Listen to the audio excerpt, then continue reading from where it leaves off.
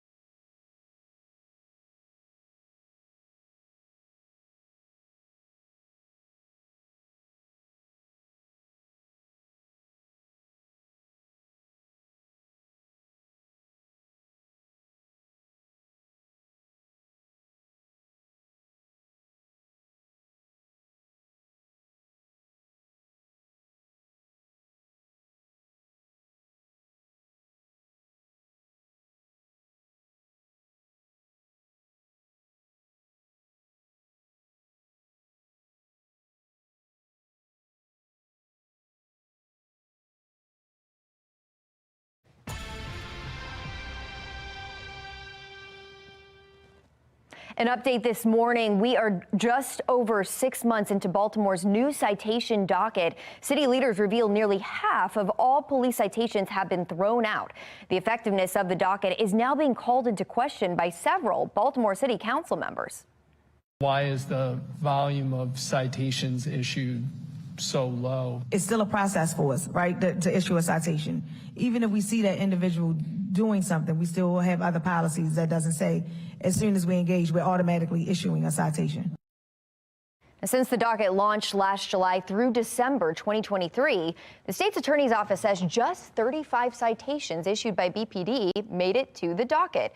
This year in January, police have issued 8 citations and 6 were rejected internally, meaning they were legally insufficient to proceed to prosecution.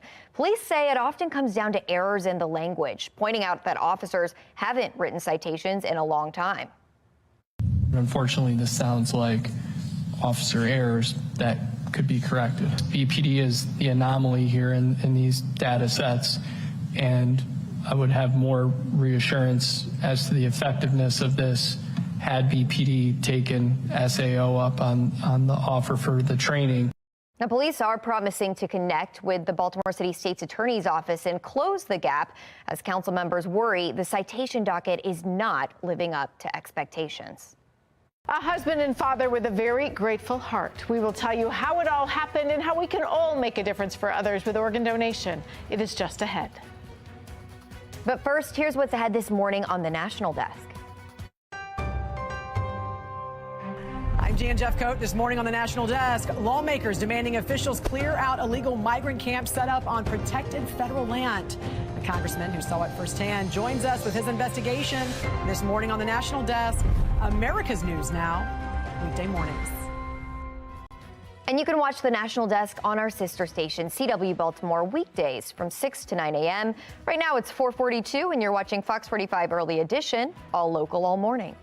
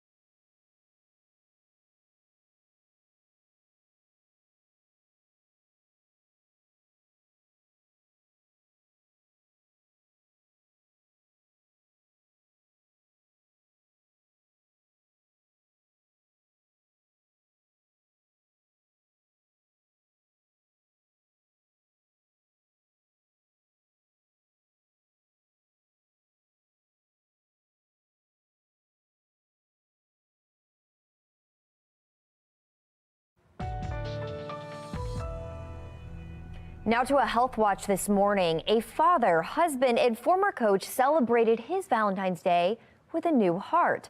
Medical reporter Liz Bonis shares how a life-saving organ donor family made it all happen.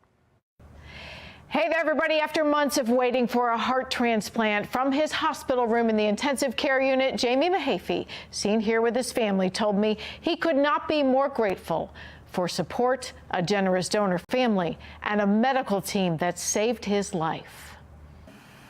My physical is getting better. My heart is pumping strong. Jamie said on the way from his home in Ohio to Tennessee to Vanderbilt University Medical Center, where his transplant took place. My defibrillator just kept going off 42 times. Which is why when I asked him how he felt about his transplant team, he could only say this. Made life easier. There are some special people down here. His wife, Robin, his sister, Renee, and Andy Johnson met up with us at Ohio's Life Center to talk to him. The center helps coordinate organ transplants. Looking at God's hand in all of this and like all these pieces of the puzzle that he started moving together years and years ago, and seeing them come together for such a time as this has been amazing. He's a selfless man, and I've seen him give to kids, to families, both of them. And not to say that we get a return for what we do, because that's not why he did it, but look at God's blessing, look at God's miracle, and I'm just so grateful. So this would not happen without that yes.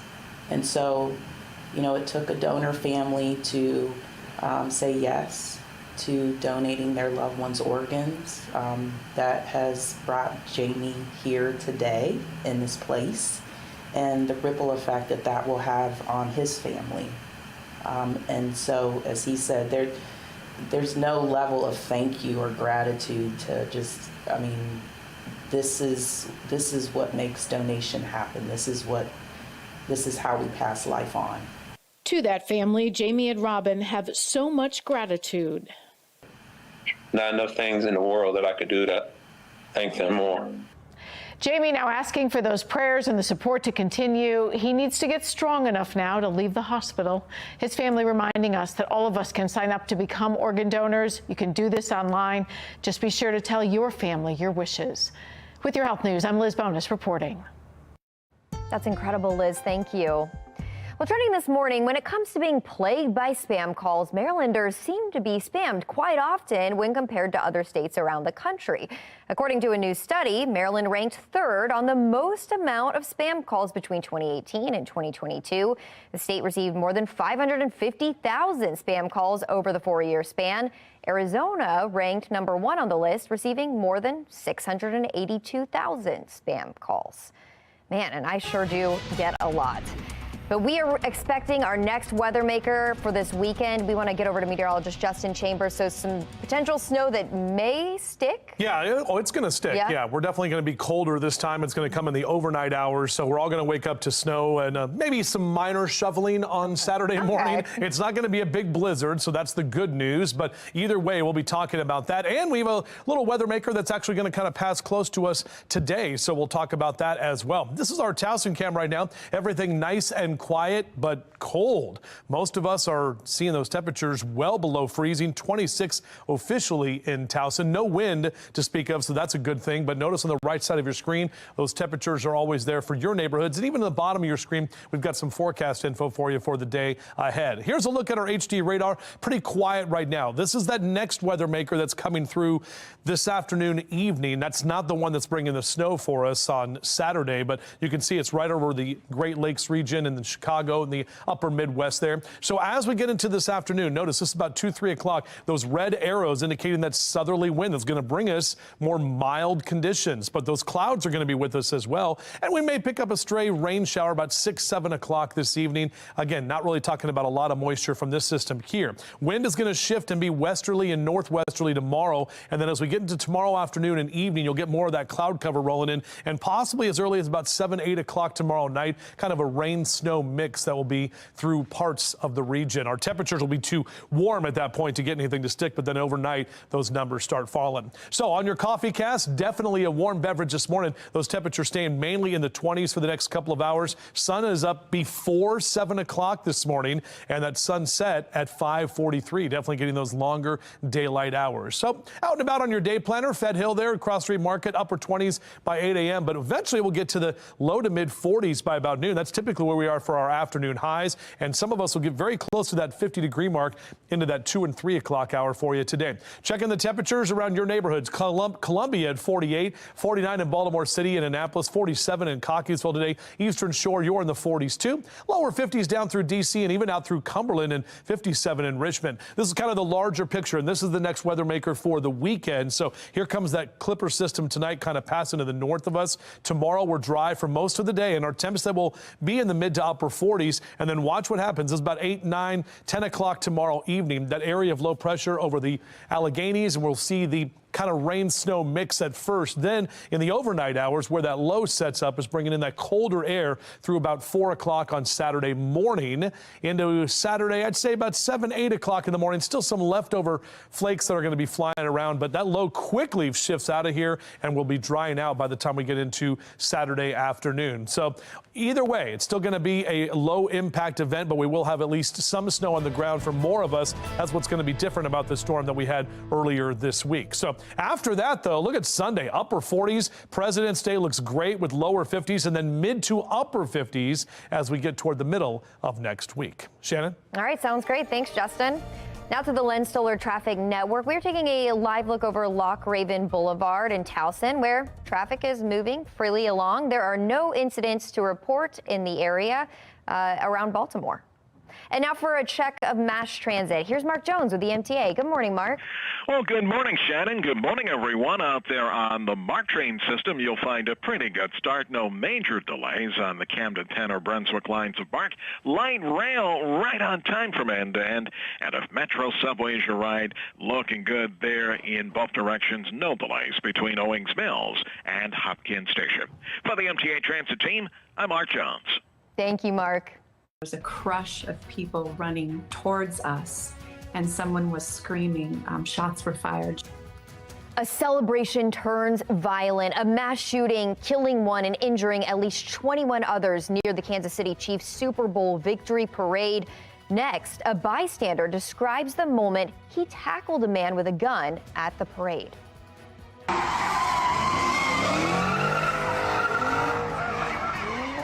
It's a sound many lawmakers are hoping to silence. Just ahead, the measure working its way through the legislature and the quick action violators could see. It's 4:53. You're watching Fox 45 Early Edition, all local, all morning.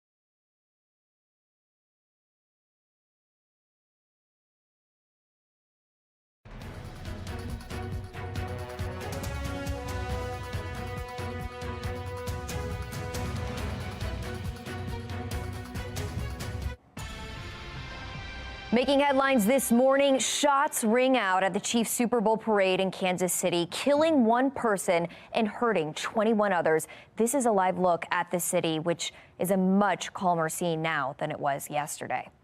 And take a look at this. This video circulating on social media reportedly shows a Chiefs fan tackling a suspect now in custody. You can see right here, that's where he tackles him. He's on top of him there. This video has not yet been confirmed whether the man in this video is one of the suspects, but that fan is talking about the moment that he tackled the man, saying he knocked a gun out of the man's hand.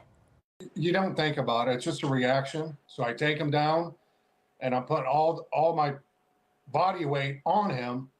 And then another good Samaritan comes over and is helping me because I kind of got him high and the other guy gets him around his waist and we're just putting our weight on him and he's just fighting to get up.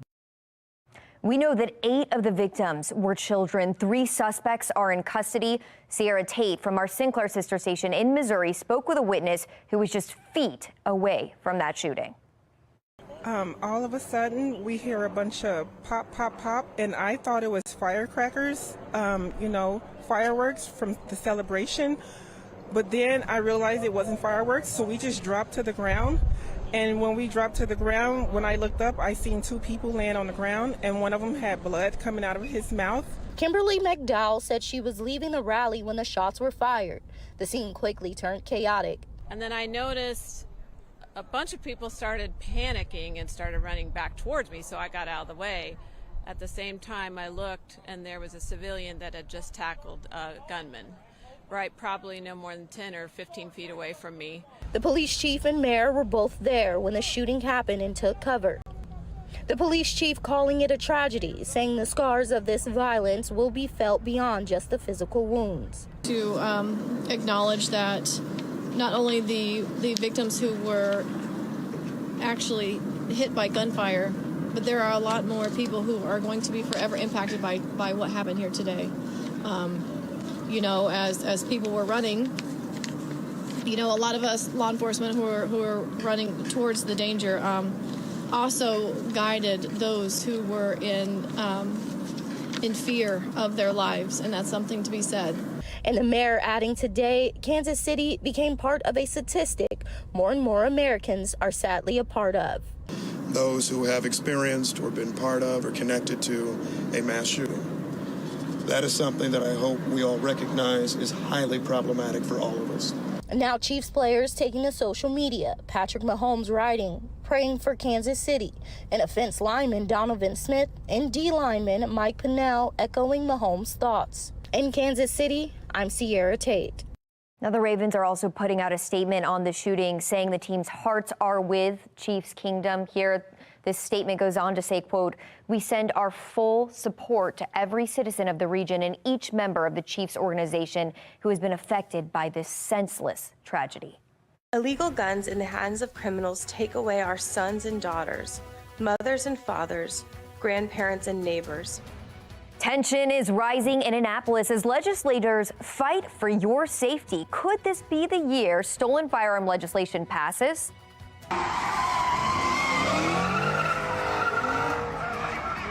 And lawmakers in Annapolis are revving up a crackdown on illegal street racing, the changes that will put the brakes on bad driving. Temperatures definitely colder this morning, but don't you worry, we're going to warm up nicely today, and then we have some other stuff to talk about for the weekend. Live from WBFF in Baltimore, this is Fox 45 Early Edition.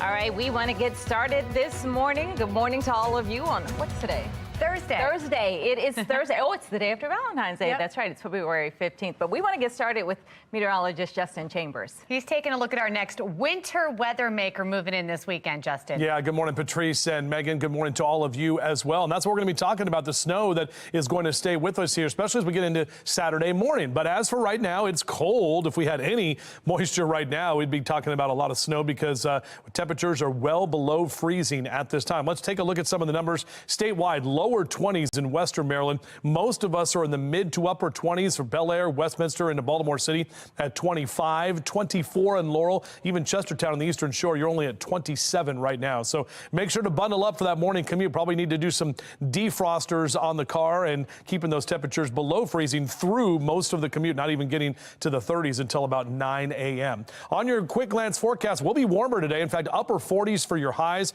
We're going to look for those temperatures that will be in the above average category. Sun comes up at 6:59 this morning. Back with your full forecast. We'll do that in just a few minutes from right now. Meg? All right, Justin, thank you. Let's take a look at our Len Stoller traffic network here. Early this morning, got a live look over Lock Raven Boulevard there. We've got light volume out there. No issues to report across our region here at this hour.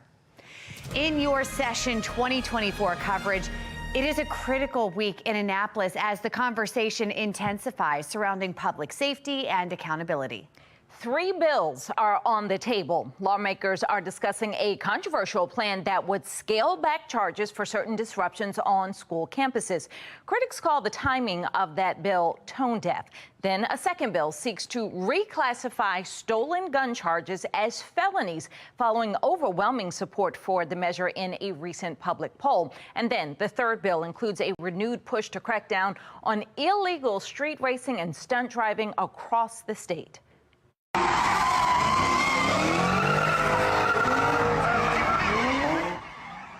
Following years of complaints about noise and disruption in Baltimore and across the state, the House will have a hearing on a bill to tackle the problem today. This morning, we have live team coverage for you.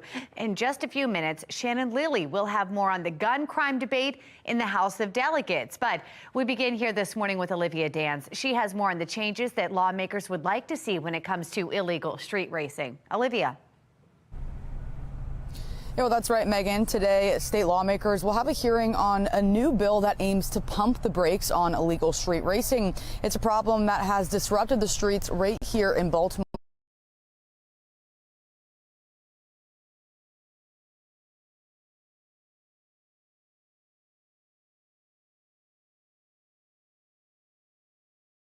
Many times, but now we're learning that this isn't just a problem and a concern here in the city. All right, now that was Senator Pam Beidel, a Democrat from Anne Arundel County and the lead sponsor of Senate Bill 442, aimed at prohibiting street racing and exhibition driving. She says that it's happening across the state, Baltimore, Anne Arundel, Prince George's, and Howard counties, just to name a few.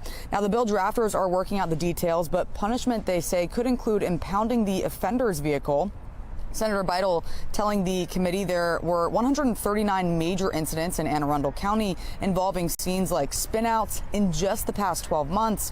Now, several members of law enforcement are asking committee members to support the bill. Our goal as police officers is for this law to be on the books and then us never to have to enforce it. Just the deterrence value is the goal, as is the case with, DUI and lots of other major violations. Again, the bill is scheduled for a committee hearing in the House later today. And of course, you can find any updates on our website, foxbaltimore.com. But for now, reporting live in Baltimore, I'm Olivia Dance, Fox 45, Early Edition. Thank you, Olivia. Street racing limitations have been in place in Baltimore City for more than a year. Councilman Isaac Yitzi-Slifer introduced a bill 2 summers ago that labeled illegal street racing and stunt driving, including dirt bikes, as a misdemeanor charge, and it carries a $1,000 fine and up to 12 months in prison. These are people who are shutting down intersections, conducting, participating in reckless behavior with destruction to city property, private property.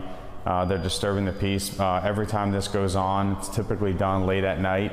I get calls from seniors that they can't sleep. It's keeping them up. You hear it from far away. 45 News has done extensive reporting on the street racing concerns from residents and lawmakers statewide. You can find our full coverage online at foxbaltimore.com. Maryland lawmakers are considering a bill that would make stealing a handgun a felony, following overwhelming support for the measure in a recent public poll. Shannon Lilly joining us live right here in studio now with the gun crime debate happening in Annapolis. Shannon? Yeah, so the latest Gonzalez poll, Megan and Patrice, shows that 88% of Marylanders support making the theft of a firearm a felony, but similar plans have been introduced in the past without success. That isn't stopping some GOP lawmakers from trying again this year. Categorizing the theft of handguns as a felony, we send a clear message that such actions pose a significant threat to public safety and will be met with serious consequences. Delegate Rachel Munoz there is backing the legislation which seeks to make stealing a handgun in Maryland a felony. Right now, it's a misdemeanor. Those testifying in support, like the Maryland Police Union, argue once a handgun is stolen, it is going into the black market with the intention of being used in a crime later. But some lawmakers are raising questions about why the need for this bill when having a stolen firearm is a crime already. Is there a difference between theft of a firearm versus unauthorized use? There are children walking around the streets right now with illegal possession of firearms because they want to live through the night and wake up tomorrow morning. And so that's possession.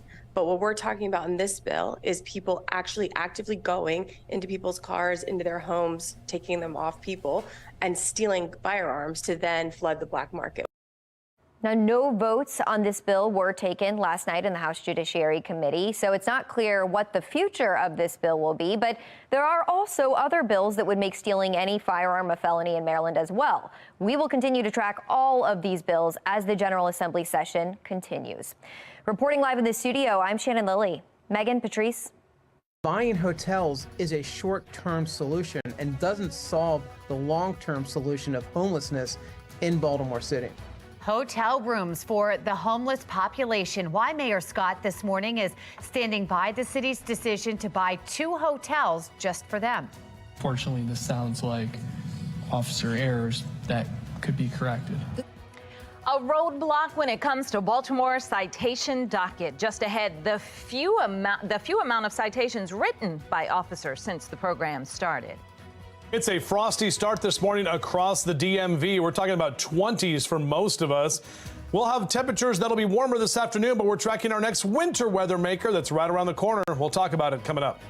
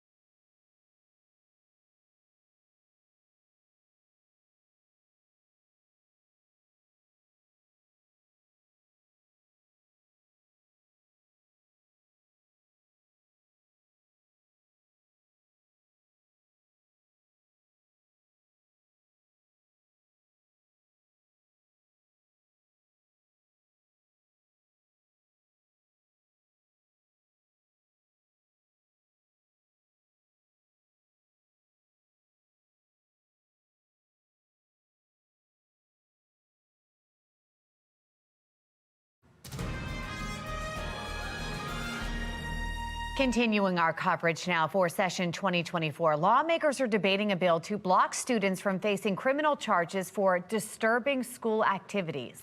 That is an additional charge often added when a violent crime happens on school property. Under this bill, students would still face charges for the crime they commit, but not the additional disturbing school activities charge. Supporters say the current system unfairly targets children of color and punishes typical child behavior. But at a time when juvenile crime is top of mind in Annapolis, opponents call the bill tone deaf. So one of the things that's been very concerning to me, and I know many teachers who are leaving the profession because of disruptive behavior and some of those that you might consider normal. This is a huge problem, and it's going to, I think, only encourage more juvenile issues in a time when we have a huge spike in juvenile crime. Well, the bill also includes college students, most of whom are legally classified as adults. Fox 45 News' Rebecca Pryor pressed the bill's co-sponsor on those concerns. Those kinds of things need to be handled with age-appropriate internal school discipline. But if something is a crime, it can still be charged as a crime. You talk about age appropriateness. Should adults be included in this bill? So this doesn't really address adults. Students in college are adults. Students in college are adults, but the brain does not fully develop until age 25. And so most students in college are ages 18 to 21. They're still learning how to be adults. And again, on college, if somebody commits a crime, they can be charged with a crime. Measure has passed the House twice before, but failed in the Senate each time.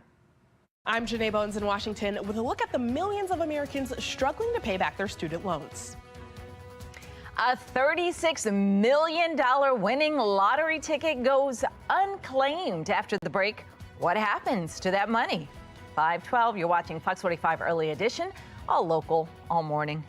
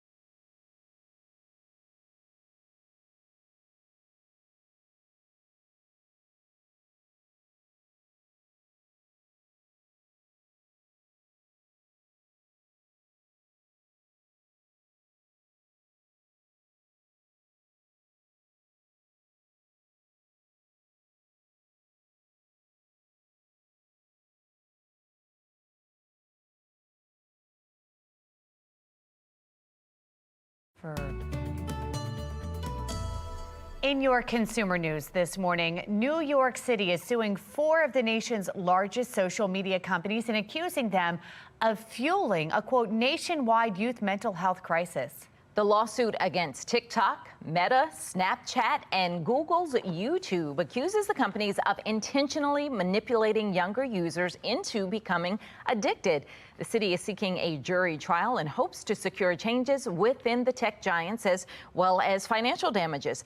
Spokespersons for those companies have since come out defending their efforts to keep youth safe online. Meta claims the company has spent a decade working on these issues.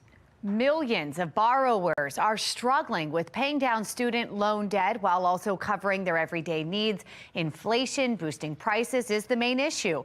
National correspondent Janae Bowens has an in-depth look at how many people are falling behind. Ashley Phillips of Seattle is working hard to quickly pay down her student loans so she can buy a home.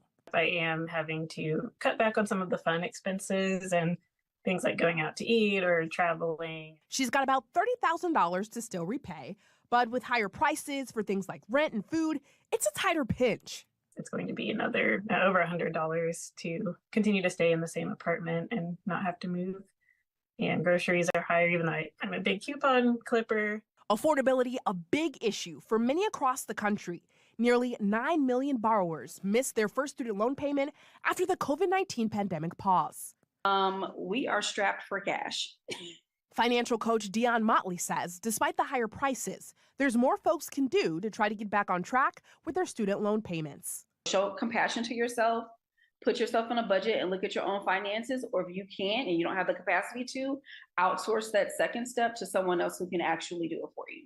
So I did recertify my income recently, and I was already overpaying to try to get the loans down more quickly, but now I have to pay more on top of that. Ashley is taking all of the right steps, but wiping her student loan debt, it's taking a little longer than she hoped for. It is a barrier to homeownership, especially in Washington and the Seattle area where the home prices are very, very high right now. Now, there's a little bit of a silver lining here for borrowers who struggle to make their payments on time. Until September, everyone is protected from delinquency, default, and mandatory collections. In Washington, Janae Bowens.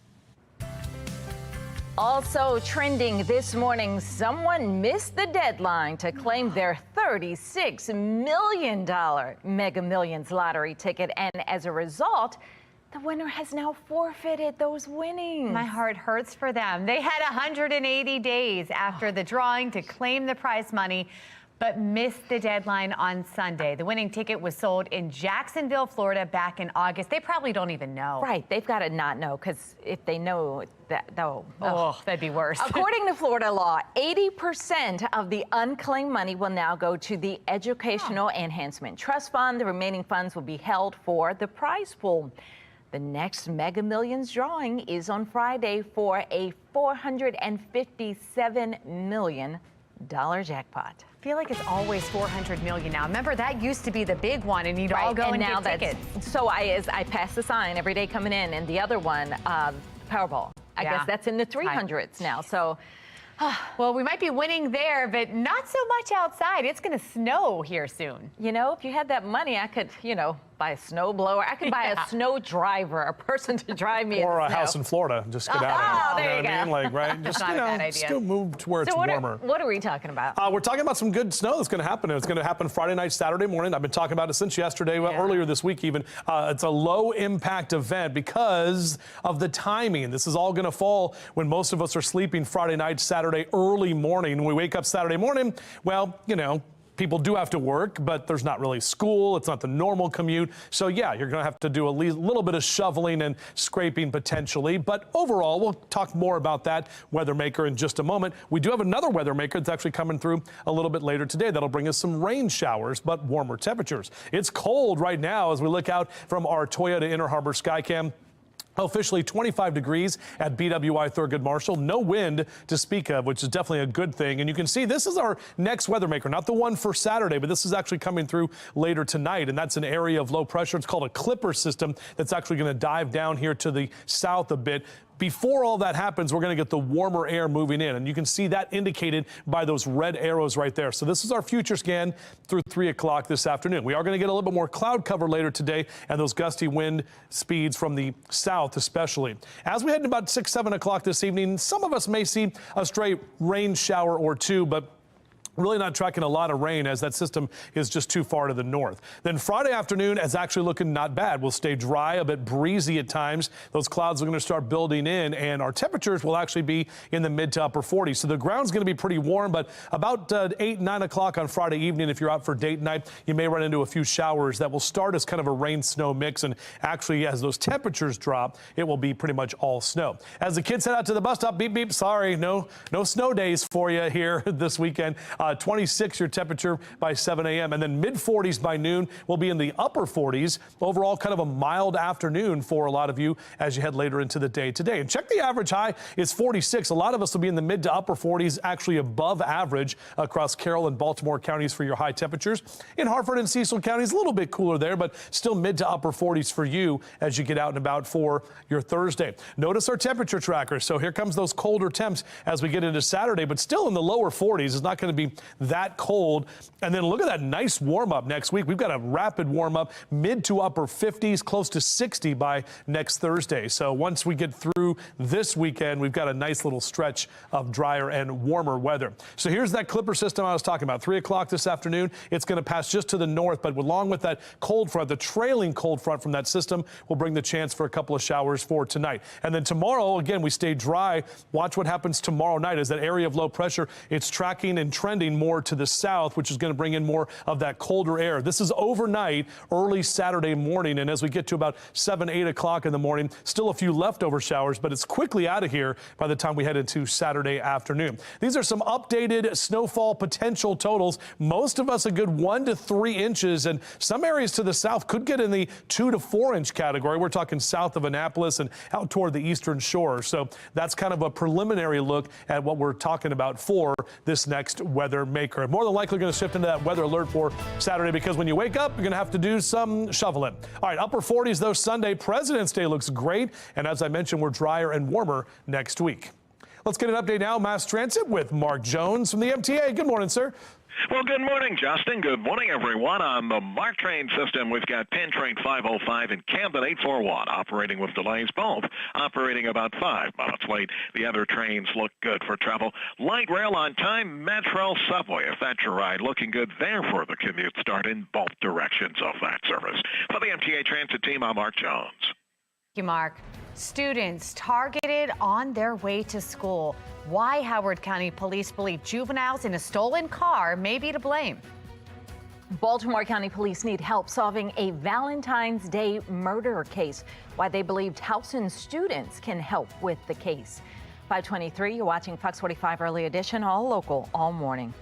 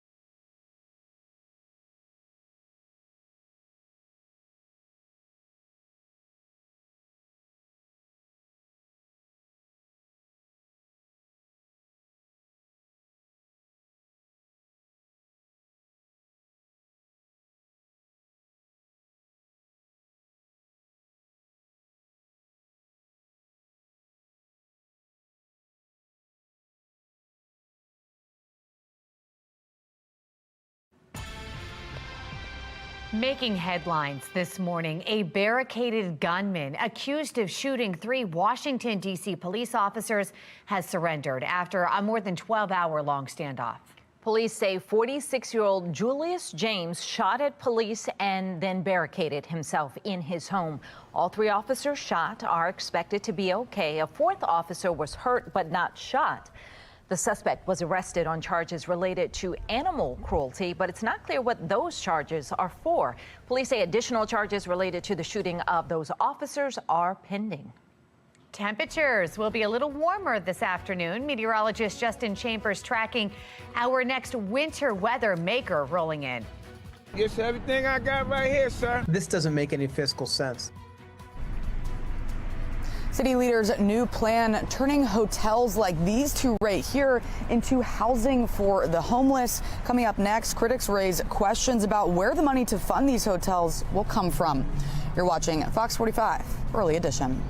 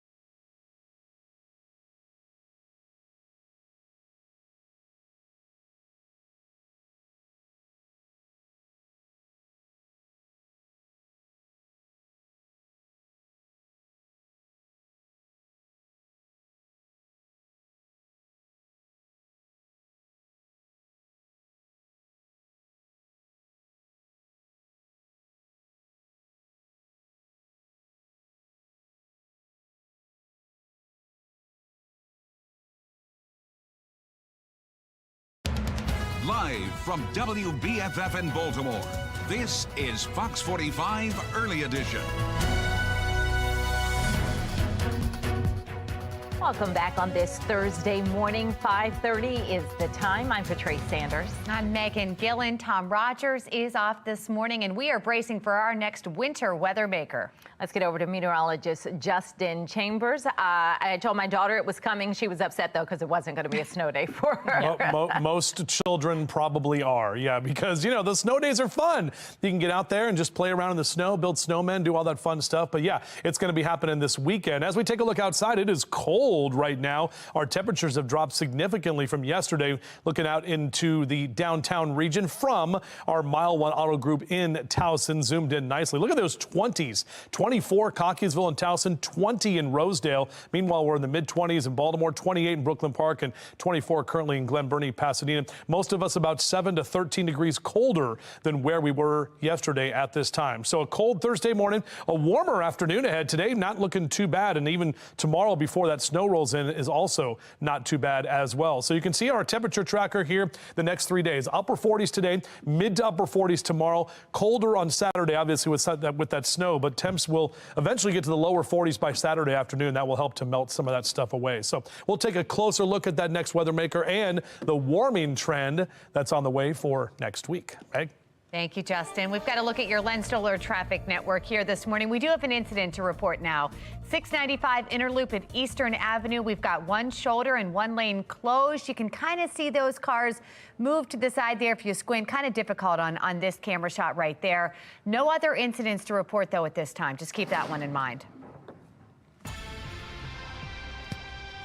In a city in crisis, 2 downtown hotels will now be used to house Baltimore's homeless population nearly 3 years after Mayor Brandon Scott promised to make it happen.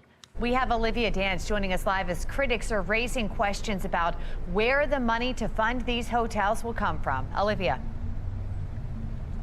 That's right, Megan and Patrice. The city announced that it intends to purchase these 2 hotels right here on the Fallsway, a Holiday Inn Express and a Sleep Inn and Suites. The hotels will soon become housing for the homeless. Together, the hotels will amount to 152 rooms, which the city will spend $15.2 million to purchase.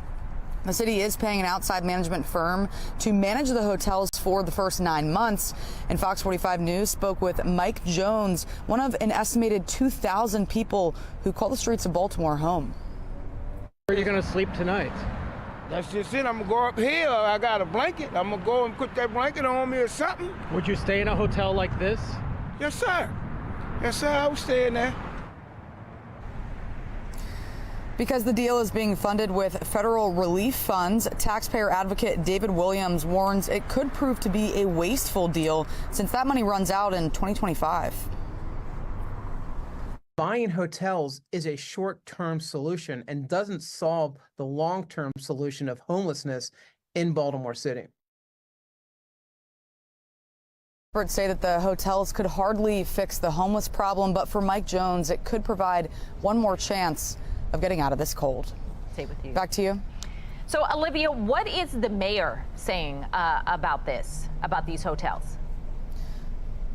You know, Patrice, the mayor is defending the purchase in a statement that reads in part, quote, "The acquisition of these hotels is a critical expansion of our ability to address the needs of our most vulnerable residents," end quote. And the city insists it will be using the hotels as emergency shelters and not as long-term housing. But for now, reporting live in Baltimore, I'm Olivia Dance, Fox 45, Early Edition. Thank you, Olivia. Baltimore City received more than $600 million in federal relief funding during the pandemic.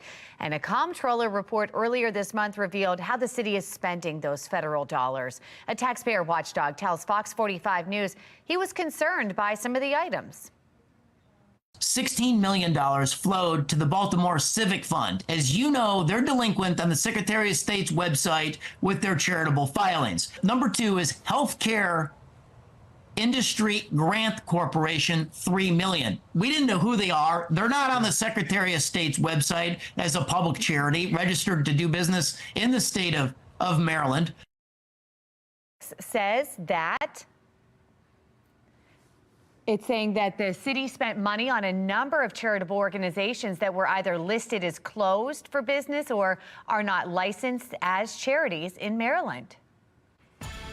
We have an update for you this morning. Just over 6 months into Baltimore's new citation docket, city leaders revealed that nearly half of all police citations have been thrown out. The effectiveness of the docket now being called into question by several Baltimore City Council members.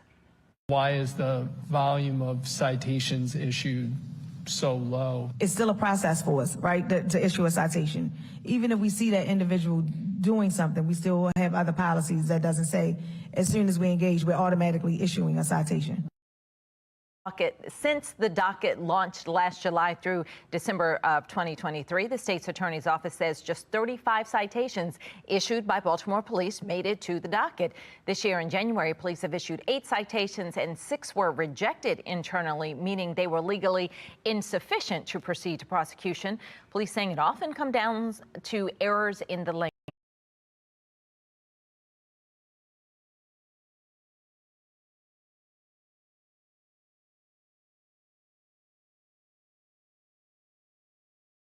judge pointing out officers haven't written citations in a long time.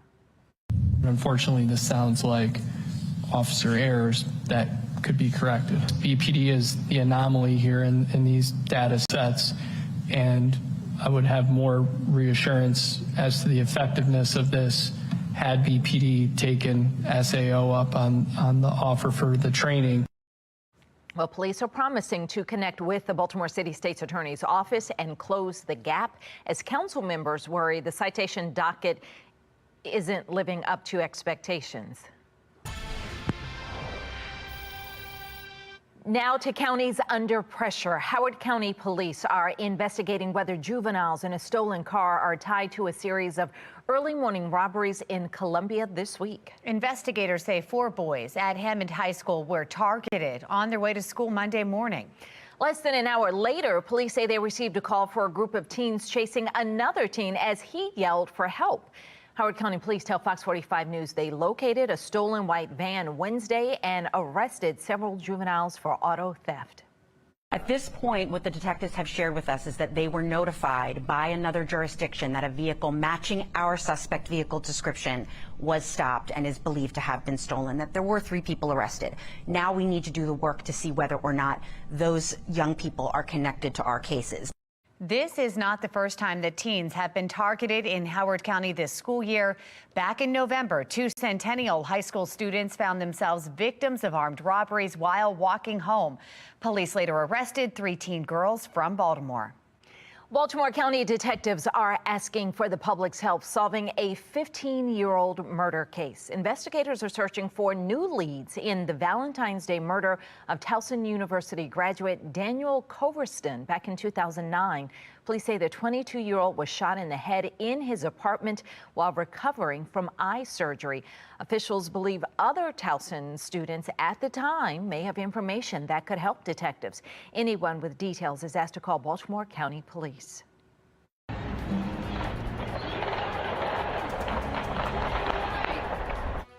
Celebrations in Kansas City turning to terror. The details unfolding in the deadly attack that sent fans racing for cover. You blame CPS? Without a doubt. Without a doubt. A mother says her young daughter was sexually abused and it could have been prevented. What didn't happen that may have led to another abused child? Our Weather Authority team is tracking our next winter weather maker, how this could impact your weekend plans. 5:38, you're watching Fox 45 Early Edition, all local, all morning.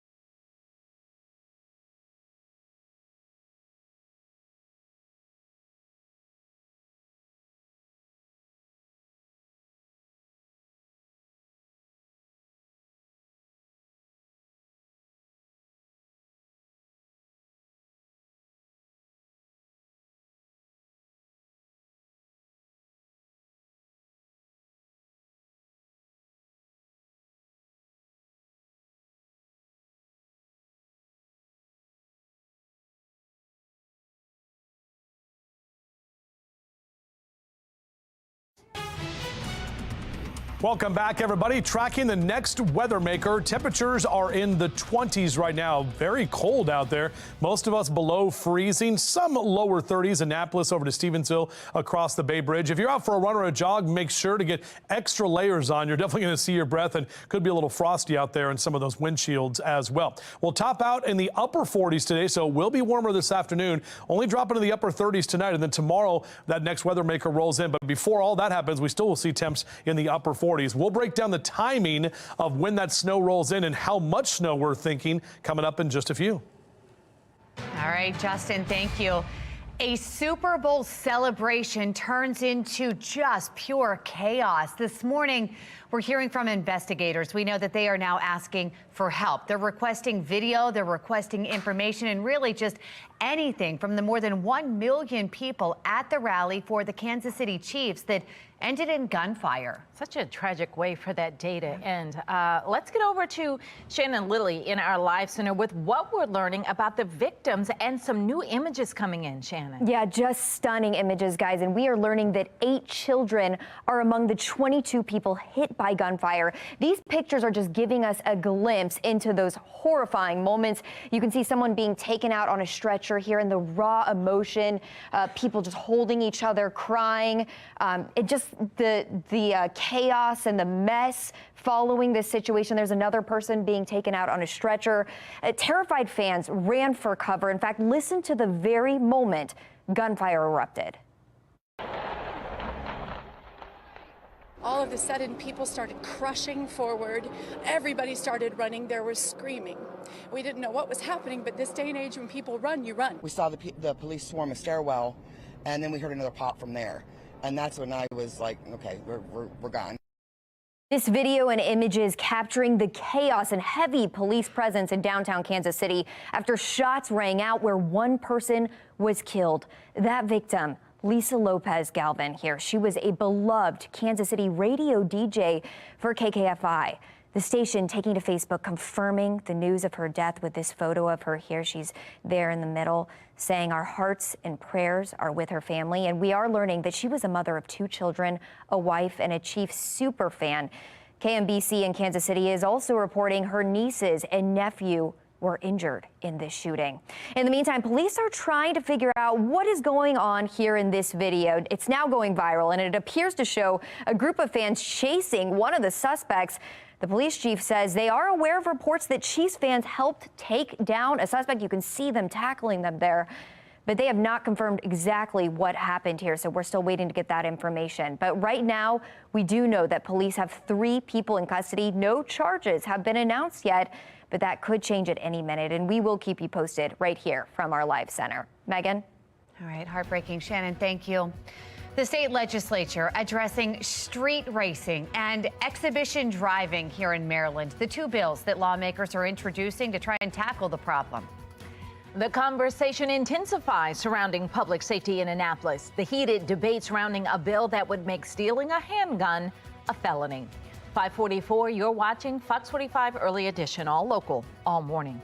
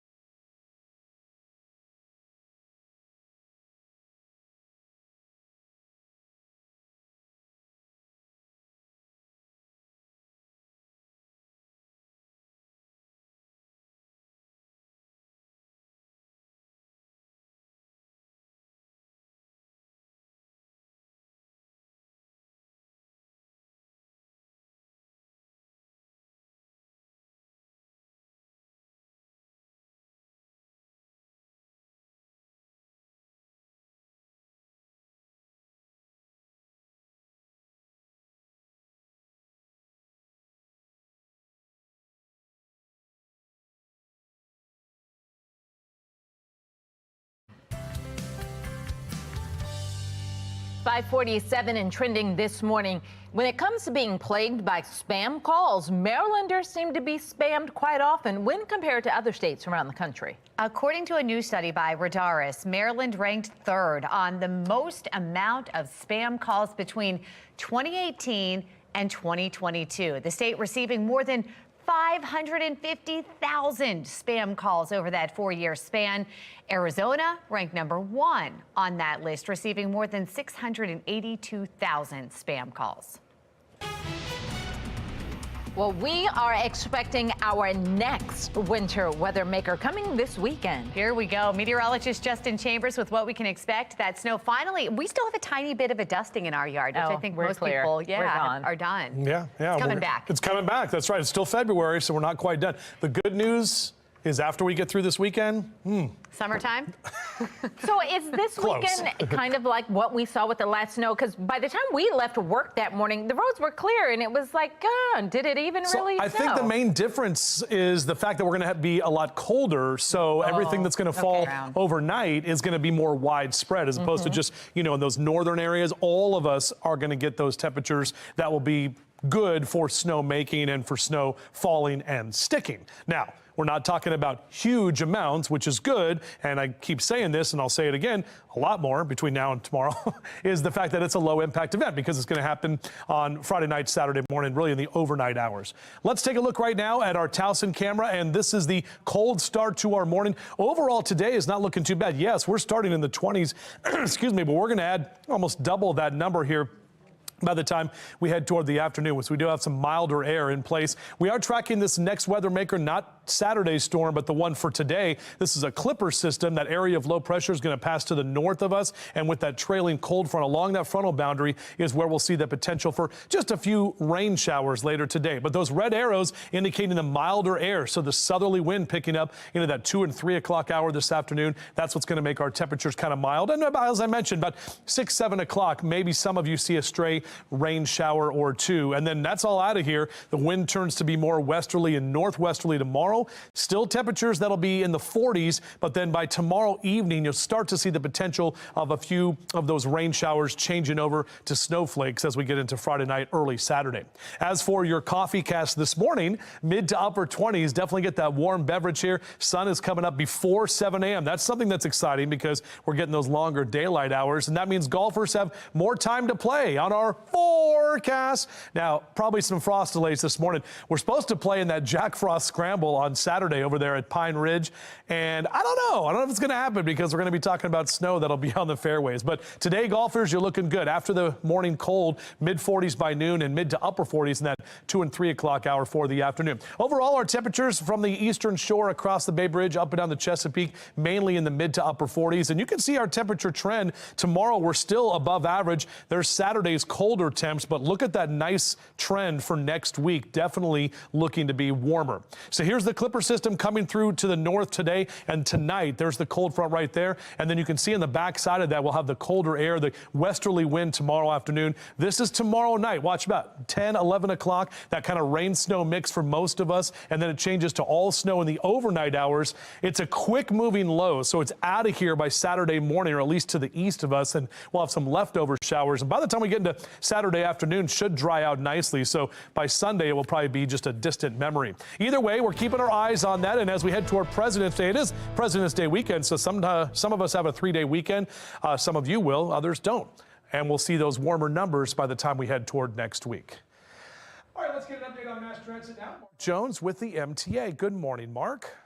Well, good morning, Justin. Good morning, everyone. Out there on the MARC train system, you'll find 10 train 511 out there with a delay. It's running about 5 to 10 minutes late. The other trains of MARC look good for travel. Out there on light rail, on-time service from end to end there. And Metro Subway, expect some delay up to 10 minutes in your travels between Owings Mills and Hopkins Station. For the MTA Transit team, I'm Mark Jones. I'm Kayla Gaskins on Capitol Hill. Coming up, the GOP's latest plan to go after President Biden. And more young adults are living at home with their parents due to inflation. Still ahead, we take a look at how they're getting by. It is 5:52 now, and you're watching Fox 45 Early Edition, all local, all morning.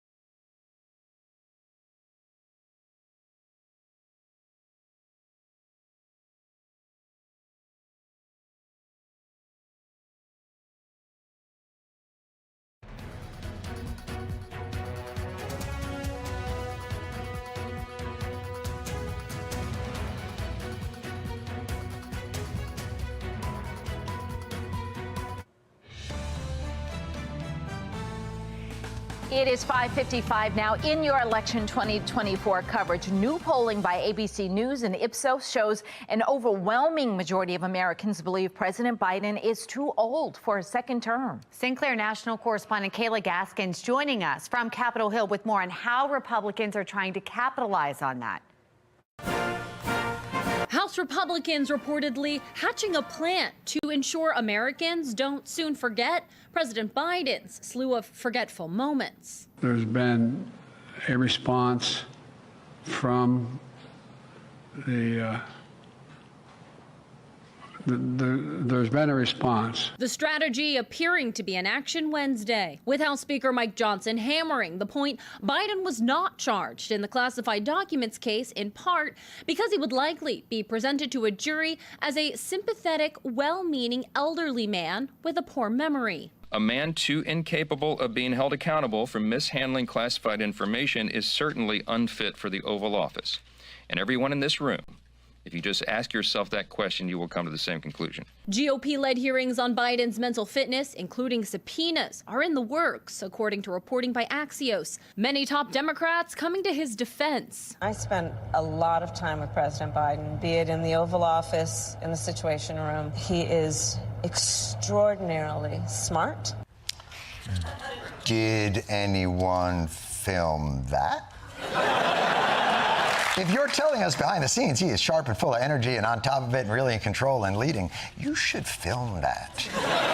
The Biden campaign going on the offensive with attack ads on Trump's age and his moments of appearing confused. He got confused and said he was running against Obama. And we did with Obama. We won an election that everyone said couldn't be won. Despite efforts by the left to flip the script, a new ABC Ipsos poll shows 86% of Americans think President Biden is too old for another term, compared with 62% who think Donald Trump is too old. The House GOP and the Justice Department are coordinating a time for special counsel Robert Hur to come testify publicly about his investigation into the president. That could happen as soon as late February or early March. On Capitol Hill, I'm Kayla Gaskins. Thank you, Kayla. The White House now pushing back on an idea from former President Trump, who says that foreign aid should be given in the form of a loan. Some Republican lawmakers have endorsed that idea, including South Carolina Senator Lindsey Graham. Trump argued the loan could be made, but with certain strings attached. National Security Advisor Jake Sullivan notes there could be a place for loans in foreign assistance, but there are a number of categories where that makes no sense. Humanitarian assistance in the best traditions, bipartisan traditions of the United States, has never been a loan. It's been something we provide to people in desperate need in conflict situations. Second is when you're dealing with a country that is fighting for its life, like Ukraine, that needs an economy to remain basically afloat. It comes as the White House urges the House of Representatives to take up a $95 billion foreign aid package. The measure includes support for Ukraine, Israel, civilians in Gaza, and Taiwan. The Senate just passed the legislation Tuesday, but House Speaker Mike Johnson has indicated that he will not put it to a vote, criticizing the package over its lack of border provisions.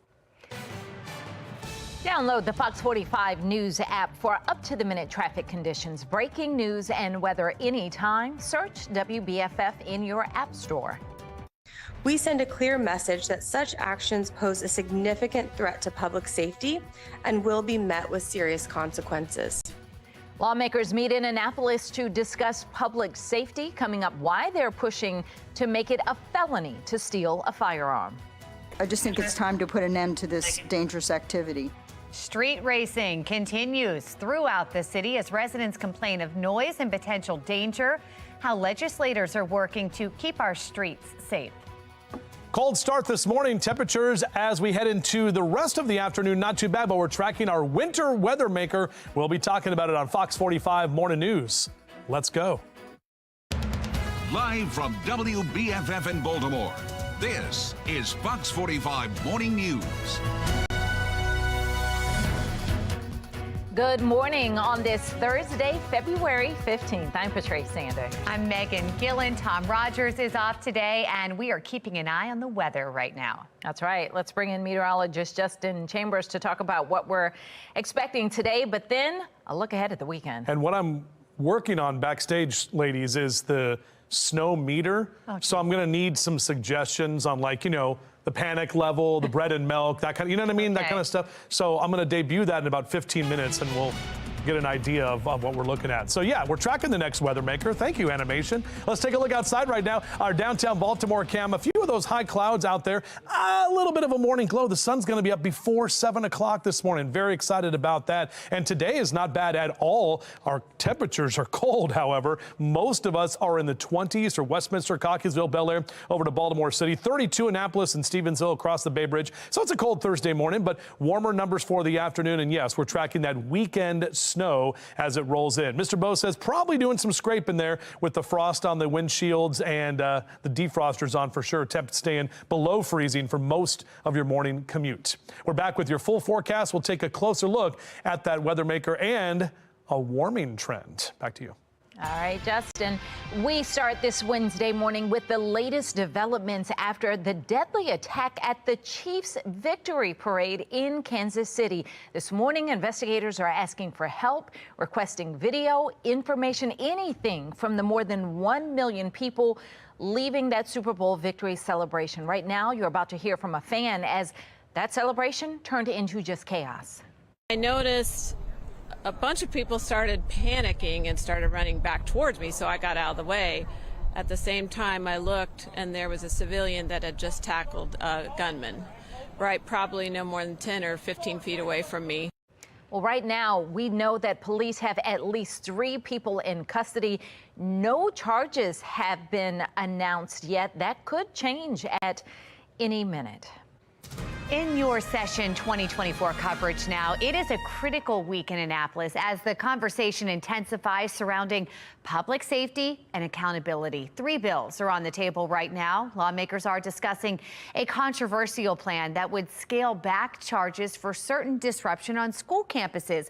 Critics call the timing of this bill tone deaf. And a second bill seeks to reclassify stolen gun charges as felonies, following overwhelming support for the measure in a recent public poll. The third bill includes a renewed push to crack down on illegal street racing and stunt driving all across the state.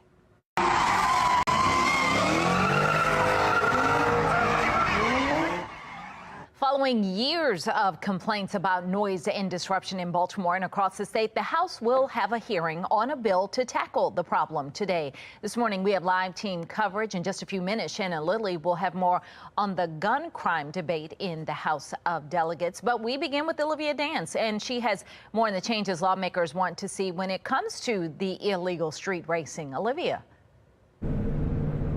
Patrice, today state lawmakers will have a hearing on a new bill that aims to pump the brakes on illegal street racing. It's a problem that has disrupted the streets right here in Baltimore many times and for many years. But we're learning that street racing isn't just a concern here in the city. It's happening across the state in Baltimore, Anne Arundel, Prince George's, Howard, and other counties, just to name a few. Senator Pam Beidel, a Democrat from Anne Arundel County and the lead sponsor of Senate Bill 442, aimed at prohibiting street racing and exhibition driving. The bill's drafters are working out the details, but punishment, they say, could include impounding the offender's vehicle. Senator Beidel telling the committee there were 139 major incidents in Anne Arundel County involving scenes like spinouts in just the past 12 months. Several members of law enforcement, though, are asking committee members to support the bill. It's happening across the state. Baltimore, Anne Arundel, Prince George's, Howard, Montgomery, just to name a few. Including pedestrians and bicycles. We did this in Maryland, but Ocean City did.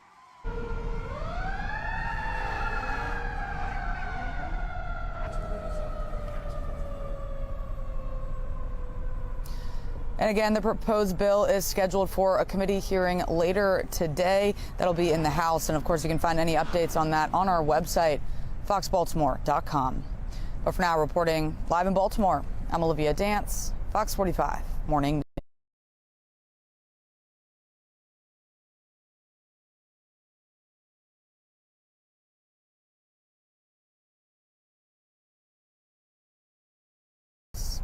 Right, Olivia, thank you. Street racing limitations have been in place in Baltimore City for more than a year. Councilman Isaac Yitzi Slifer introduced a bill 2 summers ago that labeled illegal street racing and stunt driving, including dirt bikes, as a misdemeanor charge. It carries a $1,000 fine and up to 12 months in prison.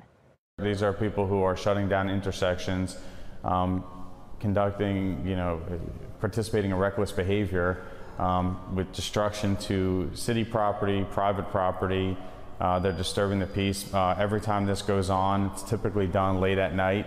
I get calls from seniors that they can't sleep. It's keeping them up. You hear it from far away. Fox 45 News has done extensive reporting on the street racing concerns from residents and lawmakers statewide. You can find our full coverage online at foxbaltimore.com. Maryland lawmakers are considering a bill that would make stealing a handgun a felony, following overwhelming support for the measure in a recent public poll. We have Shannon Lilly joining us live here in studio now with the gun crime debate happening in Annapolis right now. Shannon. Well, the latest Gonzalez poll, Megan, shows 88% of Marylanders support making a theft of a firearm a felony, but similar plans have been introduced in the past without success. It boggles my mind, quite frankly, that it hasn't yet been made a felony. This is one of those issues. It's a serious, very important issue. Stop playing. Don't play games. The House Judiciary Committee is now taking up this very issue. Republican Delegate Rachel Munoz is backing the legislation which seeks to make stealing a handgun in Maryland a felony. Right now, it's a misdemeanor. Now, those testifying in support of this bill, like the Maryland Police Union, argue once a handgun is stolen, it is going into the black market with the intention of being used in a crime later. But some lawmakers are raising questions about why the need for this bill when having a stolen firearm already is a crime. Is there a difference between theft of a firearm versus unauthorized use? There are children walking around the streets right now with illegal possession of firearms because they want to live through the night and wake up tomorrow morning. And so that's possession. But what we're talking about in this bill is people actually actively going into people's cars, into their homes, taking them off people and stealing firearms to then flood the black market. Bill were taken last night in the House Judiciary Committee, so it's not yet clear what the future of this bill will be. But there are also other bills that would make stealing any firearm a felony in Maryland as well, and we will continue to track all of them as this General Assembly session continues. Reporting live in the studio, I'm Shannon Lilly. Megan?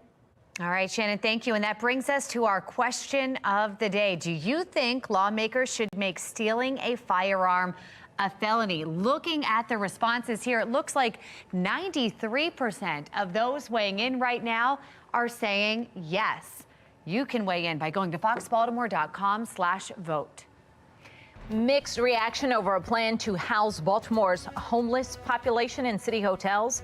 Still ahead in our next half hour, where the money to fund these hotels will come from. And escape from Gaza, the extreme measures one family is going to help a former exchange student. Our temperatures cold this morning throughout the DMV, most of us below freezing, but we're going to warm up actually for the afternoon before we track our next winter weather maker. We'll break it all down for you coming up. And before we go to break, let's take a look at your Lynn Solar traffic network as we take a live look around the Beltway here. No incidents to report at this time so far. Smooth sailing on this Friday Eve. 6:08, you're watching Fox 45 Morning News, all local, all morning.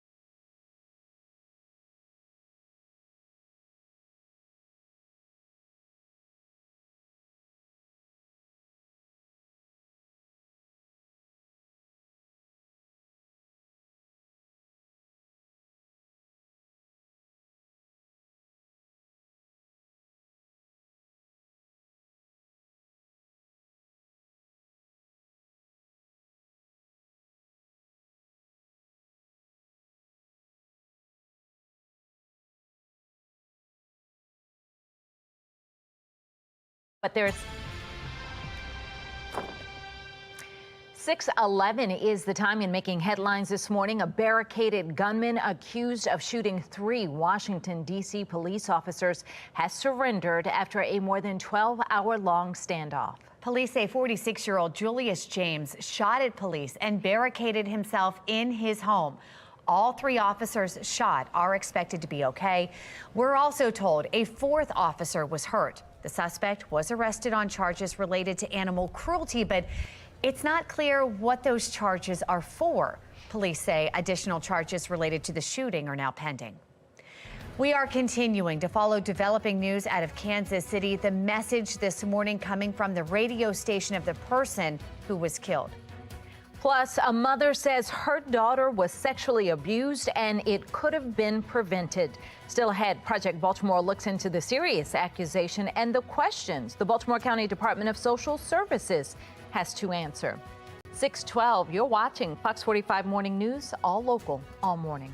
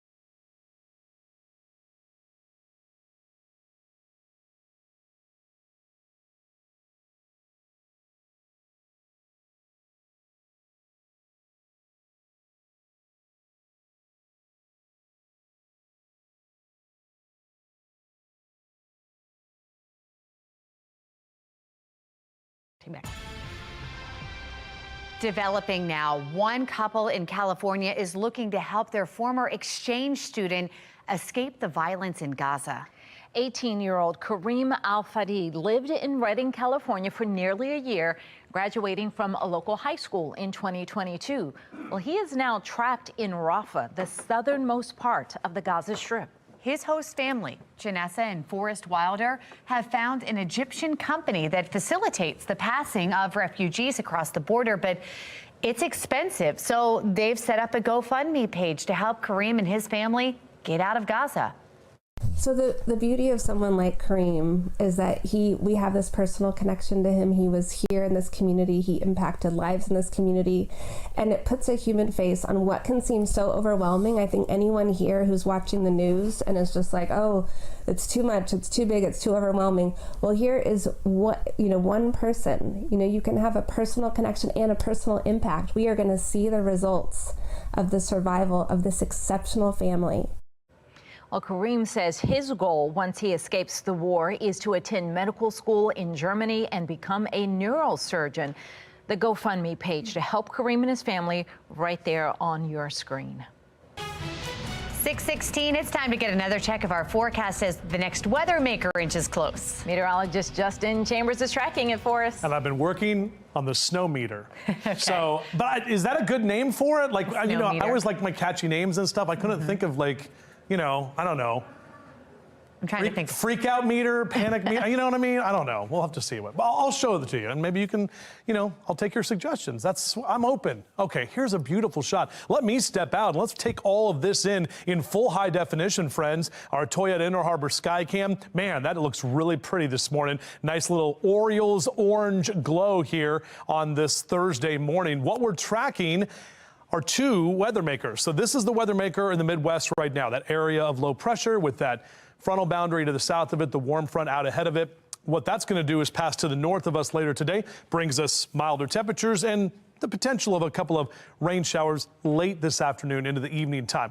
Not really a need for the umbrella. Beep, beep, as those kids get out to the bus stop. They just got to be bundled up from head to toe with temperatures in the 20s this morning. But 40s by noon and recess, and upper 40s here as we get later into the afternoon. Overall, kind of a mild day when you pick them up from the bus stop. There's Hank the Bird. Good morning, Hank.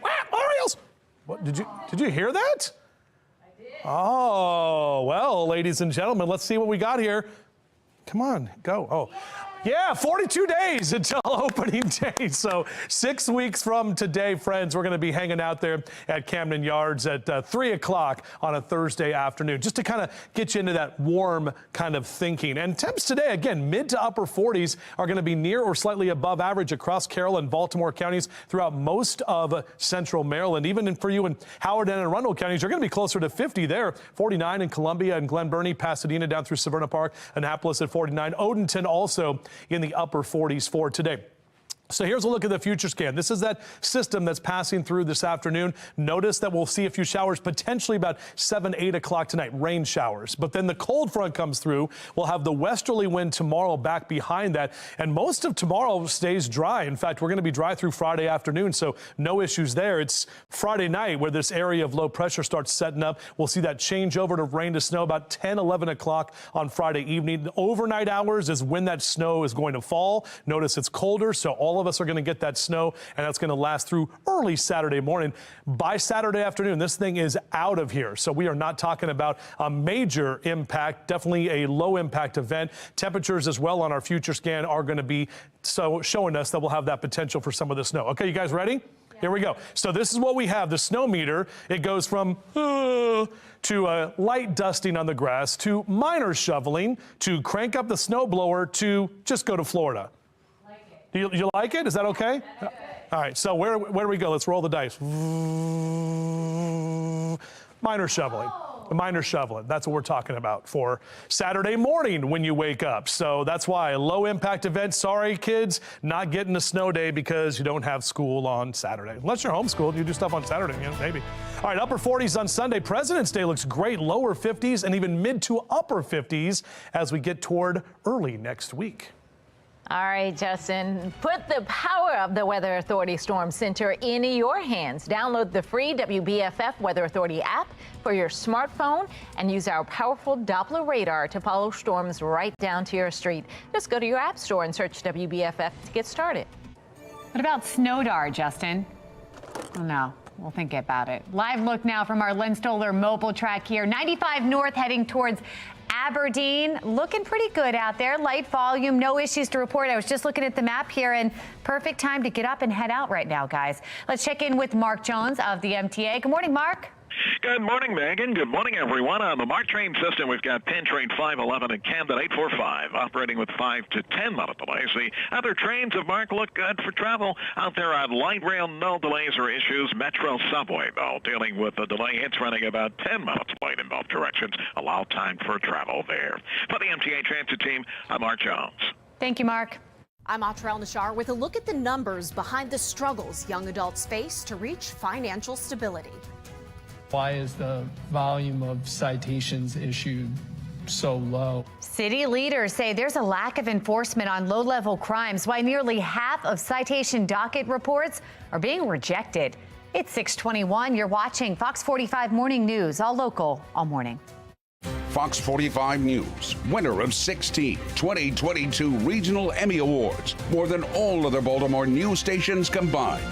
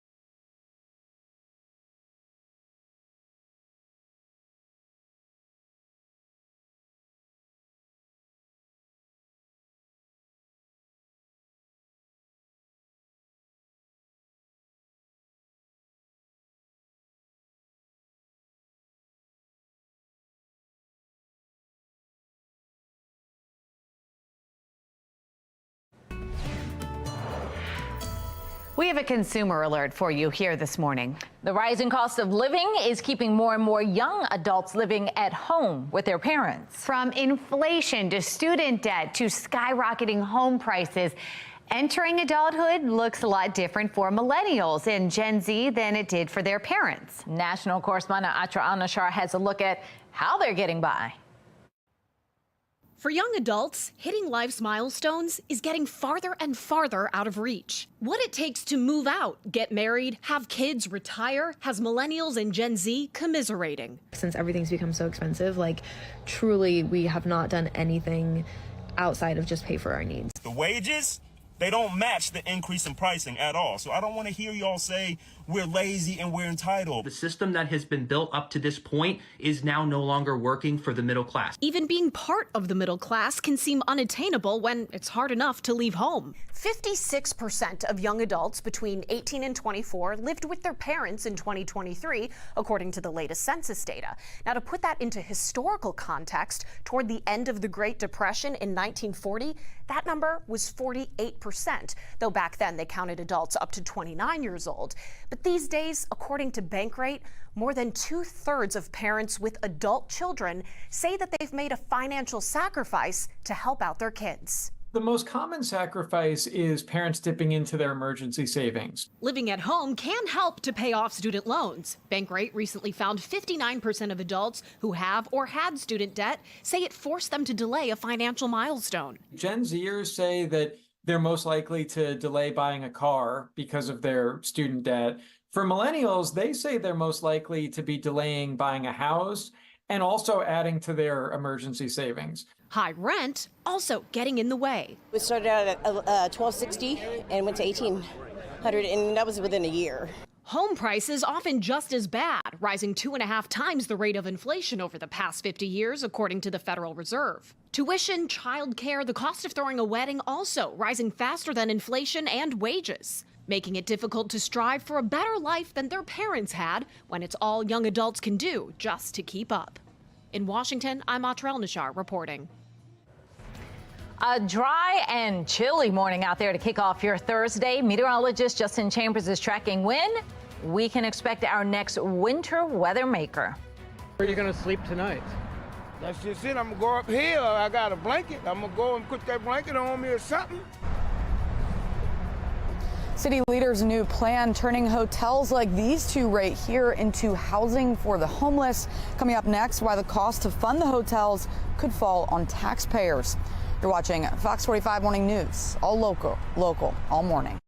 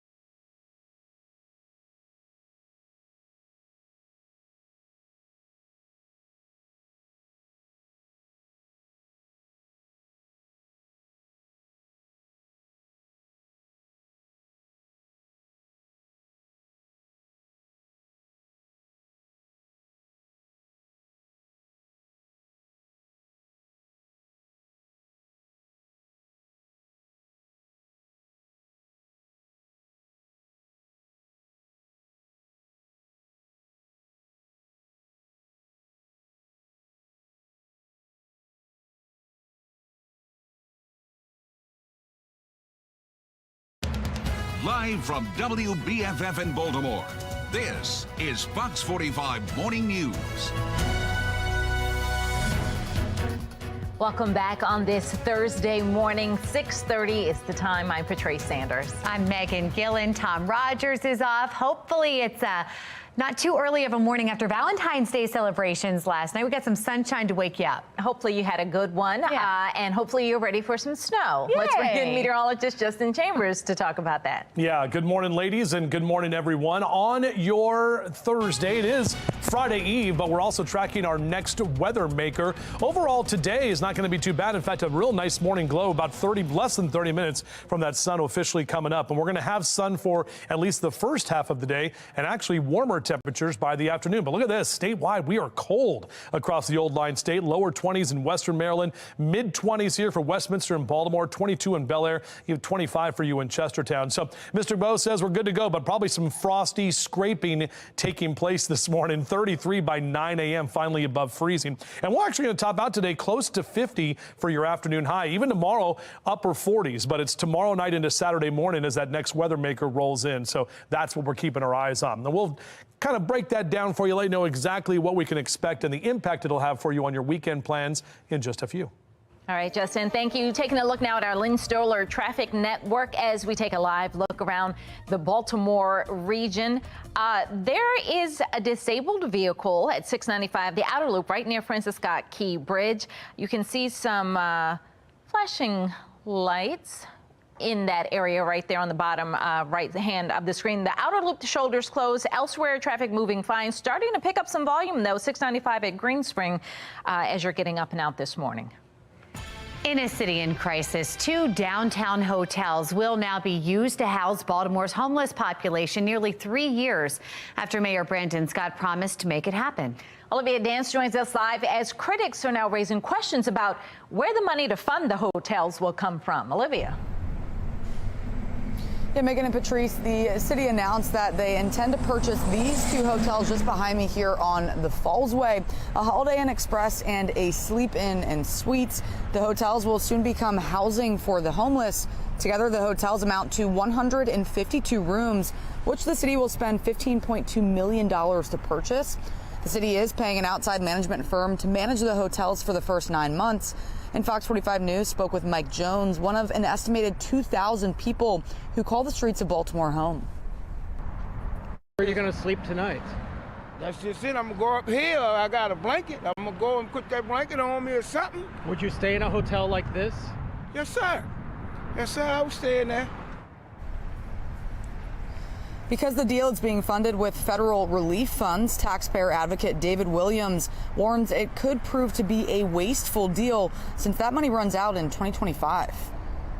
The city is using federal relief funds to pay for these hotels. That runs out at the end of 2025. So the city, and by extension, taxpayers, are going to be left with this financial burden. So experts say the hotels could hardly fix the homeless problem, but for Mike Jones, it could provide one more chance of getting out of this cold. Megan, back to you. Olivia, what's the mayor saying about the city's purchase of these 2 hotels? Yeah, so the mayor is defending the purchase in a statement saying, quote, the acquisition of these hotels is a critical expansion of our ability to address the needs of our most vulnerable residents, end quote. And the city insists it will be using the hotels as emergency shelters and not as long-term housing. But for now, reporting live in Baltimore, I'm Olivia Dance, Fox 45 Morning News. Well, Baltimore received more than $600 million in federal relief funding during the pandemic, and a comptroller report earlier this month revealed how the city is spending those federal dollars. A taxpayer watchdog tells Fox 45 News he was concerned by some of the items.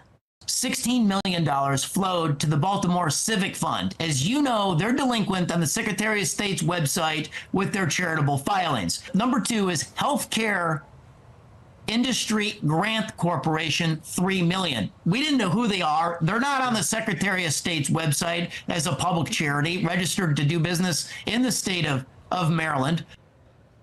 Open the Book says the city spent money on a number of charitable organizations that were either listed as closed for business or are not licensed as charities in Maryland. We have an update for you this morning. Just over 6 months into Baltimore's new citation docket, city leaders reveal nearly half of all police citations have been thrown out. The effectiveness of the docket now being called into question by several Baltimore City Council members. Why is the volume of citations issued so low? It's still a process for us, right, to issue a citation. Even if we see that individual doing something, we still have other policies that doesn't say as soon as we engage, we're automatically issuing a citation. Since the docket launched last July through December 2023, the state's attorney's office says just 35 citations issued by BPD made it to the docket. This year in January, police have issued 8 citations and 6 were rejected internally, meaning that they were legally insufficient to proceed to prosecution. Police saying it often comes down to errors in the language, pointing out officers haven't written citations in a long time. Unfortunately, this sounds like officer errors that could be corrected. BPD is the anomaly here in these data sets, and I would have more reassurance as to the effectiveness of this had BPD taken SAO up on the offer for the training. Well, police are promising to connect with the Baltimore City State's Attorney's Office and close the gap as council members worry the citation docket is not living up to expectations. All of a sudden, people started crushing forward. Everybody started running. There was screaming. A parade in Kansas City turns to panic. Coming up, what we know about this deadly shooting as it continues to unfold.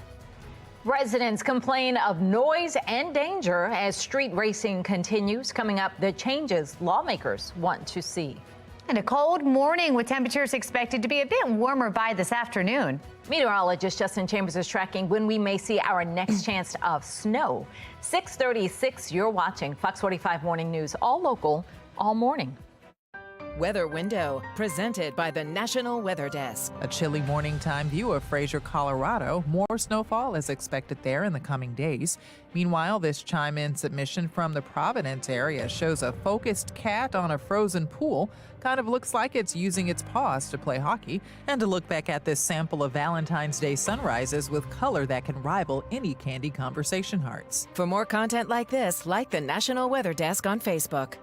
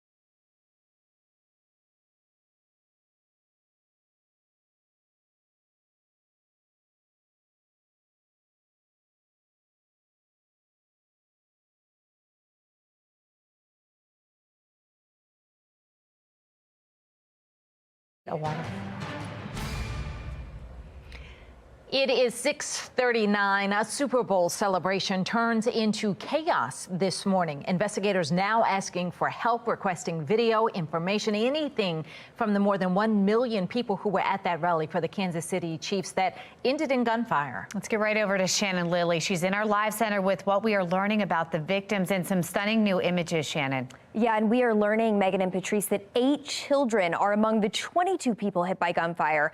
And images are giving us a glimpse into that horrifying scene.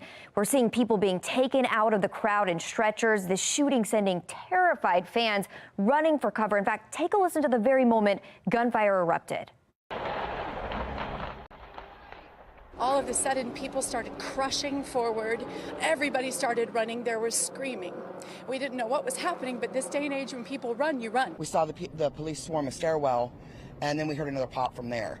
And that's when I was like, okay, we're gone. And this video captures the chaos and the heavy police presence in downtown Kansas City after those shots rang out. We know that one person was killed. That victim, Lisa Lopez Galvin, right here, she was a beloved Kansas City radio DJ for KKFI. She is in the middle there. And the station took to Facebook confirming the news of her death with this photo here saying that their hearts and prayers are with her family. We are also learning that she was a mother of 2 children, a wife, a Chiefs super fan. And KMBC in Kansas City is reporting that her nieces and her nephew were there and were injured. In the meantime, police are also trying to figure out what is going on in this video here that's now going viral. It appears to show a group of fans chasing one of the suspects. Now, police says that they are aware of reports that Chiefs fans helped take down a suspect, but they have not confirmed that that's what happened. So we are working to hear more about that. But right now, we do know that police have 3 people in custody. No charges have been announced yet, but that could all change at any minute. Of course, we will keep you posted right here from our live center. All right, Shannon, thank you. Should stealing a firearm be a felony? That is the question lawmakers are working to answer, with the majority of residents supporting tougher penalties. The O's show no signs of slowing down when it comes to making their ball club stronger. Coming up, who the team re-signed for the upcoming season. 6:42, you're watching Fox 45 Morning News, all local, all morning.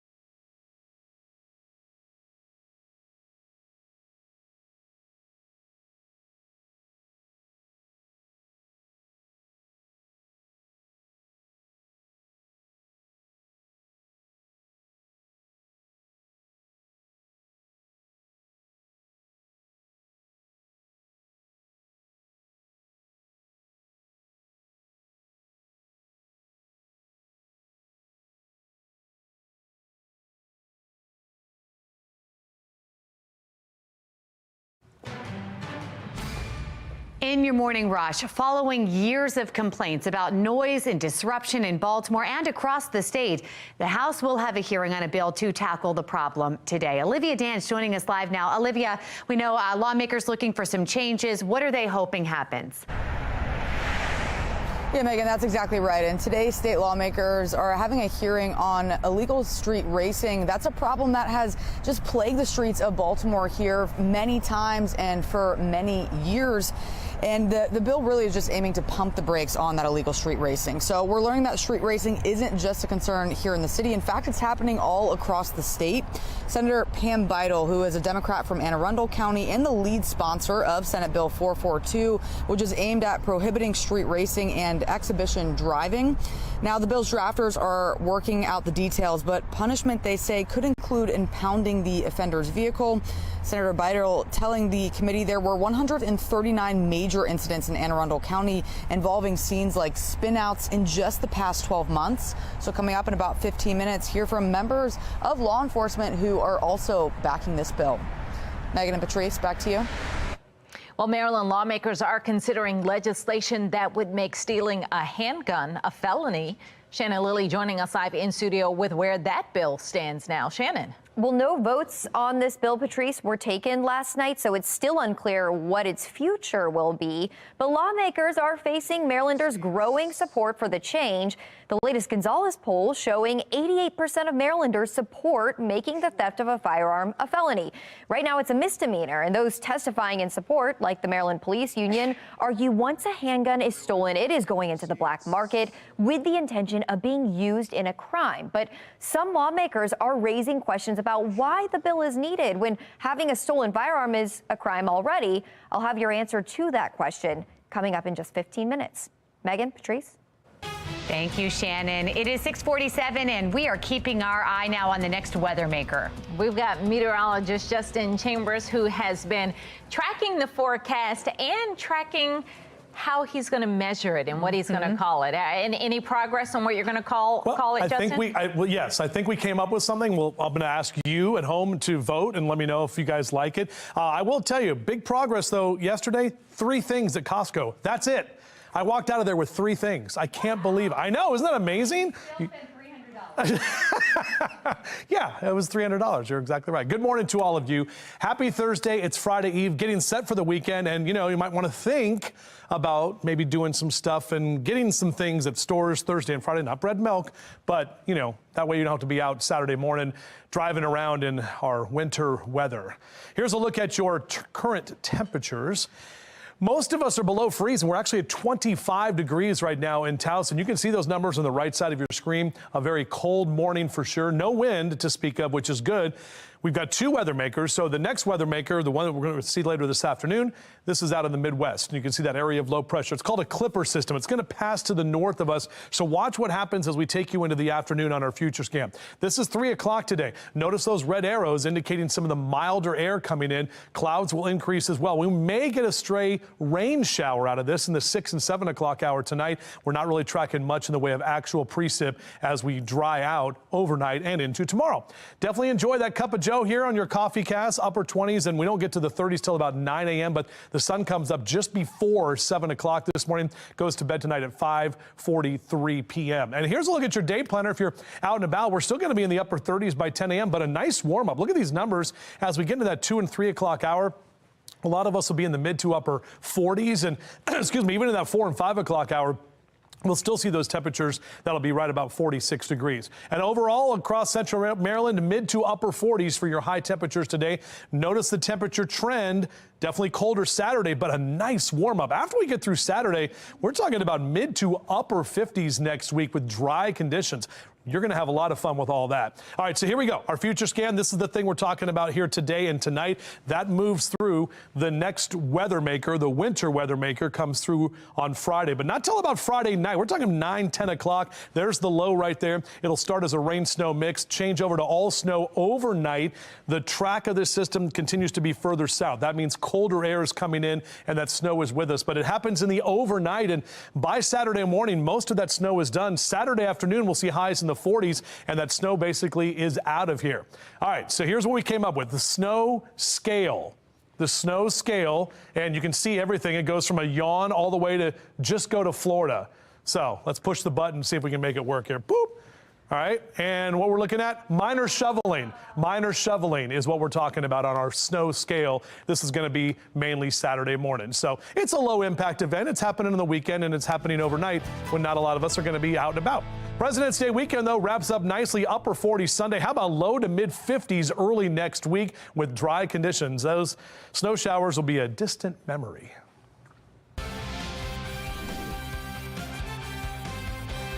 6:50 now in your Sports Unlimited coverage. The O's agree to terms with first baseman Ryan O'Hearn on a one-year contract for the 2024 season with the club option for 2025, avoiding arbitration. Last season with the O's, O'Hearn batted .289 with 22 doubles, 14 home runs, and 60 RBIs, stepping up in a big way when Ryan Mountcastle went to the injured list. The O's also acquired outfielder Peyton Burdick from the Miami Marlins in exchange for cash considerations. The 26-year-old appeared in 14 games for the Marlins in 2023, batting .182 with 1 home run and 2 RBIs to make room for Burdick on the 40-man roster. By the way, the O's did place Felix Bautista on the 60-day IL with a right UCL injury. Some important spring training dates to keep in mind. Pitchers and catchers have their first workout today. Position players will report next Monday. First full squad workout will be held next Tuesday, with the first spring training game next Saturday. Wow, already against the Boston Red Sox. A daring and dangerous trick, catching a bullet. Ahead in our 9 o'clock hour, where you can see it happen live and the other magic tricks on display. From schools, local artists, and local studios, the community showing up and showing off the history of Black dance. Amy Aronson will be live at the Gordon Center for Performing Arts with some of the dance moves that you can expect to see in that performance. There's something that can get us up and dancing right now. Absolutely. It's time for our coffee break.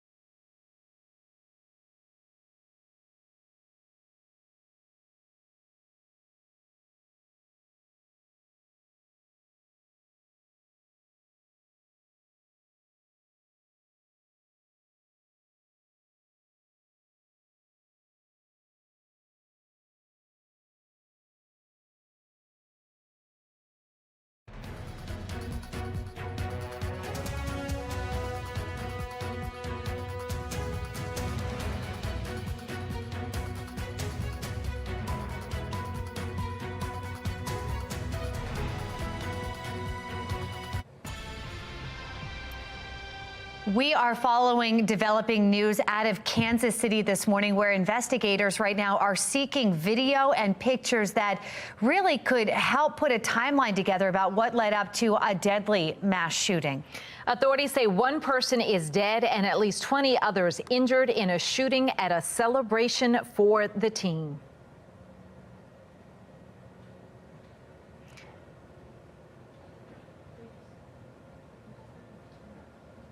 He got close to me. I got the right angle on him, and I hit him from behind. And when I hit him from behind, I either jarred the gun out of his hand or out of his sleeve, because as I'm taking him down to the ground, I see the gun on the ground.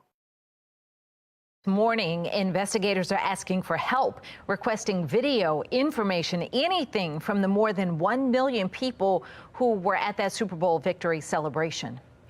Classes will resume this morning following a shooting at an Atlanta high school that injured 4 students yesterday. Police say a fight broke out around 4 p.m. in the school's parking lot after classes. All of the teenage victims are expected to survive. Right now, no charges have been filed, and the names of those involved have not yet been released. This morning, Texas officials are still trying to figure out the motive behind Sunday's shooting at a megachurch in Houston. Authorities have identified the shooter as 36-year-old Genesee Yvonne Moreno. She was killed at the scene. Investigators say that they have not established a motive yet, but in the meantime, Houston's mayor says the city needs to do more to protect places of worship. Whether it's our churches, our synagogues, our mosques, our temples, we are going to provide you protection. Police say that Moreno had a history of mental illness. Authorities say her 7-year-old son was shot during the incident. He remains in critical condition.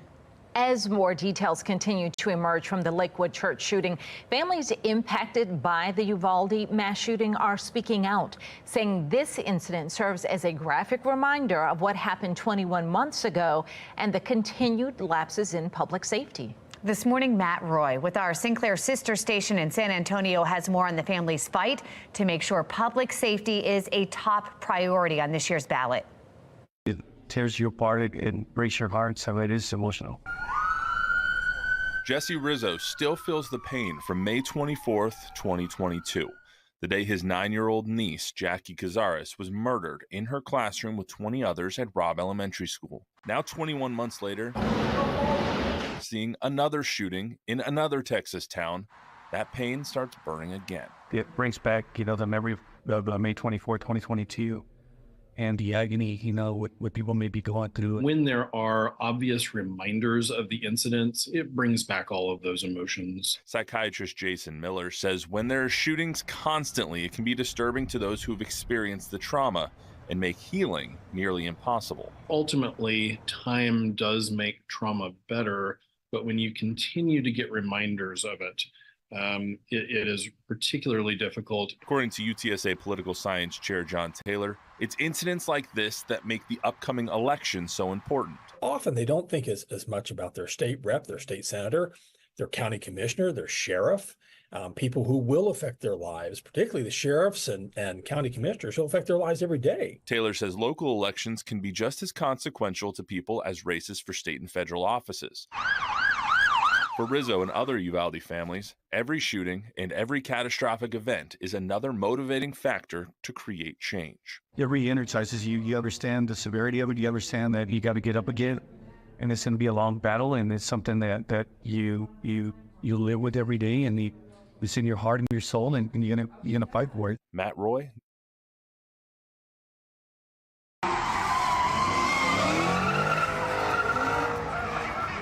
A screeching halt. That's what Maryland lawmakers are hoping for when it comes to street racing. The drastic punishment violators could face, and if that bill will make it through the session. This is one of those issues. It's a serious, very important issue. Stop playing. Don't play games. And right now, lawmakers want to make the punishment for stolen firearms even stronger. The backing coming from almost all Marylanders this morning. As we step a little bit closer to the weekend, we're talking about another winter weather maker bringing some snow to the region. We'll talk about how much coming up on Fox 45 Morning News. Let's do this thing. Live from WBFF in Baltimore, this is Fox 45 Morning News.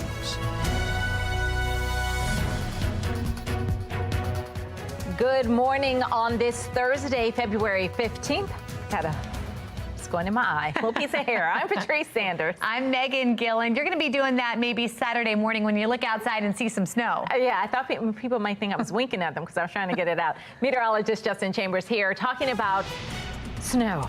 I mean, it's after Valentine's Day. You're allowed to wink at me. It's all good, you know. So good morning to all of you. Happy Thursday, Friday Eve. And we have a couple of weather makers that we're tracking. One later on tonight, but really the one that we're focusing on is that one on Saturday that's going to impact us more. So beautiful shot from our Towson camera right now. That sun is up, but my goodness, is it cold. Look at these temperatures. Lower 20s for a lot of you. Cockeysville and Baltimore at 22 to 23 respectively. 23 in Bel Air. Still in the 30s for Stevensville and Annapolis, but right at 22 as well in Columbia down through Laurel. So a lot of us are seeing those temperatures that are colder than yesterday morning, quite a bit colder for that matter. Warmer numbers are on the way later this afternoon, but the big weather story is we're tracking that weekend snow and the impact it'll have on you. So Mr. Bo says you're doing some scraping, the frost on the windshields out there. Defroster is definitely needed for those cars outside last night. 32 by 9 a.m. So it's going to take a little while, but don't you worry. We'll get some warmer numbers by the afternoon. And we'll take a closer look at all of that coming up in my full Weather Authority forecast. Meg? Thank you, Justin. Let's take a look at the roads. Your Len Stoller Traffic Network. We've been following a crash on 695. It's the inner loop right near Eastern Avenue, not far from East Point Mall. One of the inner loop lanes is closed. The shoulder is closed, and this is what we're seeing as a result. Those backups have been extending by the minute here, not really moving through that stretch.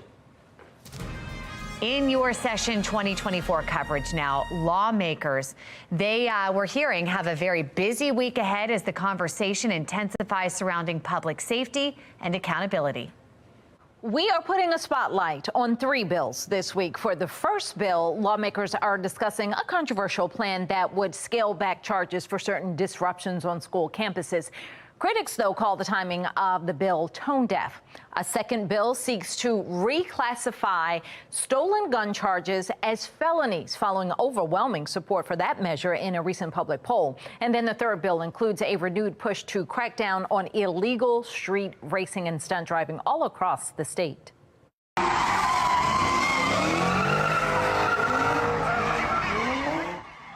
Following years of complaints about the noise and the disruption in Baltimore and across the state, the House will have a hearing on a bill to tackle the problem today.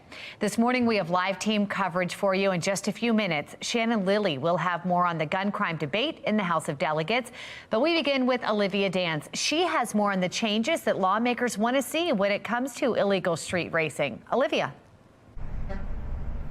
Yeah, Megan, that's right. And today, state lawmakers will have a hearing on a new bill aimed at pumping the brakes on illegal street racing, which is a problem that has disrupted the streets here in Baltimore for many times and many years. But we're now learning that street racing isn't just a concern here in the city. It's happening across the state. Baltimore, Anne Arundel, Prince George's, Howard, Montgomery, just to name a few. That was Senator Pam Beidel, a Democrat from Anne Arundel County and the lead sponsor of Senate Bill 442, aimed at prohibiting street racing and exhibition driving. The bill's drafters are working out the details, but punishment, they say, could include impounding the offender's vehicle. Senator Beidel telling the committee there were 139 major incidents in Anne Arundel County involving scenes like spinouts in just the past 12 months. Several members of law enforcement are asking committee members to support this bill.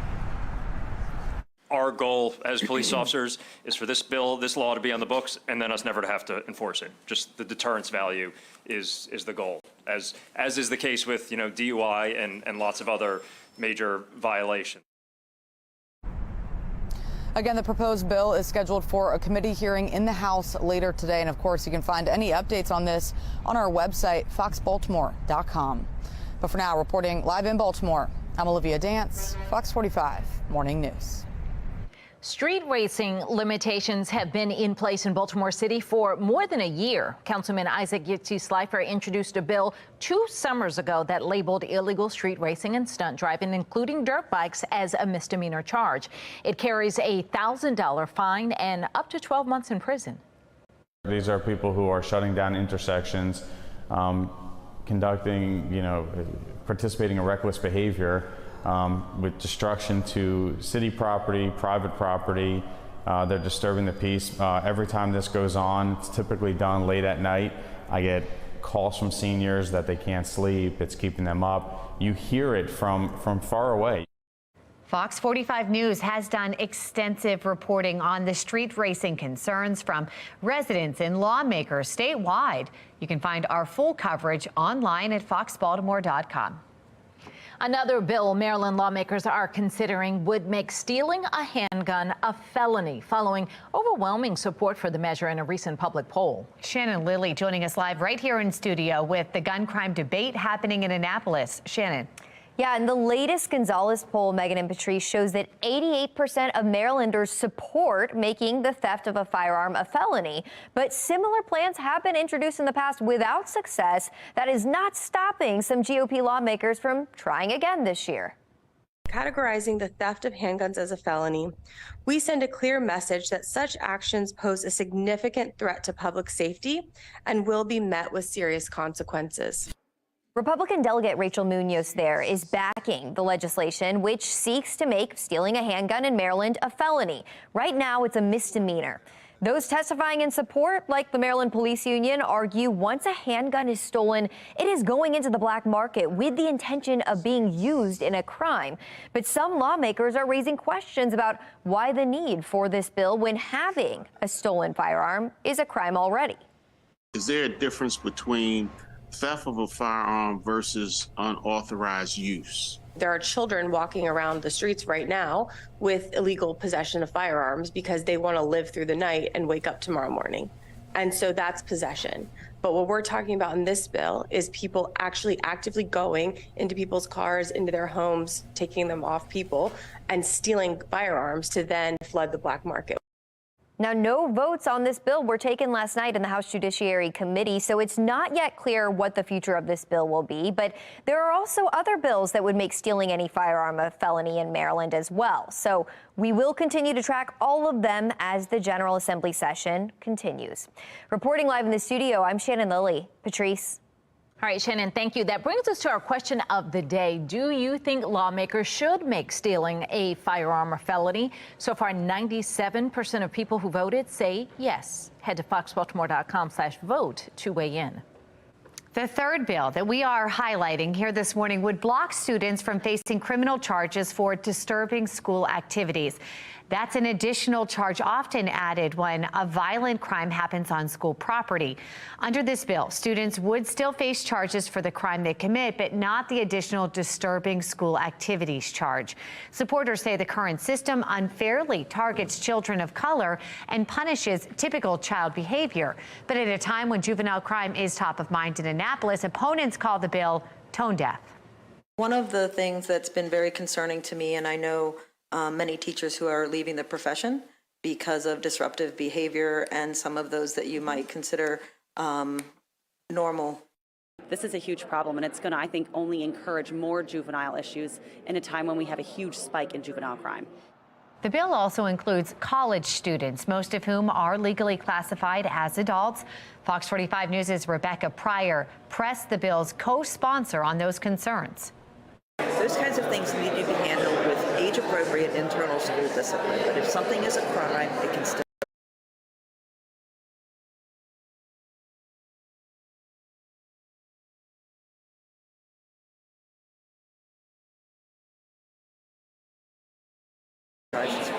You talk about age appropriateness. Should adults be included in this bill? So this doesn't really address adults. Students in college are adults. Students in college are adults, but the brain does not fully develop until age 25. And so most students in college are ages 18 to 21. They're still learning how to be adults. And again, on college, if somebody commits a crime, they can be charged with a crime. The measure has passed the House twice before, but failed in the Senate each time. Making headlines this morning, we are learning new details about that shooting in Southeast D.C. that injured 3 police officers. Yesterday, those officers responded to a home to serve an arrest warrant for animal cruelty. Once police entered the home, they found dozens of dogs. John Gonzalez with our Sinclair sister station in D.C. joins us now with the latest. John. Hannah, place here in Southeast D.C. remains closed. D.C. police are still going in and out of the home. You can see the activity here on the road. This armed man is in police custody this morning. This barricade ending late last night, more than 12 hours after police say he shot 3 officers. And this morning, we are learning more about 46-year-old Julius James here of Southeast D.C. He was arrested after he surrendered at around 8:30 last night. He is charged with cruelty to animals.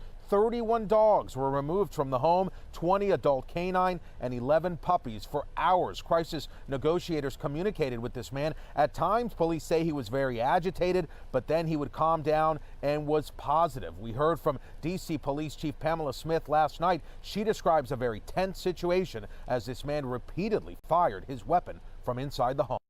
I will report again that our officers are still maintaining. They're doing well. They're not facing any serious critical injuries, and we are very thankful and grateful for that. The suspect did shoot through the door, but again, it's still under investigation. We still have to look at some of the body-worn camera footage, as you know we like to do prior to giving out any information that's not accurate.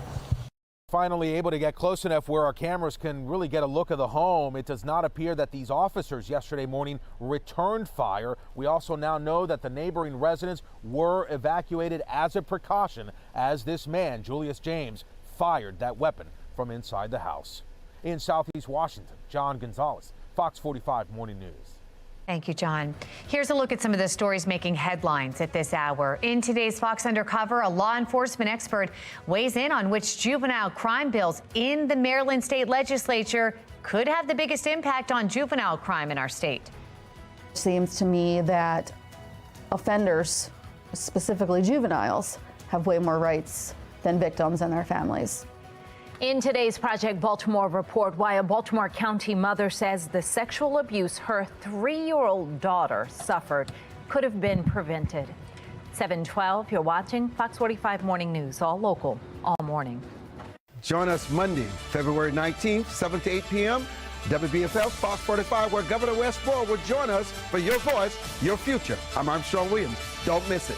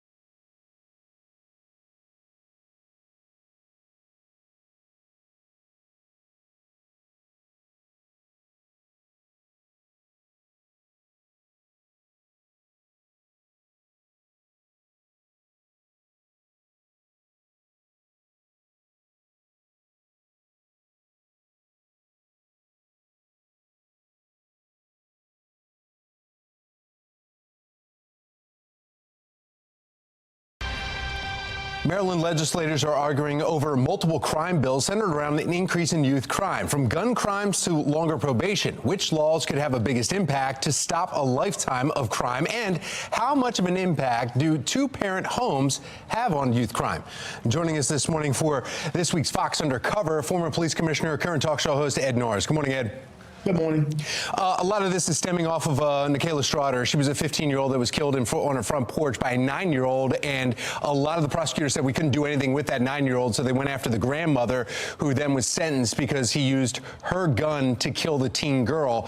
We're going back and forth about how you can go after youth and crimes and if they're involved with it. Is 9 years old enough to know about what they did, and should they be tried as a person that's using a gun, and should they go into the prison system? Probably not, unfortunately. I mean, they say kids know right from wrong as young as 18 months to 2 years old. But should a 9-year-old be in prison with the adult prisoners? Of course not. But they're also going to prosecute family members now for not securing guns. The woman in the Michigan case whose son went on the rampage at a school, she was just convicted of manslaughter. Mm-hmm. I mean, this is a national trend, so it's happening. We are seeing that some parents, grandmothers, mothers, fathers are going in, but there's also the U.S. Department of Justice. And one thing that's missing from Annapolis and legislation, we've heard that from a lot of our guests that come on Fox 45. They say it's the parental involvement, and while it's single parents. And I wanted to read you some stats about how bad it is. In fact, if we could play one of the sound bites real quick of a woman in Baltimore. A lot of children right now in the city of Baltimore don't have a parent. And if they have a parent, a lot of parents not indulging or involved with the child. It's a frustrating situation when you talk about children. The United States has the highest rate of children in single-parent households of any nation. And one of the stats, and this is coming from the Department of Justice here, is that over the past 30 years, Pew Research did a study, the rise in violent crime parallels the rise in families abandoned by their fathers. For every 10% of the population with a single parent, you can see a correlation with 17% rise in youth crime. Yeah. I mean, the woman is absolutely right. It's something the community has known for a long time, and this is not new. They didn't split the atom here. I remember when I was police commissioner 20 years ago, the health commissioner brought this up at a cabinet meeting about we were leading the nation out of wedlock births and no men in the home. He was told by a deputy mayor on the side to never bring that up again. He was told it was a cultural issue and never to talk about it. So this is the problem. We've known about it for a long time, but everyone wants to just sweep this under the rug as if it's not a problem. It's a terrible problem. Terrible problem that there's no male figures around, and everyone knows it's a leading cause of crime. Legislators, though, back in the 70s, 60s, and they say, well, they point to, okay, well, it's the government will actually fund parents that are single more than they would for a married couple, or even two parents living in the same household. Does something like that need to change to see a cultural shift here, and maybe having the two parents will help with this youth crime? Perhaps, because you shouldn't encourage one-parent households. You shouldn't make it profitable or beneficial. It should be a detriment. And it's just sad but true. And the fact is, you need a man in these kids' lives, especially young boys. They need to have a strong male figure in their life. He doesn't have to live in the house, but he's got to be in the life. You know, even the deepness of your voice and your presence and your strength all matters to a young boy growing up. And if you don't have it, they get it elsewhere. And unfortunately, sometimes they get in the wrong places. Ed Norris, we'll leave it right there. Thank you. You can always hear Ed every morning, Monday through Friday, on Sports Radio 105.7 The Fan from 6 to 10 a.m. All right, it's 7:19, and we need to check back in with meteorologist Justin Chambers. He is tracking our next winter weather maker, and it's coming soon. And I've made another update to the snow scale. So right. I want you to watch for that. Okay. Coming up in just a minute. And if you missed it earlier, folks, check it out. All right, this is what I'm showing you right now. The sun is shining brightly on Camden Yards. What a gorgeous shot this morning. And yes, it is cold, 23 degrees right now.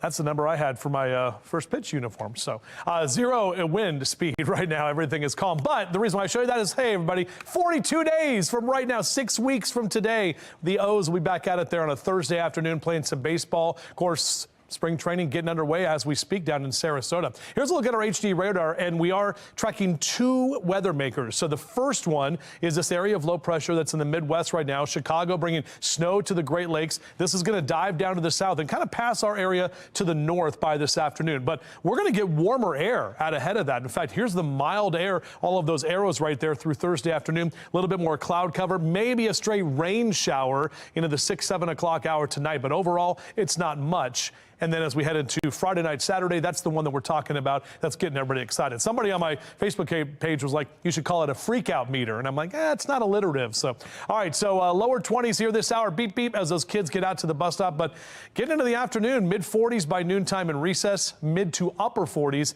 in that 2 and 3 o'clock hour. A lot of us are going to be near or even above average for the afternoon today. So we'll enjoy those kind of milder temperatures, about 4 or 5 degrees warmer than yesterday across Carroll and Baltimore counties. Hartford and Cecil counties also in those low to mid and even upper 40s. So there's that first weather maker coming through this afternoon and evening. Behind that, the colder air comes in. We're dry for most of tomorrow. That area of low pressure is trending further south. So that's going to bring that rain snow mix about 11 o'clock tomorrow night. It'll be all snow in the overnight hours through early Saturday morning. By about 6-7 o'clock, that snow is going to start to move out of here, and it's going to be done by Saturday afternoon. So as we show you here, come on, there we go. This is the snow scale. So we have just go to Florida, crank up the snow blower, minor shoveling, light dusting on the grass, or yawn. Okay, you ready?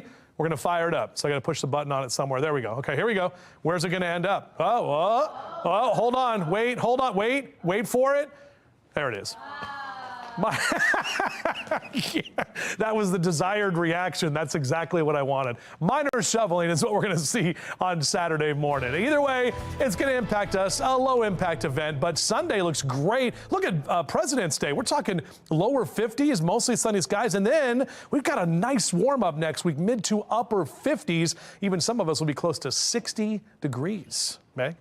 That sounds wonderful. Let's go ahead and take a look at the roads. We've got your Len Stoller traffic network here, and we are continuing to track this crash. This is on the inner loop of 695 near Eastern Avenue, not far from East Point Mall there. This has been an issue for almost 2 hours now. One of the inner loop lanes is closed. The shoulder is closed. Cars inching at best through that area. The delays extending by the minute there. Try to avoid that one if you can. Also, quick glimpse at 695 at 70. No crash in this area, but we're seeing traffic very intense at that point as well. Intense meaning not moving along too well. Let's go ahead and take a live look now from our Len Stoller mobile track. In the area of Parkville on 695 heading westbound. We'll get another look at the Beltway, and right there looking very nice. Bosses, beware. Artificial intelligence could be coming for your job. What a new survey reveals about Gen Z and who they trust to give them career advice. And we are here at the Jewish Community Center of Greater Baltimore, actually in the Gordon Center this morning. Coming up next, we'll let you know all the events they have happening right here for Black History Month. You're watching Fox 45 Morning News, all local, all morning.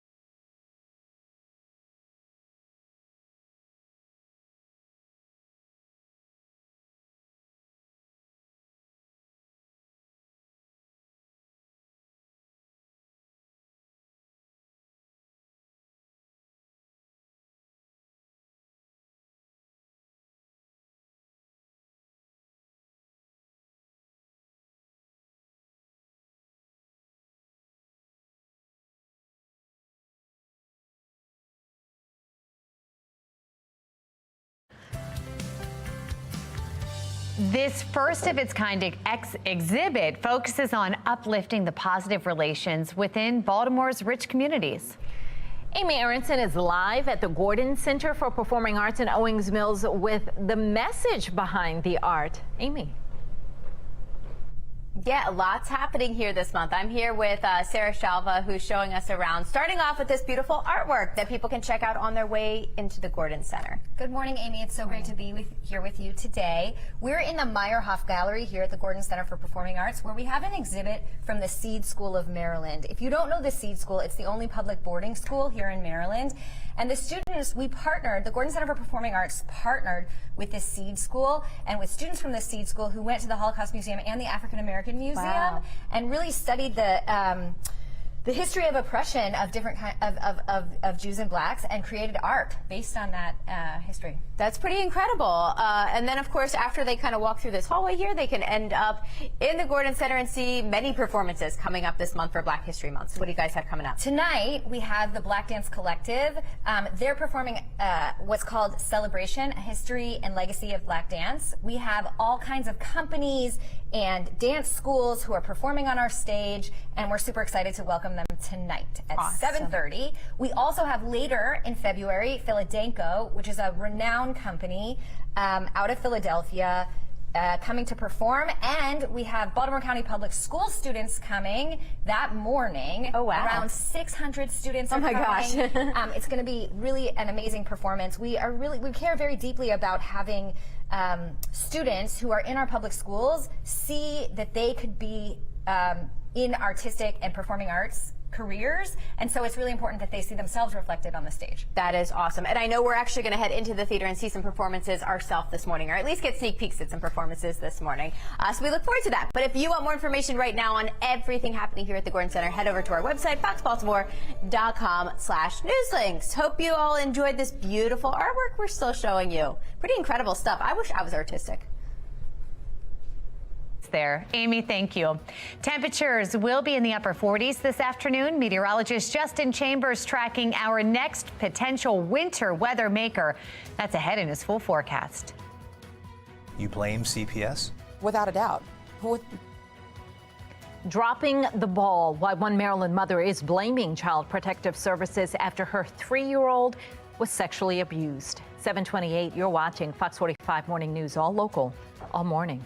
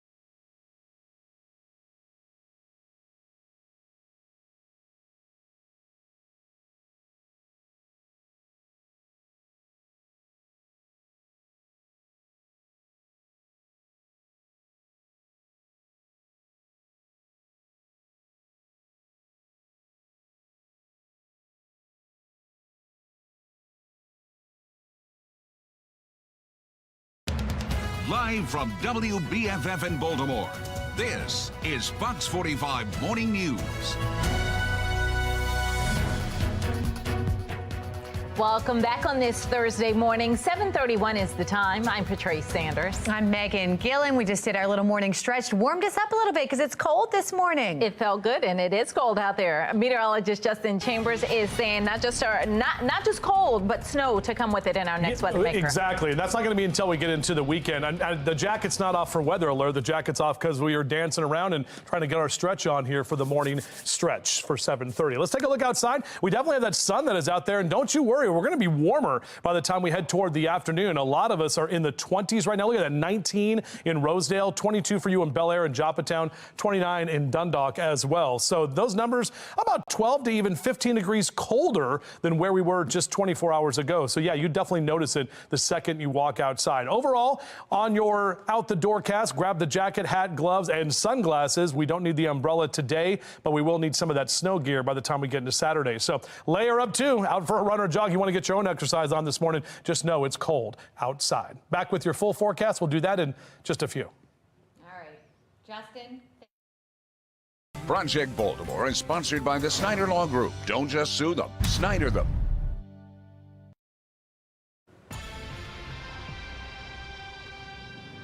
A mother says her young daughter was sexually abused and it could have been prevented. Project Baltimore's Chris Papps looked into this powerful allegation and found the Baltimore County Department of Social Services certainly has some questions to answer.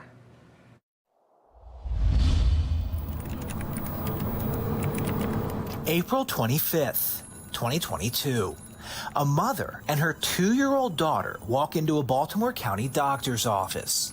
With tears in her eyes, according to this medical report, the mother expressed concerns of inappropriate sexual acts forced upon her 2-year-old by a then 13-year-old relative. You stripped my daughter's choice and innocence by what you did. This is that child's mother. Yes. Project Baltimore is not identifying her to protect her daughter. We're still suffering. Records show the doctor performed a basic examination which found no evidence of acute trauma. Then, the doctor's office made a phone call to the Baltimore County Department of Social Services to report concern for an inappropriate sexual encounter.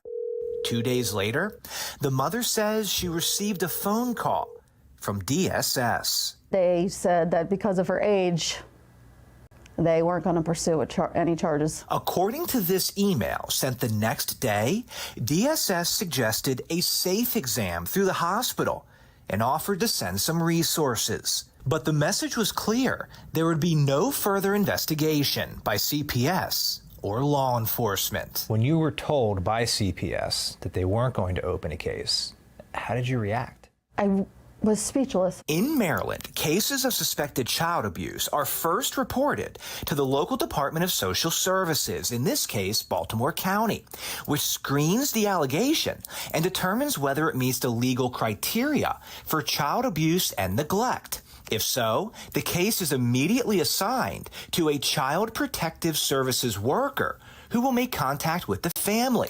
But according to this mother, the CPS unit in Baltimore County did not do much investigating. She says they never even interviewed the accused offender, the then 13-year-old who allegedly abused her daughter. No, they didn't. They got his name, but they didn't even ask to speak with the parents or him. That sounds almost unbelievable. Yeah, it's to say that this has been a nightmare is an understatement. For the next year, this mother and her child struggled to heal and move on. Then they got the news they feared. A second alleged victim had come forward. I wouldn't wish what we have gone through on my worst enemy. In May of 2023, this mother, who we are also not identifying, says her 3-year-old daughter was sexually abused in Harford County by the same teenager. When Harford County authorities interviewed the alleged rapist, they learned about the accusation from April 2022, and a case was opened in Baltimore County. For the mother of that alleged victim, this finally meant that her daughter's case would be investigated. For the mother of the Harford County victim, whose daughter was victimized 1 year later, the news was sickening. And I feel as though had Baltimore County CPS questioned him and done their job, that my child may not be a victim. You blame CPS? Without a doubt. Without a doubt. I think that they dropped the ball 110%. In September 2023, the now 15-year-old was charged with second-degree rape in Baltimore County, nearly a year and a half after the alleged incident. In December, he pleaded to second-degree rape in the Harford County case. But he wasn't detained or sent to a treatment facility. He was given probation and counseling, then returned to Patterson High School in Baltimore City, which Project Baltimore first reported last month. His next court date, involving the rape charges in Baltimore County, is set for late February. I feel relief in that now something's being done, but that's what it took. Now you've destroyed another family? In a statement to Project Baltimore, the Maryland Department of Human Services said confidentiality laws prevent them from providing specific details, but DHS explained, before closing an investigation, we will determine the nature, extent, and cause of any child abuse or neglect, and if possible, the person responsible for the abuse or neglect, and share that investigative report with law enforcement. You think your daughter's going to get justice? The way things have been going and playing out, no, I don't. It seems to me that offenders, specifically juveniles, have way more rights than victims and their families. I hope that he's locked up. But I know that's not going to happen. Project Baltimore will stay on this story. In the coming weeks and months, your legislators in Annapolis will debate legislation that would prevent sex offenders from taking classes inside of public schools. We will keep you updated on their progress. I'm Chris Pabst, and this is Project Baltimore. Guns stolen off Maryland streets could be used in the next deadly crime. Coming up at 8, the penalty most of you here in Maryland think that these kinds of thieves should face, and if lawmakers are listening. Plus, our next winter weather maker is on the way. Meteorologist Justin Chambers tracking the timing of that system in his full Weather Authority forecast. It is 7:39. You're watching Fox 45 Morning News, all local, all morning.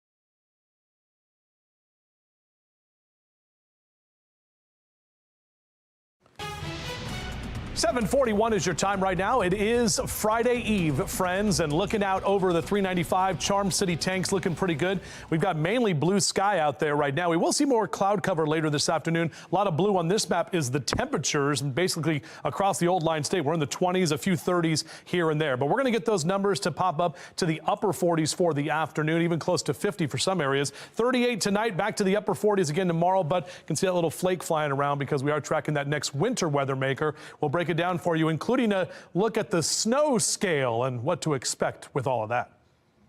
All right, Justin, thank you. Baltimore City gives a green light to a $1 billion Harbor Place redevelopment plan. Still ahead in our 8 o'clock hour, $500 million coming from private financing, but where will the rest come from?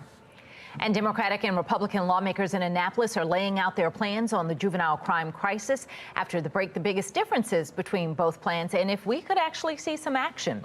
7:42, you're watching Fox 45 Morning News, all local, all morning.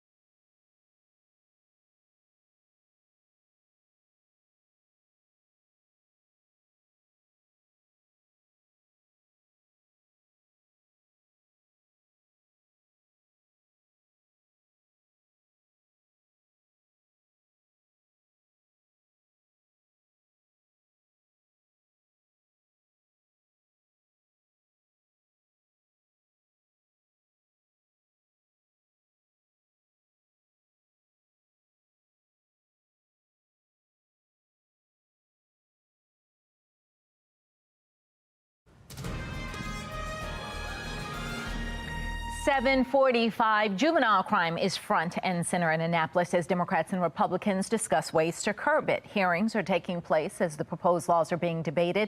The question is, will both sides be able to work together to get anything done? Legal expert Eurypsie Morgan is joining us this morning. Good morning. Good morning. So the Democrats put out their plan last week. Now Republicans are talking about their ideas and their plans. Are there enough similarities, you think, in these plans for something to happen, for something to move forward? Listen, I think so. I was actually heartened by the fact that Delegate Luke Clippinger and others throughout last year, before the session had started, had a series of hearings. I think they were recognizing not just the public push, but the very fact that juvenile crime is in such a significant rise that something has to be done.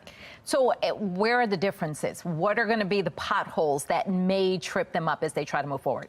Well, listen, I think that the governor has to be very honest and a little bit more concise with the way that he not just discusses, but what he does in terms of juvenile justice.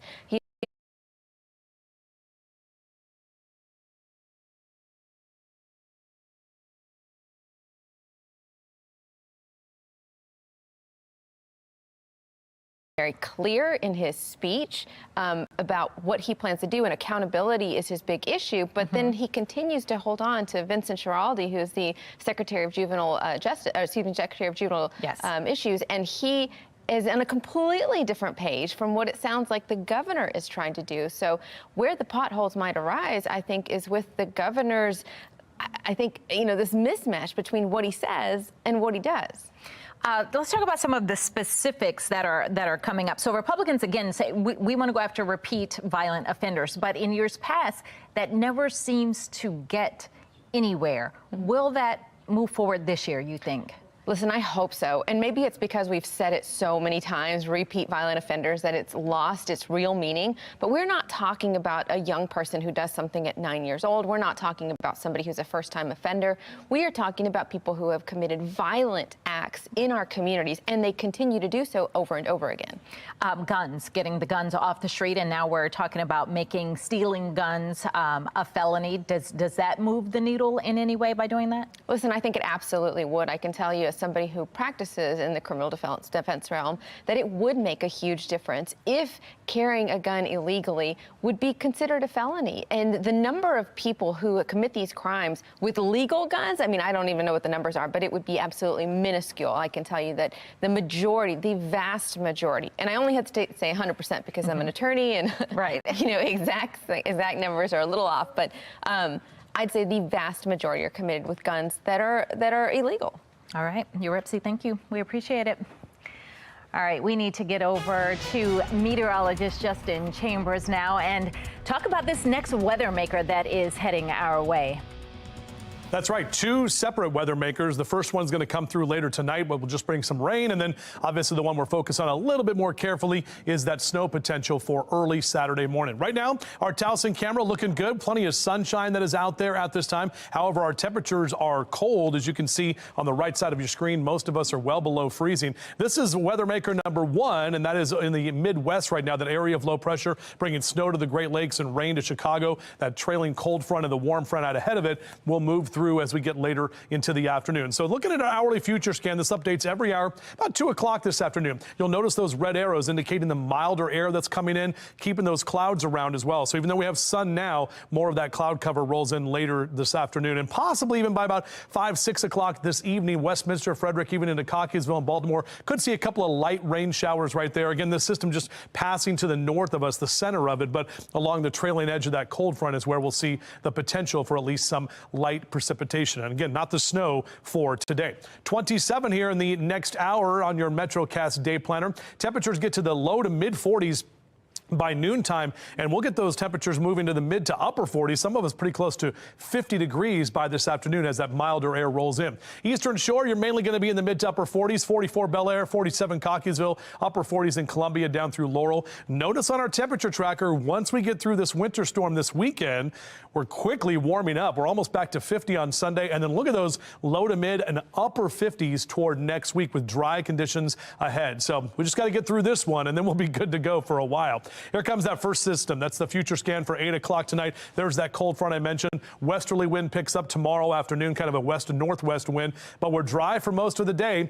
Friday night, it's that rain mixed into snow about 10, 11 o'clock. Overnight, the cold air rushes in, and all of us will get at least some of that accumulating snow through 4 o'clock Saturday morning. But by 7, 8 o'clock, maybe when you're getting up on the weekend, we're talking about that snow being out of here and overall drier conditions ahead for the rest of Saturday as well. So on the snow scale, well, basically it kind of goes all the way up to leaving to Florida to cranking up the snowblower. I think it's just going to be kind of minor shoveling that we'll have to deal with on Saturday morning. And overall, most of us will pick up about 1 inch to possibly 2, maybe even 3 inches. Some higher amounts expected in some of our higher elevations, but some of the models want to paint even some heavier snow down in Easton and south out toward the Eastern Shore as that low tracks to the south. So either way, we're going to get a good 1 to 3 inches for most of us as you wake up on Saturday morning with that.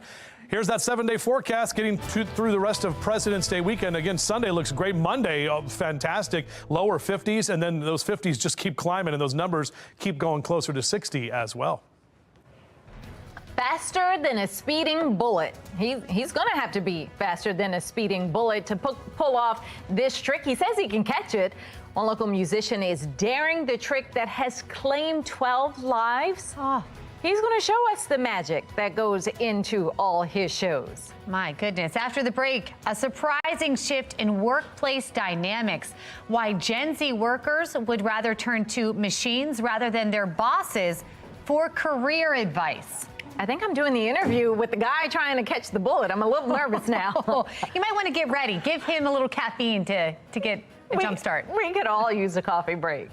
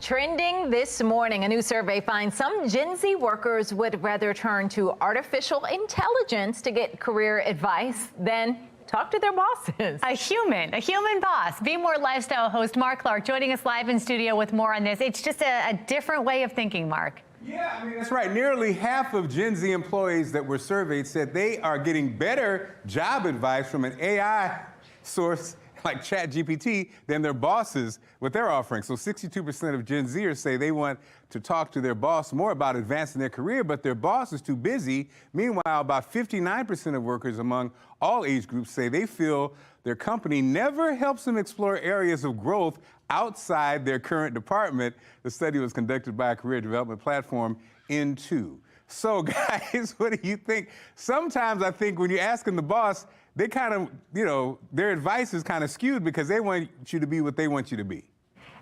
And that's not the best employer then, because the employer needs to be concerned about the whole person. And if you feed that whole person, and maybe they're a better fit for a different department, but they say within the company, then, you know, you're better for that than just, no, I don't want you to do that.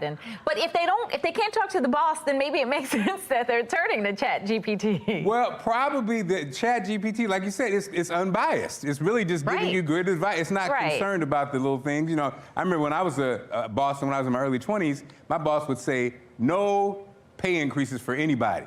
And that was, you know, that's what I had to, you know. Are you going to turn to ChatGPT? I was going to say, wonder what AI would think. But I think that's what your parents do. Like, that's where you talk to your friends and your family to get advice. But I guess robots can do it. So that's right. Yeah. All right, Mark. Our next weather maker is on the way. Meteorologist Justin Chambers is tracking the winter weather system that's ahead in his full forecast. And the Baltimore Dance Black Collective is joining us here at the Gordon Center this morning. Coming up next, we're actually going to head inside the theater and get a sneak peek of their performance. You're watching Fox 45 Morning News, all local, all morning.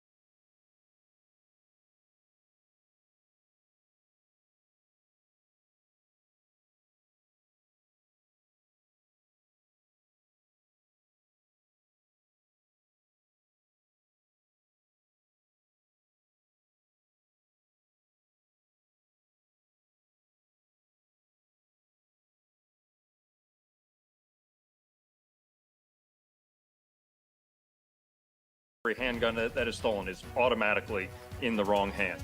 Lawmakers heading into work near the end of a critical week in the legislative session. Among the talking points, if stealing firearms will go from a misdemeanor to a felony.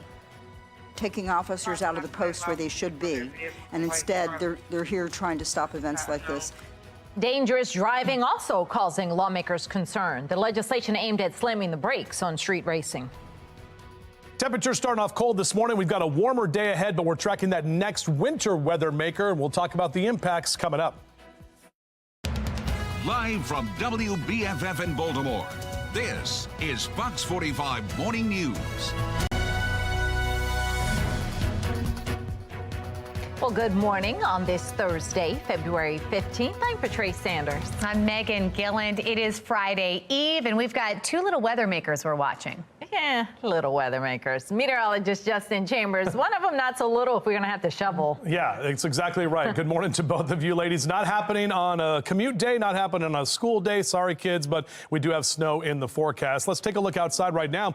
Beautiful shot here as we look right down the 395. Charm City Tanks looking good at this time as well. Checking those temperatures, we've bumped it up a little bit. We're at 27 in Baltimore City and just nearly below freezing there at Annapolis. 22 still in Cockeysville, Columbia, and over to Westminster, you're still at 27 as well. So next couple of hours, those numbers steadily rise. It should get to about freezing next hour and on our way to the low and mid 40s by midday. In fact, on our way to the upper 40s later this afternoon. It's going to be above average and warmer than yesterday, and that sun's not going down until 5:43 today. So back with your full forecast. We will break down the timing of that winter weather maker for the weekend and how it could impact you. Meg? Thank you, Justin. Out on the roads, we've got your Len Stoller Traffic Network taking a live look over Ruxton Road and Lochraven Boulevard. Volume certainly picking up here at this hour. It's been a rough morning commute there in the Beltway, seeing some major delays near East Point Mall and also on the west side of the Beltway as well. In your Session 2024 coverage, lawmakers are heading into work this morning on the backstretch of an important week in Annapolis. This as the conversation intensifies surrounding public safety and accountability. Now, 3 bills are up for discussion. The first seeks to reclassify stolen gun charges as felonies following overwhelming support for the measure in a recent poll. A second controversial bill would scale back charges for certain disruptions on school campuses. But critics call the timing of that bill tone deaf. And a third bill includes a renewed push to crack down on illegal street racing and stunt driving all across the state.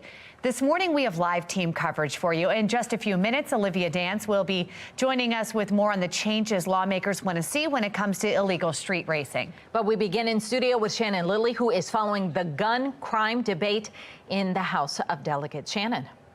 Yeah, so the latest Gonzalez poll, Patrice and Megan, shows 88% of Marylanders support making the theft of a firearm a felony. But similar plans have been introduced in the past without success. It boggles my mind, quite frankly, that it hasn't yet been made a felony. This is one of those issues. It's a serious, very important issue. Stop playing. Don't play games. The House Judiciary Committee is now taking up this very issue. Republican Delegate Rachel Munoz is backing the legislation which seeks to make stealing a handgun in Maryland a felony. Right now it's a misdemeanor, and those testifying in support, like the Maryland Police Union, argue that once a handgun is stolen, it is going into the black market with the intention of being used in a crime. But some lawmakers are raising questions about why the need for this bill when having a stolen firearm is a crime already.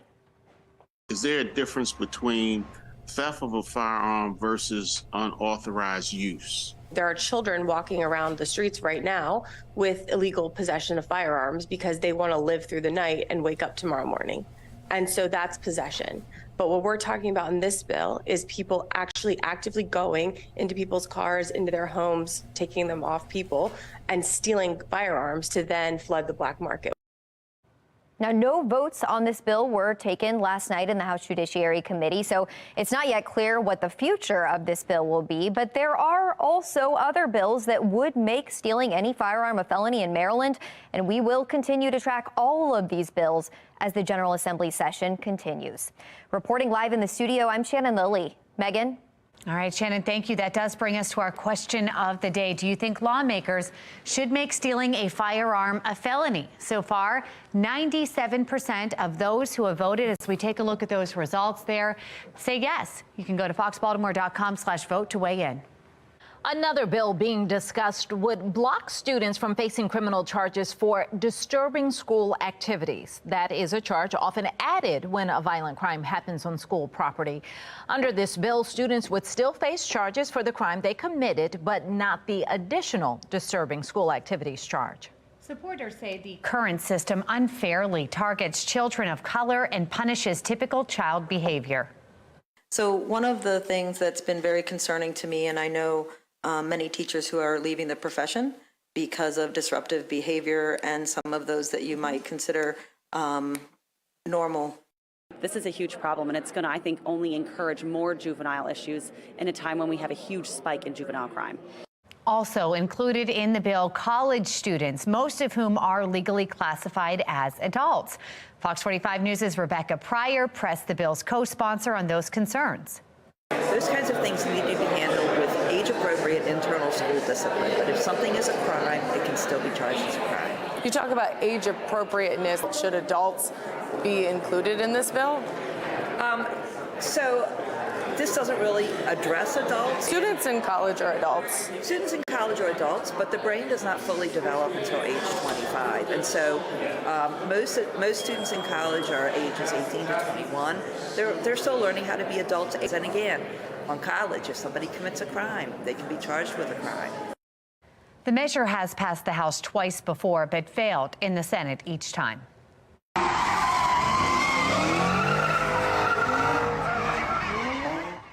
Today, following years of complaints about noise and disruption in Baltimore and across the state, the House will discuss a bill aimed at tackling the problem of illegal street racing in a hearing. Olivia Dance is joining us live with the changes that lawmakers want to see when it comes to this activity. Olivia.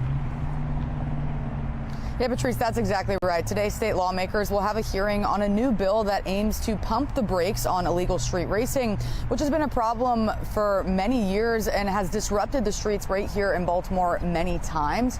But now we're also learning that street racing isn't just a concern here in the city. It's happening across the state. Baltimore, Anne Arundel, Prince George's, Howard, Montgomery, just to name a few. Including pedestrians and bicycles. That was Senator Pam Beidel, a Democrat from Anne Arundel County and the lead sponsor of Senate Bill 442, aimed at prohibiting street racing and exhibition driving. The bill's drafters are working out the details still, but punishment, they say, could include impounding the offender's vehicle. Senator Beidel telling the committee there were 139 major incidents in Anne Arundel County involving scenes like spinouts in just the past 12 months. Several members of law enforcement are also asking committee members to support this bill. We need to help preserve the safety and welfare of all and achieve our goals of reducing traffic and pedestrian injuries and fatalities across our state. Again, the proposed bill is scheduled for a committee hearing in the House later today. And of course, you can find any updates on this on our website, foxbaltimore.com. But for now, reporting live in Baltimore, I'm Olivia Dance, Fox 45 Morning News. I wouldn't wish what we have gone through on my worst enemy. A mother says her daughter's traumatic experience could have been avoided if only they had help. Project Baltimore asked her why she says Child Protective Services fell short. Buying hotels is a short-term solution and doesn't solve the long-term solution of homelessness in Baltimore City. A plan to house Baltimore's homeless population being met with mixed response. In our next half hour, we are diving into where the city says money for the plan will come from. Well, our cold morning continues, but we have warmer numbers on the way for this afternoon. As we head closer to the weekend, we have that next weather maker that does include snow. We'll talk about it coming up on Fox 45 Morning News, all local, all morning.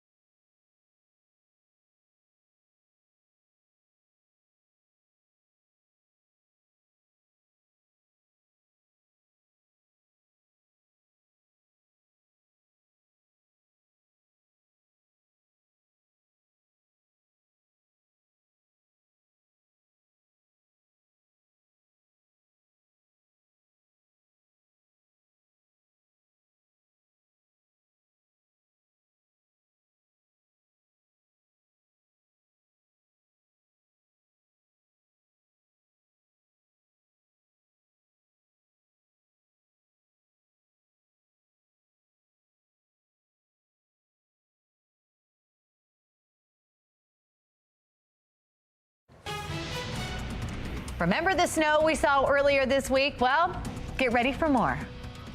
That's what I say about that. Let's get over to meteorologist Justin Chambers. He is tracking our next weather maker, whether I like it or not. I know. February is the snowiest month around here. And, you know, it's not going to be like we had in January, where we had pretty good snow this year over those couple of days. But overall, yeah, all of us are going to get in on some of that winter weather by the time we get into Saturday morning. So all these trees will be covered. It won't be all sunny like this shot here in Towson. But overall, it's not too bad. It's a low impact event. It's 20 degrees, your temperature in Rosedale. We're made it up to 32 in Dundalk, but we're still at 27 in Baltimore and 22 your temp right now in Cockeysville. Some of us about 7 to 10 to even 14 degrees colder than where we were just 24 hours ago. So it is definitely a bundle up type morning, even for the next few hours. Have the jacket, but get those sunglasses ready to go. We'll talk about the snow gear that you will need as we continue to unveil the snow scale. We debuted it earlier this morning, and we'll bring it back for you in a couple minutes. All right, Justin, thank you. New plans in place for Harbor Place, but will it be as much of an economic boom as the city says it can be? Key government officials and healthcare leaders are joining in a unique conference experience. In our next half hour, we'll speak with some of the important figures at the Multicultural Women in Healthcare Summit. 8:13, you're watching Fox 45 Morning News, all local, all morning. Fox 45 News, winner of 16 2022 Regional Emmy Awards, more than all other Baltimore news stations combined.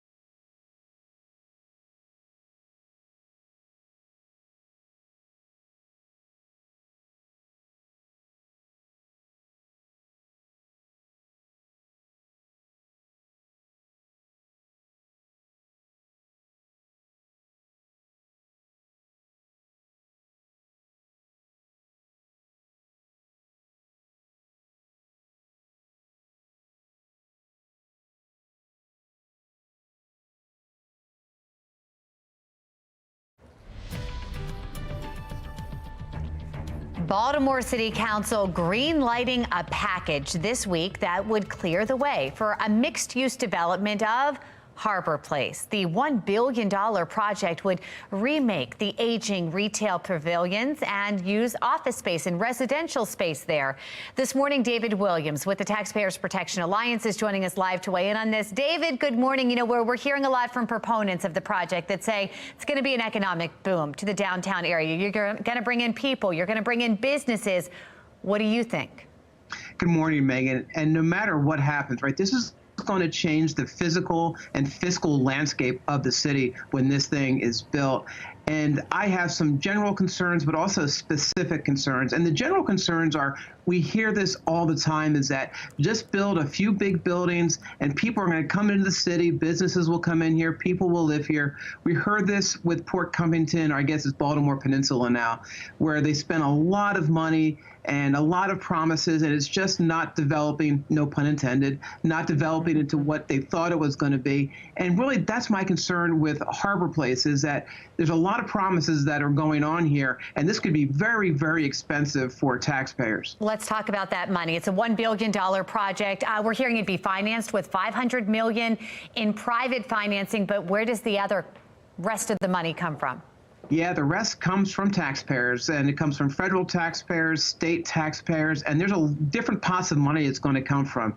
The governor has already pledged $67 million of the money, and part of that is going to be for transportation. But then there's two other ways that I think that taxpayers are going to be on the hook for this. One is called tax increment financing. We saw this again at Port Covington, where they used $600 million, where they sold bonds and they had to pay them back to build the infrastructure out in these areas where they developed. Now, Megan, here's something, and we talked about this a couple of weeks ago with affordable housing. Yeah. The mayor just signed affordable housing legislation that says 10% of all the housing in new development has to be affordable.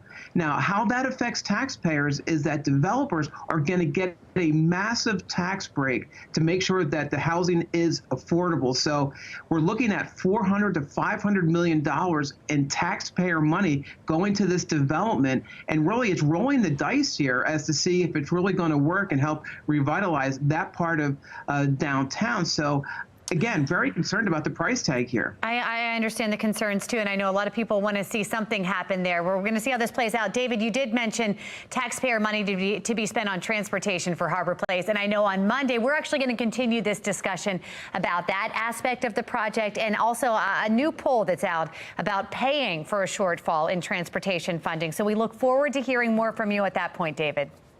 Thanks, Megan. And there's a lot to talk about, a lot of different layers to this story for sure. Well, have a good weekend, and we'll talk more on Monday. Thanks. 8:19 is your time right now, and we are taking a look at the next weather maker, two of them to be certain and to be complete as we look at our live cam here in downtown Baltimore. Everything looks great right now, and actually later today we're going to be warmer, much warmer than where we are right now. We have this warm front that's trailing out ahead of that area of low pressure. That's weather maker number one that's coming into the Midwest and the Great Lakes region, and that trailing cold front is what's going to change up our weather as we head into this upcoming weekend. But this is the latest run of our hourly future scan, so taking you through Thursday afternoon.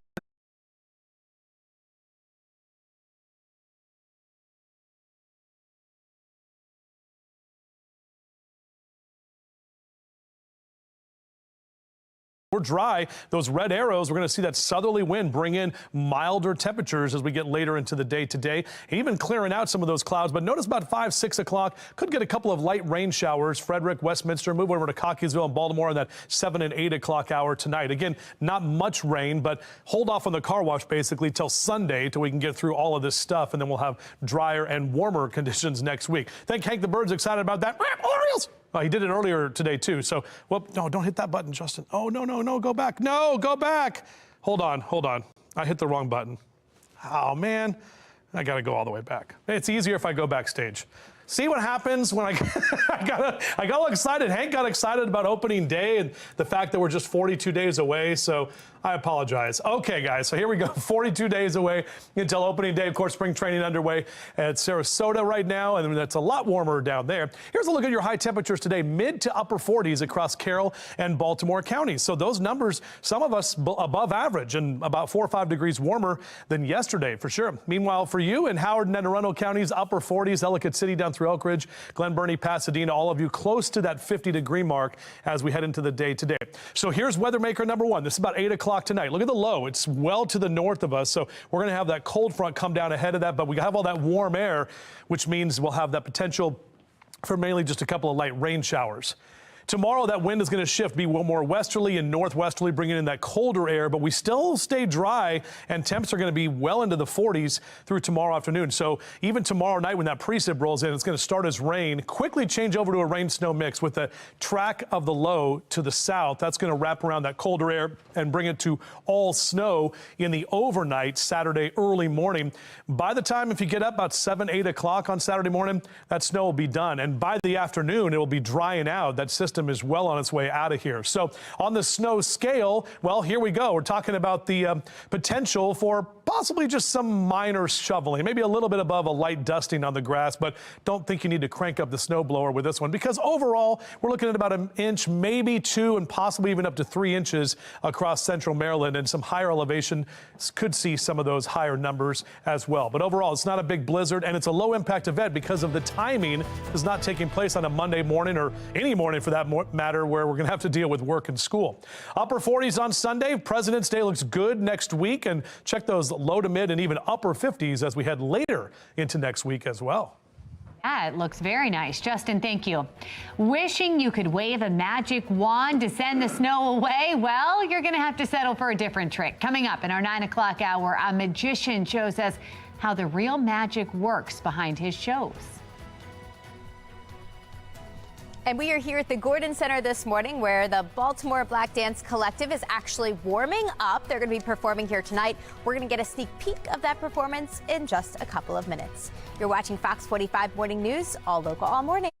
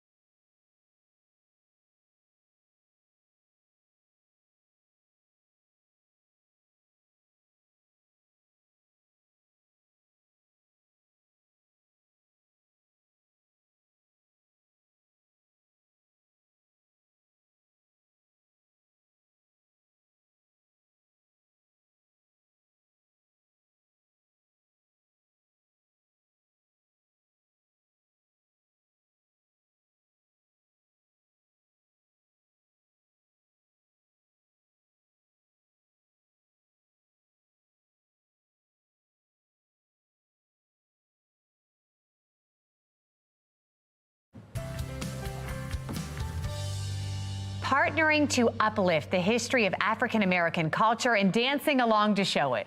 Amy Aronson is live at the Gordon Center for Performing Arts in Owings Mills with the performance that is happening there that you're not going to want to miss. Amy. Exactly. We're about halfway through Black History Month, and this group behind me is incredible. I'm here with Camille this morning, and some incredible performers behind us. So who are we seeing here? So this is a Brush of Art dance company. They are based out of Baltimore County. It's a wonderful studio of young, talented, and gifted dancers who represent many different dance programs within our Baltimore County public school system. That is we awesome. have Miss Madison Booker, who is their director. She's getting them ready for tonight's show. Okay, awesome. And what kind of training goes into this? Because this is pretty incredible. I know my producers wanted me to join in, and I said, I am not at this level. This is professional stuff here. Well, these dancers work very hard. They dance Monday through Saturday, and some of them are dancing in school and after school. So they are really very much dedicated to their craft. They train at least 3 hours a day for this type of dance training that we're seeing here on stage. That is incredible. And of course, everyone can come see them tonight here at the Gordon Center. Yes, today is the celebration of Black history and culture through dance. Tonight we have a range of performers from Baltimore City and Baltimore County public schools, as well as dance studios and professional companies taking part in this event. That is awesome. Well, we have all the information up on our website, foxbaltimore.com/newslinks. Here in Owings Mills, Amy Aronson, Fox 45 News. As we take a live look over Camden Yards this weekend, won't be the best time to hit the diamond. Meteorologist Justin Chambers explaining why after the break as he tracks our next winter weather maker. It is 8:27 now. You're watching Fox 45 Morning News, all local, all morning.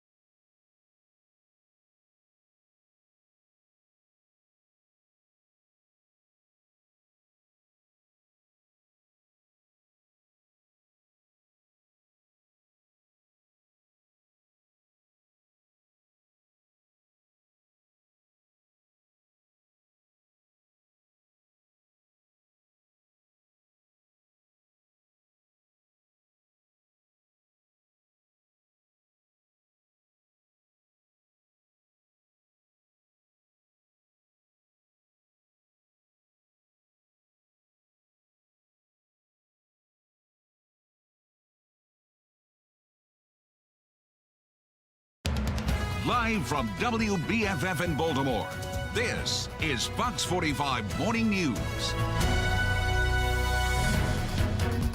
Welcome back to Fox 45 Morning News. It's Thursday, February 15th. I'm Megan Gilland. I'm Shannon Lilly. Hope you all had a good Valentine's Day. Yep. It's a nice day. And now we have some snow moving in for the weekend. Just like that. Meteorologist Justin Chambers, he's been keeping an eye on some weather makers moving in. Yeah, exactly right, ladies. Good morning to both of you, and good morning to everyone. Appreciate you being here live and local with us all the way until 10 o'clock as we take another shot outside here from our Towson camera. The Towson traffic circle looking good. All those cars moving along nicely with no snow on the roads and the sun that is out. Now, we're a little cold this morning, but we do have a warmer afternoon ahead, and we're tracking that weekend snow, especially as we get into early Saturday morning. So out for a run or a jog now. Make sure to layer up. Next couple of hours, we're going to stay in the 30s. We do get to the upper 40s today and even tomorrow, mid to upper 40s before that next weather maker rolls in and drops our temps and brings in the wintry precip by early Saturday. We'll take you through that hour by hour so you know exactly when to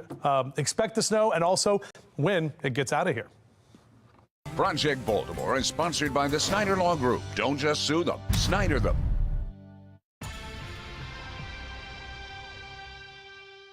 To say that this has been a nightmare is an understatement. I wouldn't wish what we have gone through on my worst enemy. A mother says her young daughter was sexually abused and it could have been prevented had Child Protective Services investigated a previous allegation. Project Baltimore's Chris Papps has been talking about this. Yeah, and he joins us live now with how this mother says CPS fell short. And Chris, this mother, she's telling you some shocking details about CPS's response. What can you tell us? Yeah, good morning. So CPS, Child Protective Services, the idea behind this is supposed to keep children safe. If you have a concern, let's say a sexual assault concern, inappropriate sexual touching, things like that, you would contact your local Department of Social Services and they look into the situation. If they believe that after their investigation it meets the legal criteria for suspected child abuse or neglect, it then goes to CPS. That's the process here. And if you go on FOX45 and watch this story, it's pretty complex as to what happened, but simply what the mother is saying is that in April of 2022, she took her child, who was 2 years old, to a doctor's office in Baltimore County. The doctor reported to the Department of Social Services in Baltimore County suspected child abuse, sexual child abuse.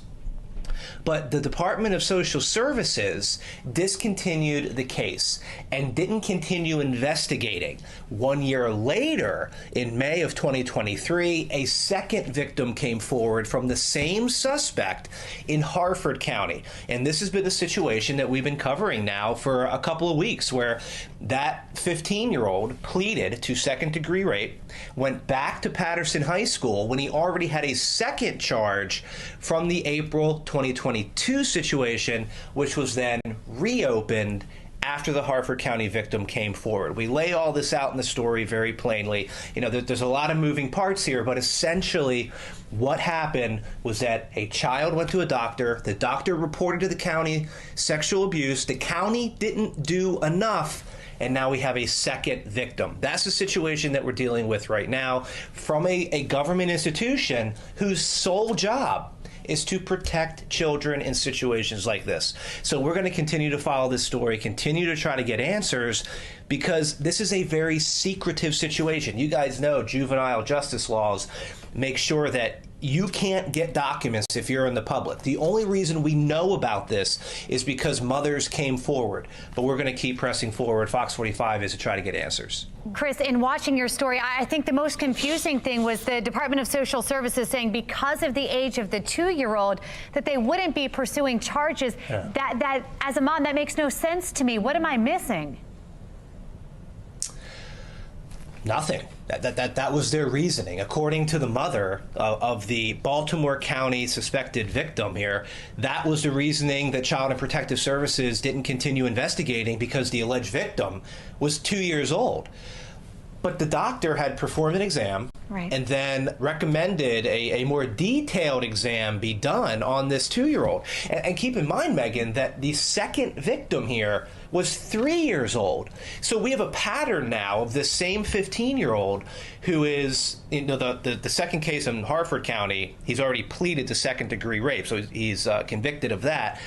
He has a pattern here. And CPS they were warned of this. They were told of this back in 2022 and didn't stop it.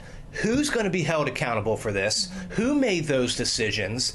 Who allowed this child to move forward like this? Yeah. We need to find out. Is someone going to be held accountable? Because now you have two families whose lives have been altered forever. And the families are saying it didn't need to happen. It could have been prevented. And it's just awful to think that the second time it could have been prevented. Chris, thank you so much. Thank you. In a city in crisis, 2 downtown hotels will now be used to house Baltimore's homeless population nearly 3 years after Mayor Brandon Scott promised to make this happen. We have Olivia Dan. She's joining us live as critics are raising questions about where the money to fund these hotels will be coming from. Olivia. Yeah, Megan and Shannon, the city announced that it intends to purchase these 2 hotels behind me here on the Fallsway, a Holiday Inn Express and a Sleep Inn and Suites. Now, the hotels will soon become housing for the homeless. Together, the hotels amount to 152 rooms, which the city will spend $15.2 million to purchase. The city is paying an outside management firm to manage the hotels for the first 9 months. And Fox 45 News spoke with Mike Jones, one of an estimated 2,000 people who call the streets of Baltimore home. Where are you going to sleep tonight? That's just it. I'm going to go up here. I got a blanket. I'm going to go and put that blanket on me or something. Would you stay in a hotel like this? Yes, sir. Yes, sir. I would stay in there. Now, because the deal is being funded with federal relief funds, taxpayer advocate David Williams warns it could prove to be a wasteful deal since that money runs out in 2025. The city is using federal relief funds to pay for these hotels. That runs out at the end of 2025. So the city, and by extension, taxpayers, are going to be left with this financial burden. Now, experts say the hotels could hardly fix the homeless problem, but for Mike Jones, it could provide one more chance of getting out of this cold. Back to you.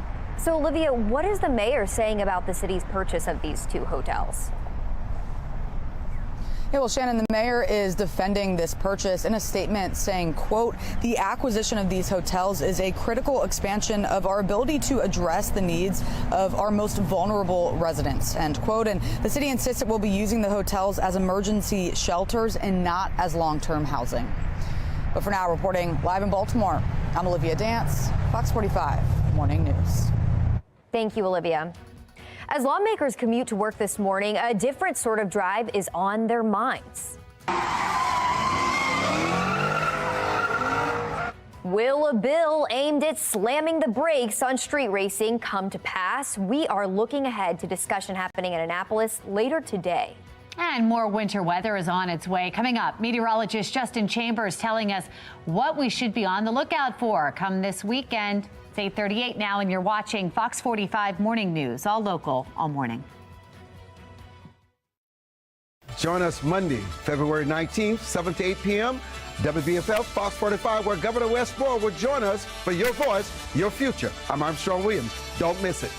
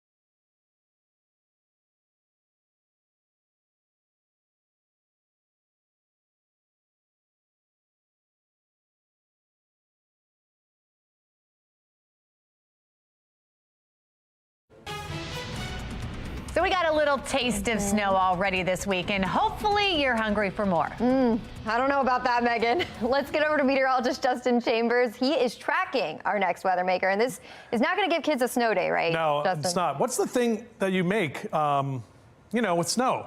A snow cone? Snow angel? No. Snowman? You eat. That you eat? Yeah. Snow cones? No. Snowball? No. Snow ice? It's like snow ice or milk or something. What's that? What I'm thinking of? You put milk in it? All right. You guys know what I'm talking about? Everybody's looking at me like, what is he talking about? Here's a look at our downtown Baltimore camera. It'll come to me eventually. Beautiful shot there of Camden Yards, and we're just going to be there in 6 weeks from right now. It'll be a Thursday afternoon, and it will be warmer by then. I can pretty much guarantee that. So our jacket is needed now, and sunglasses for today. Not really seeing the need for an umbrella. Some of you may see a stray rain shower late this afternoon into the evening time, but overall, we're staying pretty dry, and temps climbing to the mid to upper 40s. Back to you. Ice cream? Snow cream. Snow cream. There you go. We got it. All right, a unique conference is coming to Maryland, helping multicultural women in healthcare gain expertise and connections. Coming up, how you can take advantage of $10 million worth of connections. Plus, why one of the nation's biggest cities is suing social media companies and what they're accusing tech giants of doing to kids. It's 8:43. You're watching Fox 45 Morning News. All local, all morning.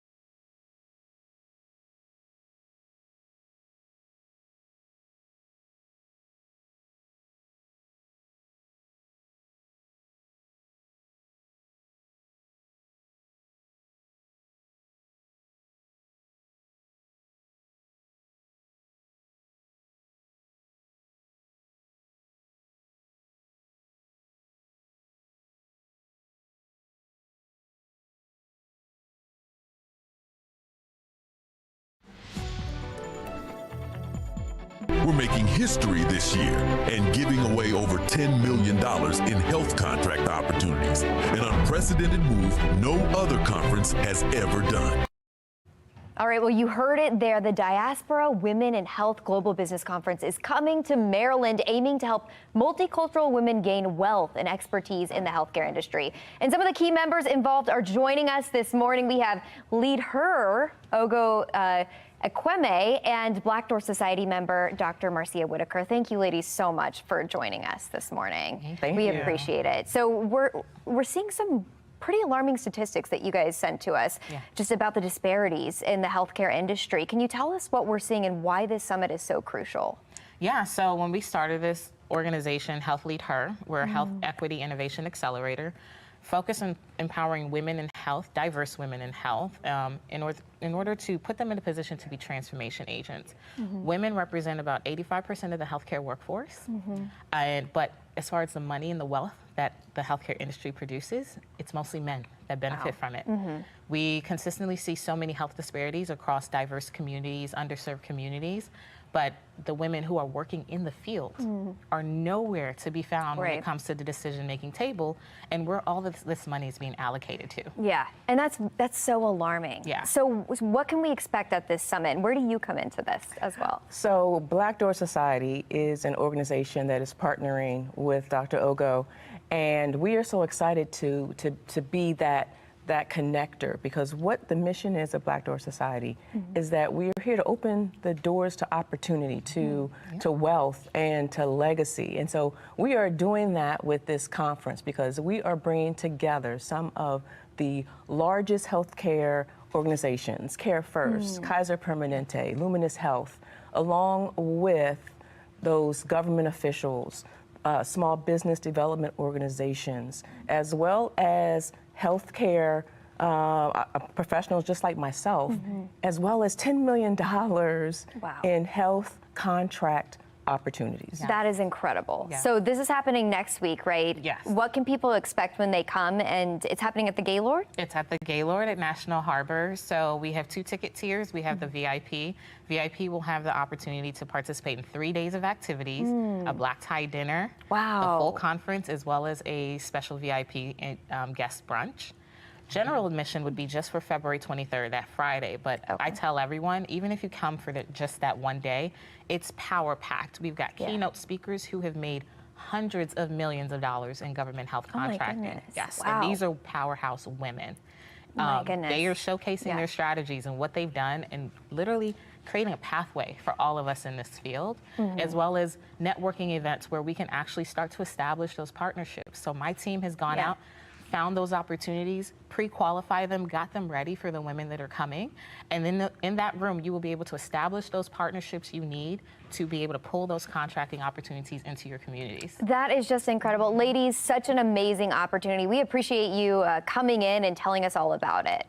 Awesome. Thank you. Thank you so much. Thank you. Thank you. All right, we need to get over to meteorologist Justin Chambers. We are tracking our next weather maker. Possible snow in store for us, Justin. Yeah, exactly right, Shannon. Actually, a couple of weather makers. We have one today that's mainly going to bring some rain, but before that, we actually will see milder temperatures than these cold numbers that we've seen this morning. Even though the sun is shining and we're looking good, we're still seeing temperatures mainly in the 20s, 27 officially in Towson. Really no wind to speak of. That wind is definitely dying down from what we've seen the last few days. There it is. This is weather maker number 1, that low pressure system bringing snow to the Great Lakes region, rain to the south of that, and we're going to be getting in on that rain with that warmer air that is moving in as we go throughout the day today. So we'll also get an increase in cloud cover through the later part of the afternoon. Those red arrows indicating the milder air coming in. It actually might clear out a bit right before we get some of those rain showers to begin in that 6 and 7 o'clock hour from Frederick County over to parts of Carroll County, moving into Baltimore County and down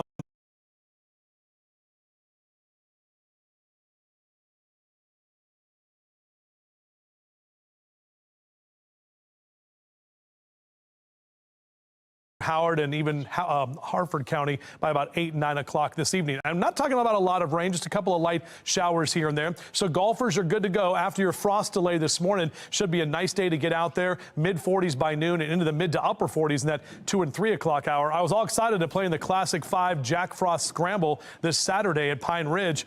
I don't know. I guess we'll have to get an orange golf ball or something to hit through the snow, but we'll see what happens with all that. Mid to upper 40s across central Maryland, the eastern shore, Chestertown down through Stevensville, almost 50 in Annapolis, Baltimore, Columbia at 48, lower 50s for D.C., and the further south you go, actually a bit warmer. Richmond in the upper 50s for later this afternoon. Here's our temperature tracker. Notice those numbers drop here below average, and Saturday will be the coldest day over the next 7, but look at these numbers as we go toward next week. A very nice upward climb, low to mid and even upper 50s, some of us close to 60 degrees by this time next week. So I think we're going to like that. Here comes that first weather maker, that frontal boundary right there, the cold front. You can see some of those showers along that 7, 8 o'clock tonight, and then it's all out of here. We're dry tomorrow. We get more of a westerly wind and a northwesterly wind as well for tomorrow afternoon. And then tomorrow night, about 8, 9, 10 o'clock, you're going to start to see that rain-snow mix. That low is staying to the south. All of the models are pointing to it taking a southerly route. And with that being said, it's going to draw in some more colder air in the overnight hours, and it still have some moisture associated with it. But as we get to about 4 or 5 o'clock Saturday morning, that's when that snow will fall, and it will be done more than likely by the time you wake up about 7, 8 o'clock on Saturday morning. The snow will be done falling, maybe just some blowing snow left over, but we're actually drier as we head later into the afternoon on Saturday. In terms of overall snowfall totals, we're not looking for a lot, but it's going to be more widespread than that system we had on Tuesday. So more of us will get that accumulating snow on that 1 to 2 and possibly 3-inch category there. Just 4 days until President's Day. Our time change is in 24 days from right now, and St. Patty's Day just about a month away. The spring equinox, if you really want spring, well, 33 days. But we only have 2 weeks left in meteorological winter. That's right. March 1st is right around the corner. That's the first day of meteorological spring. And President's Day looking pretty good. So Sunday and Monday, actually the second half of the weekend, if you have a 3-day weekend, you're good to go. Awesome. Justin, thank you. Well, trending now, New York City is suing 4 of the nation's largest social media companies and accusing them of fueling a nationwide youth mental health crisis. Mark Clark joins us in studio this morning with more on this trending story. Mark. That's right. The lawsuit against TikTok, Meta, Snap, and Google's YouTube accuses the companies of intentionally manipulating younger users into addiction. New York City is seeking a jury trial and hopes to secure changes within the tech giants as well as financial damages. That's today's trending stories now. Back to you. All right, Mark, thank you. Well, some uplifting African-American culture through the arts in our next hour. Our hometown hotspot highlights the performances you won't want to miss. Plus, do you believe in magic? Still to come this morning, we are trying our hand in the art of magic and learning about the heart-stopping spectacle you can see in Baltimore this weekend. From heart-stopping to heart-pumping, let's talk about the true magic of caffeine to keep us going this morning. It is magical. Abracadabra. It is time for a coffee break.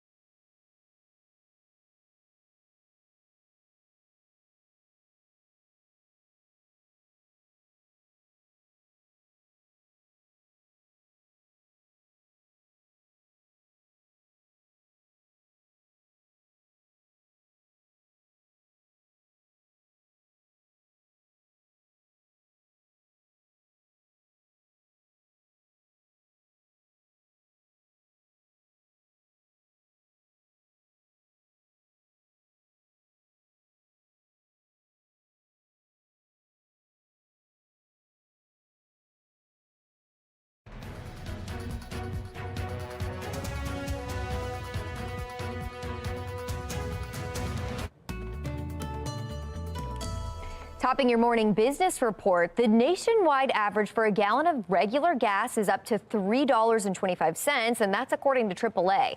That is an increase of more than 10 cents in a week and nearly 20 cents per gallon in a month. It's still less than drivers were paying a year ago. Diesel prices are also going up, with the nationwide average now at $4.08 per gallon. That's up 14 cents in a week. Meanwhile, as federal student aid continues to experience delays, some colleges are reportedly taking action across the country, providing students with their own financial aid forms. The forms do not replace the free FAFSA application, but could provide an estimate on aid offers for the upcoming school year. The Department of Education had a rough rollout of its simplified FAFSA forms, which will not be sent to students until March. And now it's time for today's America's Steals and Deals. The following segment is sponsored by Noki. Not today, man. Dead car batteries. Every single time you're trying to get out of the house on time, be someplace, it happens. That click, click, click. Or you're on the side of the road on a gray, cold, dark day like today. It's never fun, but I have the answer for you. It's called the Jump Smart, and it can get you back on the road quickly. Watch this. Plug the two alligator clips in right here. Red clamp to red on the battery. Black to black. I get a beep and a green light, and now I can start my car back up. Just like that. I don't have to wait for roadside assistance or anybody else to come and help me out. I keep a Jump Smart in every family member's car. My daughters have one, my wife has one, and I know I have peace of mind, and so do they. It's also a 10-in-1 tool. It's got a compass, a thermometer, it's a flashlight and a strobe light, many other tools as well. And my favorite part, you can charge your cell phone with the two included USB ports on the back. If you lose power in a storm or something, just plug your phone in and you can stay connected with family and friends. Speaking of them, put one in every family member's car. 31% off right now at asadeals.com. This is one of those issues. It's a serious, very important issue. Stop playing. Don't play games. Maryland lawmakers pushing for stricter handgun laws, how they plan to do it, and the uphill battle they're continuing to fight. Everybody started running. There was screaming. We didn't know what was happening, but this day and age, when people run, you run. Celebration quickly turns to panic at the Chiefs Super Bowl parade. This morning, we are hearing about some arrests. Temperatures cold this morning, but we've got a warmer day ahead, and then we're tracking our next winter weather maker. Good Day Baltimore starts right now. Live from WBFF in Baltimore, this is Fox 45 Good Day Baltimore. Good morning on this Thursday, February 15th. I'm Patrice Sanders. I'm Shannon Lilly.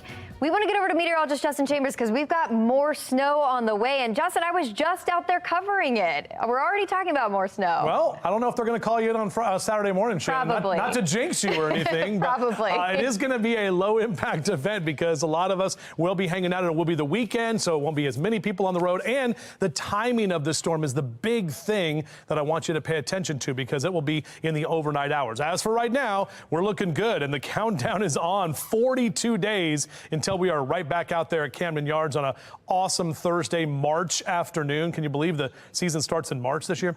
For the O's, at least at home. 26 your temp in Cumberland right now. Across the Old Line State, 30s and 20s. It's made it to 34, so we're just above freezing now in Baltimore. 37 next hour and lower 40s in the 11 o'clock hour. So if you are out for a run or a jog, just go ahead and layer up. It's still on the chilly side here this morning. We're back with your full forecast. We'll talk about how much warmer we get today and then when that snow is going to impact you for the weekend. All right, let's take a look at our Lynn Stoller traffic network. We're getting reports of something happening not in our immediate area at all. It's in Montgomery County in Bethesda. But if you have to head that way, as many people do for work this morning, it's 270 south, right past exit 1. And as you can see in that shot there, a bit of a slowdown in the lanes right there to the left side. We are following the developing news from Kansas City, where investigators are seeking video and pictures that could help put a timeline together about what led up to this deadly mass shooting. Authorities say one person is dead and at least 21 others injured in a shooting at a celebration for the team. He got close to me. I got the right angle on him, and I hit him from behind. And when I hit him from behind, I either jarred the gun out of his hand or out of his sleeve, because as I'm taking him down to the ground, I see the gun on the ground. Kansas City officials say 3 people were detained as part of the investigation, and firearms were recovered at the scene, but police don't know what kind. At this time, investigators are asking for help. They're requesting video, information, anything from the more than 1 million people who were at that Super Bowl victory celebration. In your session 2024 coverage, just 58 days left in the session, and the conversation is intensifying around public safety and accountability. We are putting a spotlight on 3 bills this week. For the first bill, lawmakers are discussing a controversial plan that would scale back charges for certain disruptions on school campuses. Critics, though, call the timing of the bill tone deaf. Then a second bill seeks to reclassify stolen gun charges as felonies, following overwhelming support for the measure in a recent public poll. And then the third bill includes a renewed push to crack down on illegal street racing and stunt driving across the state.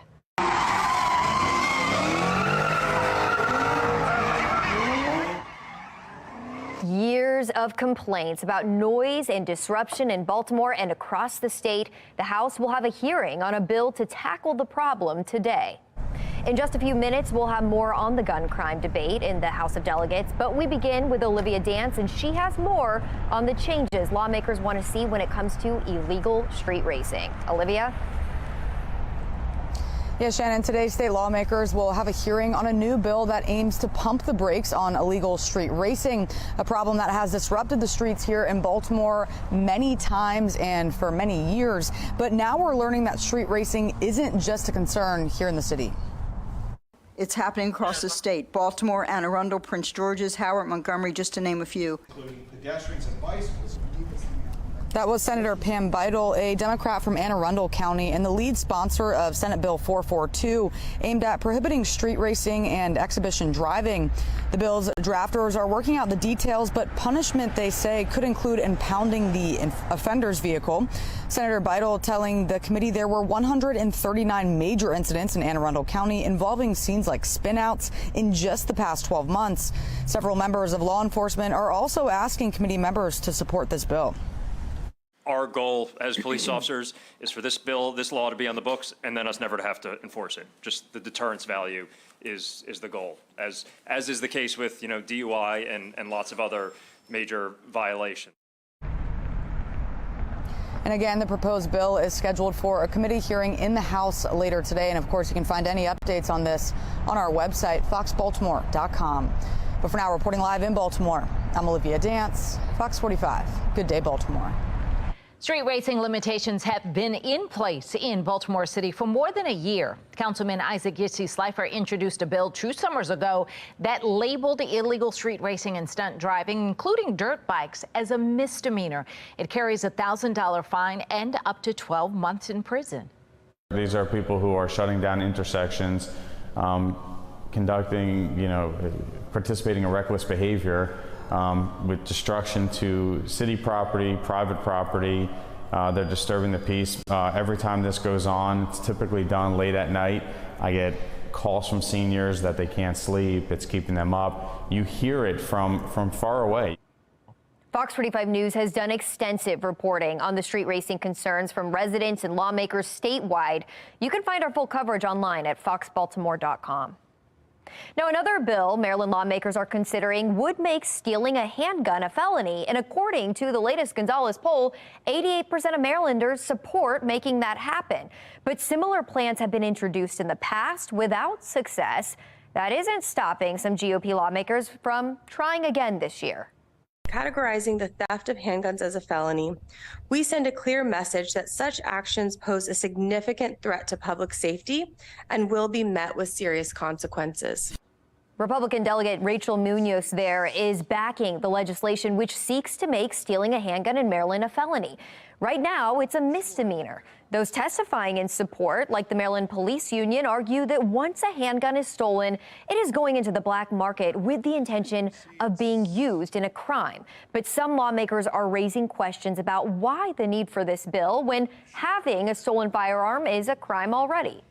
Is there a difference between theft of a firearm versus unauthorized use? There are children walking around the streets right now with illegal possession of firearms because they want to live through the night and wake up tomorrow morning. And so that's possession. But what we're talking about in this bill is people actually actively going into people's cars, into their homes, taking them off people, and stealing firearms to then flood the black market.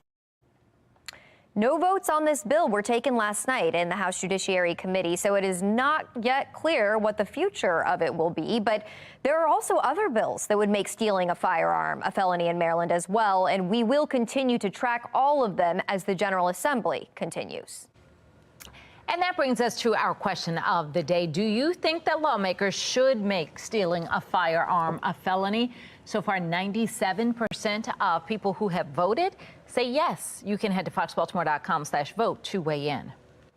Now, the third bill that we are highlighting this morning would block students from facing criminal charges for disturbing school activities. That's an additional charge often added when a violent crime happens on school property.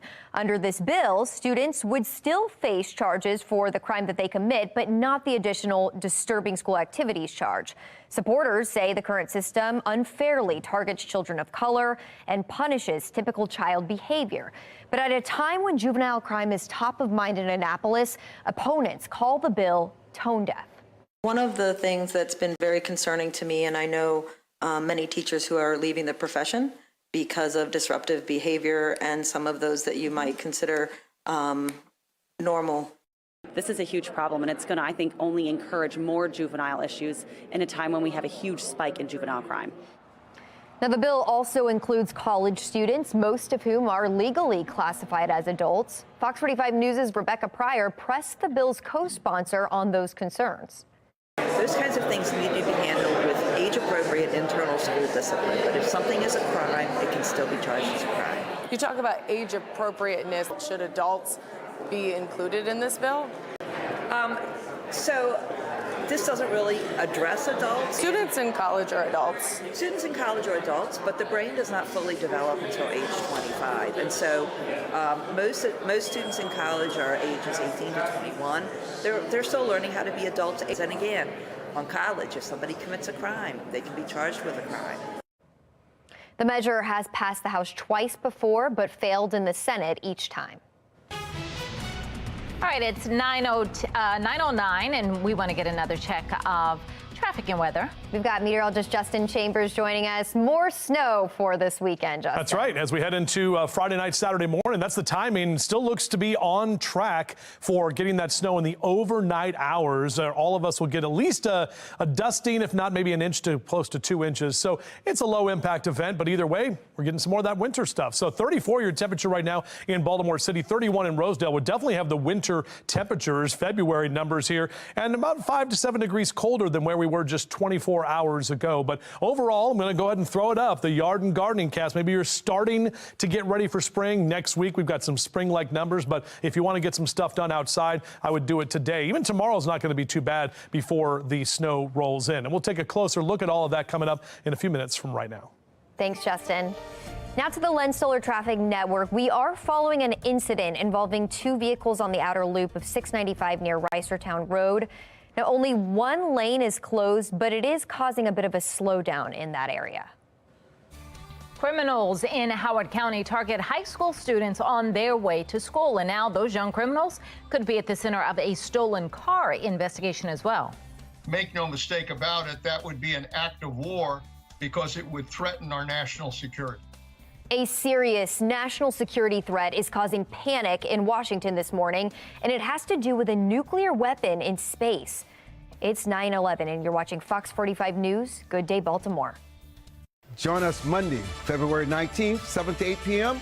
WBFF, Fox 45, where Governor Wes Moore will join us for Your Voice, Your Future. I'm Armstrong Williams. Don't miss it.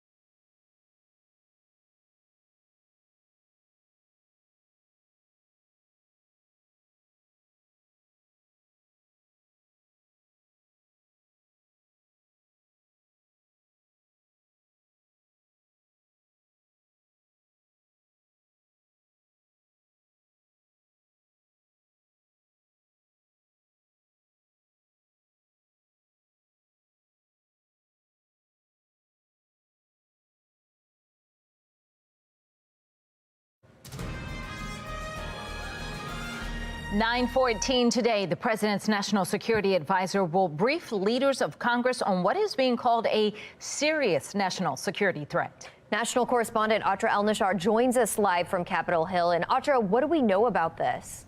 Hey, good morning, Shannon and Patrice. Well, many outlets are citing sources saying it's got to do with Russia's desire to have nuclear anti-satellite capabilities in space, but nothing is publicly confirmed.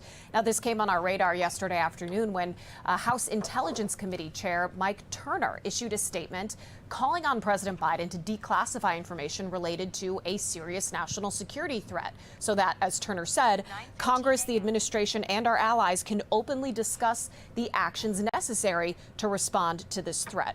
Turner also said it's an urgent matter about destabilizing foreign military capability. Shortly after, though, an interesting statement came from the leaders of the Senate Intel Committee, and they said that officials need to exercise caution to not disclose sources and methods that may be needed for the U.S.'s response to whatever this threat is. Now, we may learn more today after National Security Advisor Jake Sullivan briefs House leadership and the chairman and ranking member of the House Intel Committee. I should note the Senate is out, so as of today, they are not going to be briefed in person. All right, that's all alarming, Atra. Also, we're getting a real-life look at the consequences of Washington's inaction at on the border policy. Immigration and Customs Enforcement now drafting a plan to deal with the budget shortfall. What's happening there? What are they considering? Right. So the Washington Post was first to report that ICE has drafted this plan that would release thousands of detained migrants and reduce their capacity to detain migrants from 38,000 beds to 22,000 in order to cope with its budget shortfall, which is reportedly to the tune of $700 million in the red. The Department of Homeland Security responding to these reports, a spokesperson is pointing to Congress, as they put it, chronically underfunding them. Now, according to the Post, when Republicans rejected that bipartisan bill on border security and foreign aid last week, that's when ICE officials started circulating this proposal in order to look at cutting costs. And that bill that was rejected, I should note, would have given ICE $6 billion for enforcement operations. All right, Atra, thank you so much. All right, well, it's coming up on 9:17, and we want to get back over to meteorologist Justin Chambers. Yeah, he has a look at our forecast and some possible winter weather coming in. I mean, but we're looking at Camden Yards. So yeah, we're thinking baseball, but talking snow. Right, and it looks nice and sunny right now. Well, and it's awesome because the guys and folks down there in Sarasota getting things going. You know, we have pitchers and catchers starting getting their first stretches on and everything today, and they'll have that first team workout next Saturday, their first preseason game in the Grapefruit League, right? Because the other one is what's the other league? The Grapefruit League and the one that's in Arizona? No one? Nope, don't know. She's like, what? All right. It'll come to me eventually. Anyway, I thought Jack would know. Oh, Jack's not back there. All right. Anyway, our live cam over downtown Baltimore. Yeah, we're 42 days out officially. That's the real baseball that's going to be here Thursday, March 28th. So only 42 days away. We get to start on the last Thursday of March right here at home. And that's, a holiday around here, as we know. So it's good stuff for sure. Looking at our HD radar, that next weather maker, there's two. So this is the first one that's coming through, bringing snow to the Great Lakes region.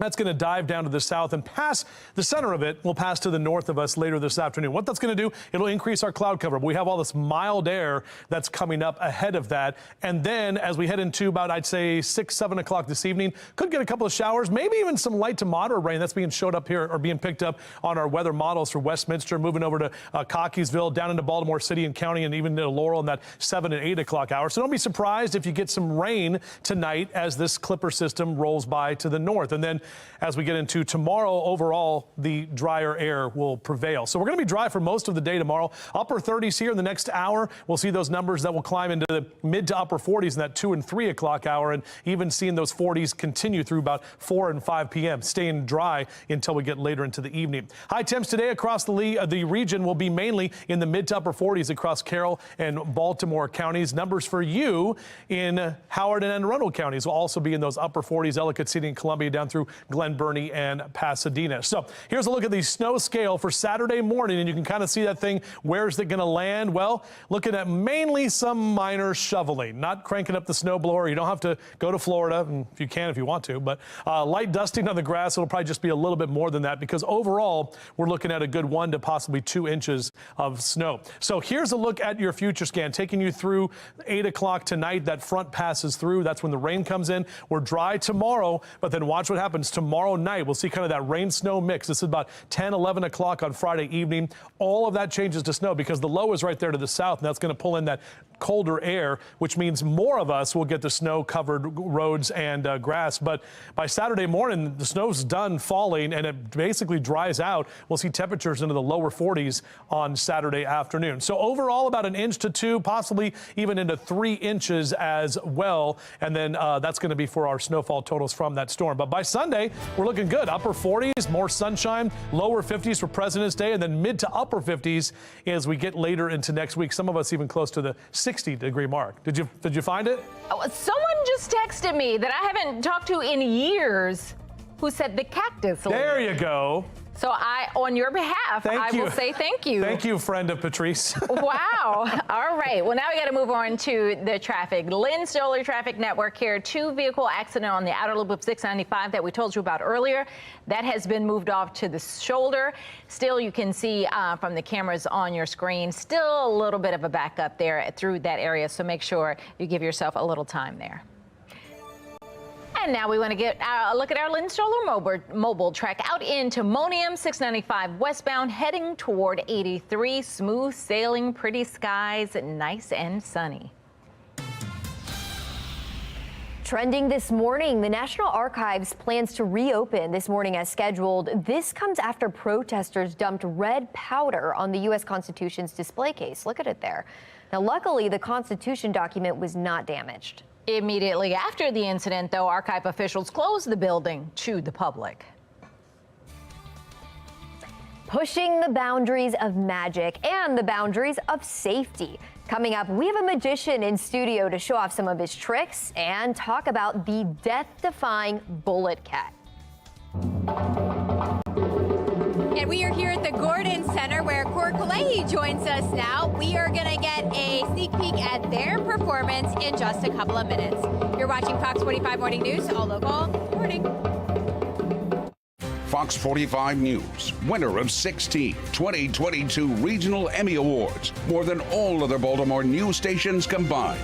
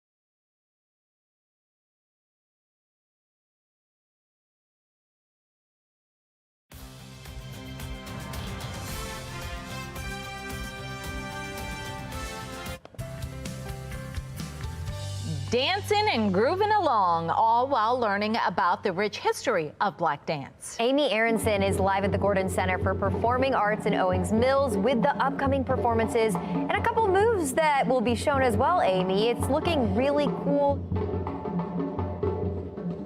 Yeah, the talent on this stage is incredible. I'm here with Camille this morning telling us all about it. Who are we hearing right now? Hearing and seeing right now? Yes, so we have Cor Kalehi, which is an African dance and drum dance company based out of Baltimore. They've been in existence for well over 15 years, and we're excited to have them performing tonight at our celebration, which is a celebration of Black history through dance. So they are going to be sharing the love of West African dance here on the Gordon Center stage tonight at 7:30. And the dance is incredible, their outfits are incredible, but the drum players behind them, they have been playing for a while and they don't look tired. No, this is ingrained in their culture. A lot of them have been doing this. A wonderful drummer, Allende, has been doing this since he was like a toddler. So this is a part of their lifestyle that I appreciate them sharing with us today. It is wonderful to see them excited and moving and drumming today. Yeah. This is incredible. It's mesmerizing. Remind everyone when they can see them perform again. Absolutely. So tonight we have a wonderful arrangement of professional companies, dance studios, and dance programs from Baltimore City and Baltimore County performing tonight at the Gordon Center at 7:30 for the celebration. We love it. Awesome. If you want more information, head over to our website, foxbaltimore.com/newslinks. Here in Owings Mills, Amy Aronson, Fox 45 News. Amy, thanks so much. So much talent. That's incredible. Well, a cold morning with slightly warmer temperatures than yesterday, but we are also tracking our next chance for winter weather coming this weekend. Meteorologist Justin Chambers takes a look. That's coming up.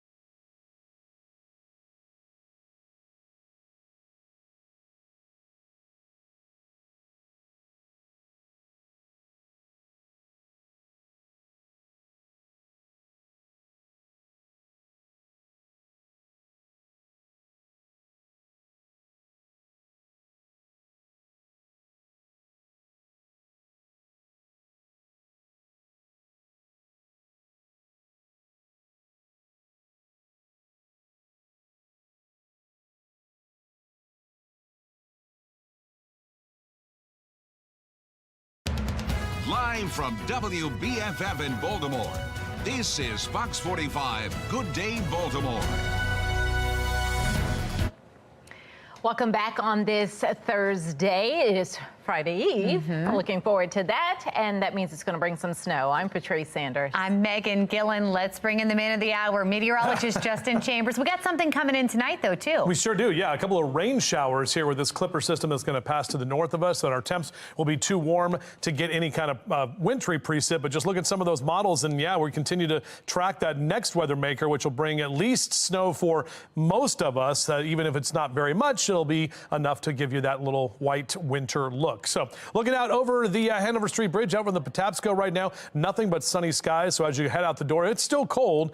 Make sure to grab your jacket, hat, and sunglasses. And yeah, you might need the umbrella later on tonight after about 7, 8 o'clock. But out for a run or a jog, you definitely want to layer up with temps in the 30s and 40s for the next few hours. We'll top out in the upper 40s today, back to the upper 40s again tomorrow, even with the snow coming in Friday night to Saturday. And Saturday's our coldest day, but by the afternoon, we'll be back to the lower 40s. So talk about how quick this weather maker moves out and what we have on the other side of that as we head toward next week. We'll do that in a few minutes. All right, Justin, thank you. We've got your Len Stoller traffic network. There are no major incidents around the Baltimore area, but we're still seeing some backups here. This one, 695, top left-hand side of your screen there. It's due to some road work, so be sure to take it slow through that area. Actually, you're going to take it slow through that area. You might want to avoid it if you can. In a city in crisis, Mayor Brandon Scott makes another move to get homeless people off of the streets, but there are questions about who is going to pay for this new plan. Olivia Dance joining us live as critics are raising questions about the 2 downtown hotels that will house the homeless population. Olivia. Yo, Megan and Patrice, the city says that it intends to purchase these 2 hotels that are on the Fallsway, and the hotels, as you mentioned, will soon be used as housing for the homeless. So right now I actually want to bring in Javal McMahon. Good morning, Javal. Now, we ran into Javal just a few minutes ago. You were actually walking to a job interview, and I know that you're currently experiencing homelessness. So just tell us a little bit about your story, and thanks so much for speaking with us. Well, I've been going through this for about 2 months now. I pretty much fall in the in-between category because I'm single with no children. My sisters and everything that I was living with, they had got put out too, but they are in programs because they have children and loved ones, like a significant other. But for me, like, I don't really like the shelters because I get targeted really easy. Like, my electric bike had just been stolen, and it's like I still have like my computer and my tablet and everything that I use for all of my essentials, and it's really hard trying to get around carrying everything. Like, I have clothes and stuff that I have to change out of. Yeah, I see you with the suitcase here. I'm so sorry to hear that. So you were already aware of this plan when we ran into you. Yeah. Thoughts on the city's plan to purchase these 2 hotels, and is that something you think will benefit you and others? Yes, I think it would benefit a whole lot because what they have going on now is like it's like a extremely temporary type joint, and they only have like a few spots available every now and then, and it's usually, you know, women and children first. So for a person like me, I'm 30, so I'm too old for the youth programs, and I really don't fit in with the older crowd that be everywhere else. So it's really, really difficult for me to find my way in this type of situation. Well, thanks so much for sharing your story. I'm sorry you're going through this. Best of luck to you. Best of luck at your job interview. I know you have that coming up at 10, so I don't want to hold you up. But the city did say that the hotels would be used as temporary housing, not as long-term housing. So that is a regulation that the city says they will be enforcing with these 2 hotels. But for now, reporting live in Baltimore, I'm Olivia Dance, Fox 45. Good day, Baltimore. All right, Olivia, and definitely wishing him luck today.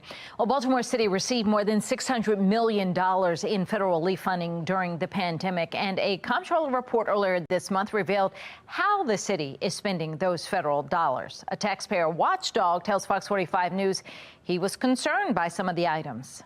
$16 million flowed to the Baltimore Civic Fund. As you know, they're delinquent on the Secretary of State's website with their charitable filings. Number 2 is Healthcare Industry Grant Corporation, $3 million. We didn't know who they are. They're not on the Secretary of State's website as a public charity registered to do business in the state of Maryland. Oh, but the book says the city spent money on a number of charitable organizations that were either listed as closed for business or not licensed as charities in Maryland. An update this morning, just over 6 months into Baltimore's new citation docket, city leaders reveal nearly half of all police citations have been thrown out. The effectiveness of the docket is now being called into question by several Baltimore City Council members. Why is the volume of citations issued so low? It's still a process for us, right, to issue a citation. Even if we see that individual doing something, we still have other policies that doesn't say as soon as we engage, we're automatically issuing a citation. Since the docket launched last July through December of 2023, the state's attorney's office says just 35 citations issued by BPD made it to the docket. This year in January, police issued 8 citations and 6 were rejected internally, meaning that they were legally insufficient to proceed to prosecution. Police saying it often comes down to errors in the language, pointing out officers haven't written citations in a long time.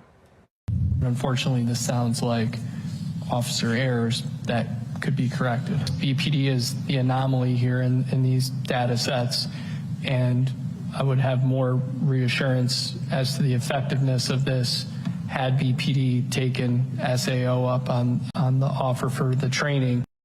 Police are promising to connect with the Baltimore City State's Attorney's Office and close the gap as council members worry the citation docket is not living up to expectations. Now to counties under pressure. Howard County police are investigating whether juveniles and a stolen car are tied to a series of early morning robberies in Columbia this week. Investigators say 4 boys at Hammond High School were targeted on their way to school Monday morning. Less than an hour later, police say they received a call for a group of teens chasing another teen as he yelled for help. Howard County police tell Fox 45 News they located a stolen white van Wednesday and they arrested several juveniles for auto theft. At this point, what the detectives have shared with us is that they were notified by another jurisdiction that a vehicle matching our suspect vehicle description was stopped and is believed to have been stolen, that there were 3 people arrested. Now we need to do the work to see whether or not those young people are connected to our cases. This is not the first time that teens have been targeted in Howard County this school year. Back in November, 2 Centennial High School students found themselves victims of armed robberies while walking home. Police later arrested 3 teen girls from Baltimore. A busy legal week for former President Donald Trump, and it is just now getting underway. Next, what we can learn this morning as the first criminal case against Trump nears trial. And opening day now 42 days away, and the Orioles are making sure they're bringing the heat from last season into this one. Just ahead this morning, the key players who could help bring the team to the World Series. We said it. It's 9:37 now on Good Day Baltimore.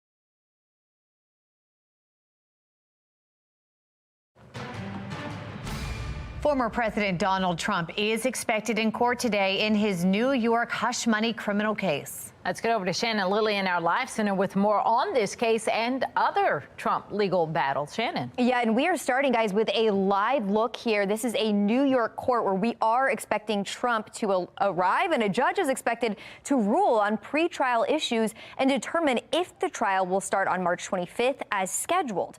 It would be the first of Trump's 4 criminal cases to go to trial. Trump's lawyers are asking for the case to be dismissed, though that's unlikely to happen. Meanwhile, Trump could face a multi-million-dollar judgment tomorrow. That's when his civil fraud trial verdict is expected. This comes as special counsel Jack Smith is urging the Supreme Court not to give Donald Trump additional delays in his federal election interference case.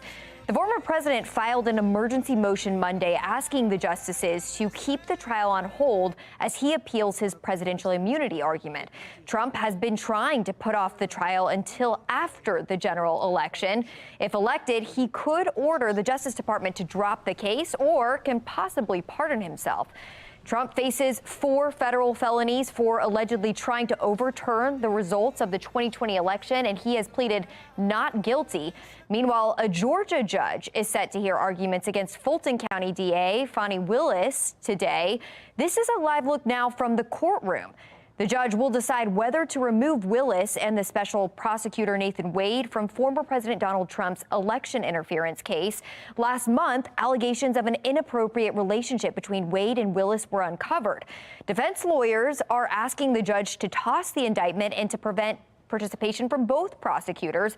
Willis and Wade acknowledged a personal relationship in a filing, but claims it has no relevance to the case. During a hearing this week, the judge explained that Willis could be disqualified if evidence produced a conflict.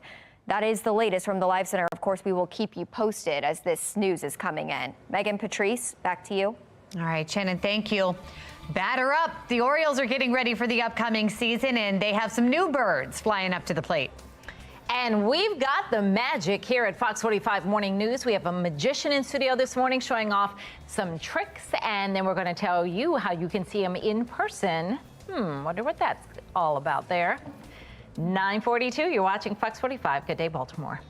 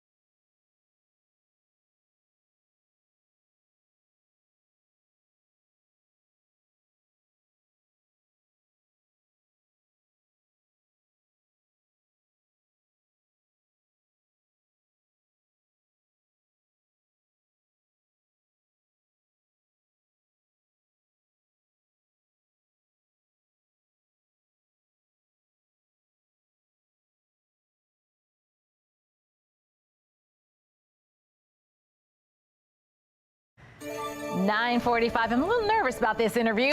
All right, the centuries-old tradition of the bullet catch, known for claiming 12 lives, is about to face a new challenger. Vince Wilson is a magician with Pose Magic Theater, and he's joining us to talk about his upcoming show and to show off some of his magical abilities. Vince, welcome. Thank you for having me. Yes, it is true. It has claimed at least 12 people that we know of. Since the invention of the gun, people have been doing the bullet catch. Okay, and so this is what you're going to be firing. It's this cannon that's going to have an actual bullet come out of it. That is correct. Now, we're not doing that today. Now, this looks like a toy. It does. And it can be a wonderful display piece. However, when armed with one of these ball bearings here, okay, all right, it will shoot one of those at the same velocity of an actual small caliber gun. And so not only are you going to catch it, I was thinking this, you said you're going to catch it with your mouth. I am going to catch it, as tradition states, in my mouth. And so knowing that 12 people died, my question when people want to try new things and I want to do, but why? Oh, well, it's exciting, right? I mean, it's deadly is what it is. That's right. It is deadly. It has claimed the lives of magicians in the past. Penn and Teller are the most recent magicians known for performing it. Steve Cohen of New York, is a famous magician up there, has also performed it and he was injured during that. I'm crossing my fingers for you. All right, so we're not going to do that, but you have a couple other things to show us. Your magic involves the paranormal? That's correct. There's definitely some aspects of that, the supernatural and the paranormal that I add to my show. Would you like to see a demonstration? Would you mind volunteering for me, actually? It depends, but go ahead. I'm game for a moment. Okay. All right, so here's what we're going to do, all right? Okay. In a moment, you might feel a tap on your shoulder, back, or I don't arm. like this already. Okay, so if you feel a tap on your left side, you're going to lift gracefully like that, your left arm up like that, and bring it back down again. You feel on the right side, similarly up and down, like a swan, okay? Okay. All right, face the camera, please. All right, put your hands to your side. Close your eyes and remain absolutely silent.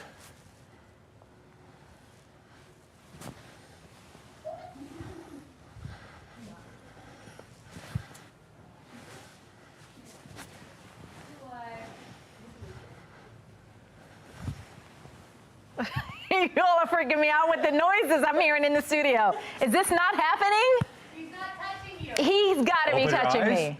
Now, I hear him moving around me. Everyone in the studio, loud enough so it gets caught on the camera. At any point, did I ever touch her? No. All right, so I'm gonna. Somebody else want to finish this because that just is weird. All right, you have another trick. I'm a little nervous. Are you familiar with Burkittsville, Maryland? Anyone ever heard of it?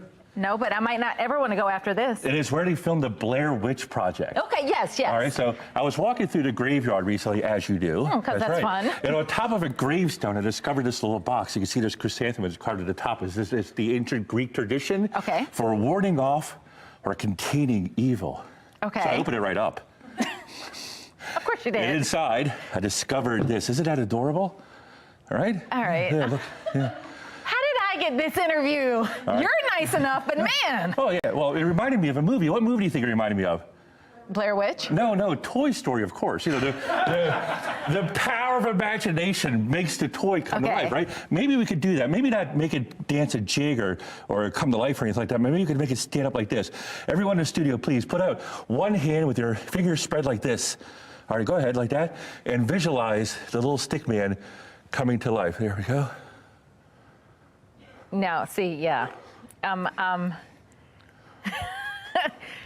right, Vince, where can people find you? You've got a show this weekend. I'm trying to speed this along so I can move away because this is all strange. Should the little stick man visit your? Thank you very much. Should the stick man visit your room tonight? See, stop. Where can people find you? Pour some salt on it, set on fire. You should be fine. Okay, so you can find me at Pose Magic. That's P-O-E-S as in Edgar Allan Poe. Okay. PoseMagic.com.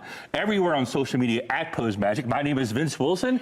And when is the bullet catching show? The bullet catching show will be performed this Friday at the Lord Baltimore Hotel in downtown Baltimore, the historically haunted hotel. So get your tickets so you can be as jittery as I am right now. Let's just send it over to Meter Yvonne, Justin Chambers. I need you to hold the hand. Everybody hold the hand up in the studio. So you Oh, that felt good. Thanks, buddy. I can get medication for it. That's good. All right, so That's a good thing to do. Yeah, now Friday night, we know we have some stuff coming in, but most of the winter weather is going to be in the overnight hours. So if you do have Friday night plans to head out to the hotel and check this show out, again, just kind of know that some winter weather is headed our way. 34, your temperature right now in Towson. Scary for some, but maybe not for others. This is our weather maker number 1 that's going to bring in the potential for a few rain showers later today. This is the snow that we're seeing in the Great Lakes region. That area of low pressure going to track just to the north and to the east of us. So later this afternoon, we will see more of that mild air. Those are the arrows right there. That's the red and the milder air that'll be here ahead of that cold front. 6, 7 o'clock tonight, a couple of light rain showers. Carroll County, Frederick County, into Baltimore, Howard, and Harford County, even out toward areas in Chestertown there for Queen Anne's and Kent County and Cecil County as well. Now, it's not a lot of rain, just a couple of little light showers here and there. So golfers, if you do want to get out there today is the day. Tomorrow going to be a little bit breezy to windy, so not much wind today. The southerly wind is going to kick up through the afternoon, but overall we're talking mid to upper 40s if you do want to get outside today. Upper 40s here for you. Columbia down through Laurel at 49.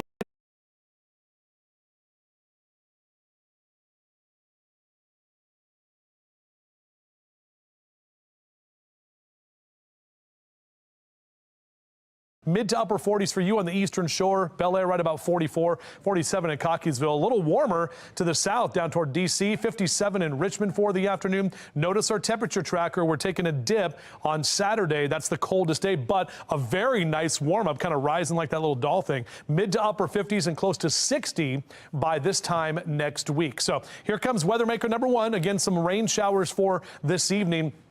Dry for the most part most of tomorrow. After about 7, 8, 9 o'clock, that's when things are going to change. We'll see a rain snow mix here. Then all of the blue works in with that area of low pressure, bringing in that colder air through about 4 o'clock Saturday morning. Continuing to see those showers, but by 7, 8 o'clock in the morning Saturday, it's out of here. And then we'll see the colder air, but overall we'll be in the 40s for the day. So any of that snow that we do get, and we're looking at about a good 1 to 2, maybe 1 to 3 inches area wide overall. That should be gone or starting to melt away as early as Saturday afternoon. And your 7-day forecast looks pretty good. President's Day weekend, Sunday, not too bad. Lower 50s on President's Day Monday. And as I mentioned, we're drier and warmer through the middle of next week. All right, Justin, thank you. You got some sage and garlic for I Patrice. need something. I need to get the jitters and whatever he put on me off me. There's only one thing that can change that. This kind of magic. Orioles magic. We got spring training underway in Sarasota. Be More Lifestyle host Mark Clark joining us now with the changes that we are seeing in the team. Stop it. Do the Patrice. I'm not feeling good Something's about touching this. you. I don't like it. The hype is growing as we look ahead to baseball season. Orioles spring training is now underway, and after last season, we're feeling hopeful. The Orioles claim the American League East for the first time since 2014 and has new players joining the team. Some important spring training dates to keep in mind. Pitchers and catchers have their first workout actually today. Position players will report next Monday, and the first full squad workout will be held next Tuesday with the first spring training game next Saturday against the Boston Red Sox. After this break, a final look at the forecast with our man, meteorologist Justin Chambers, as he's tracking our next winter weather maker. Stick around.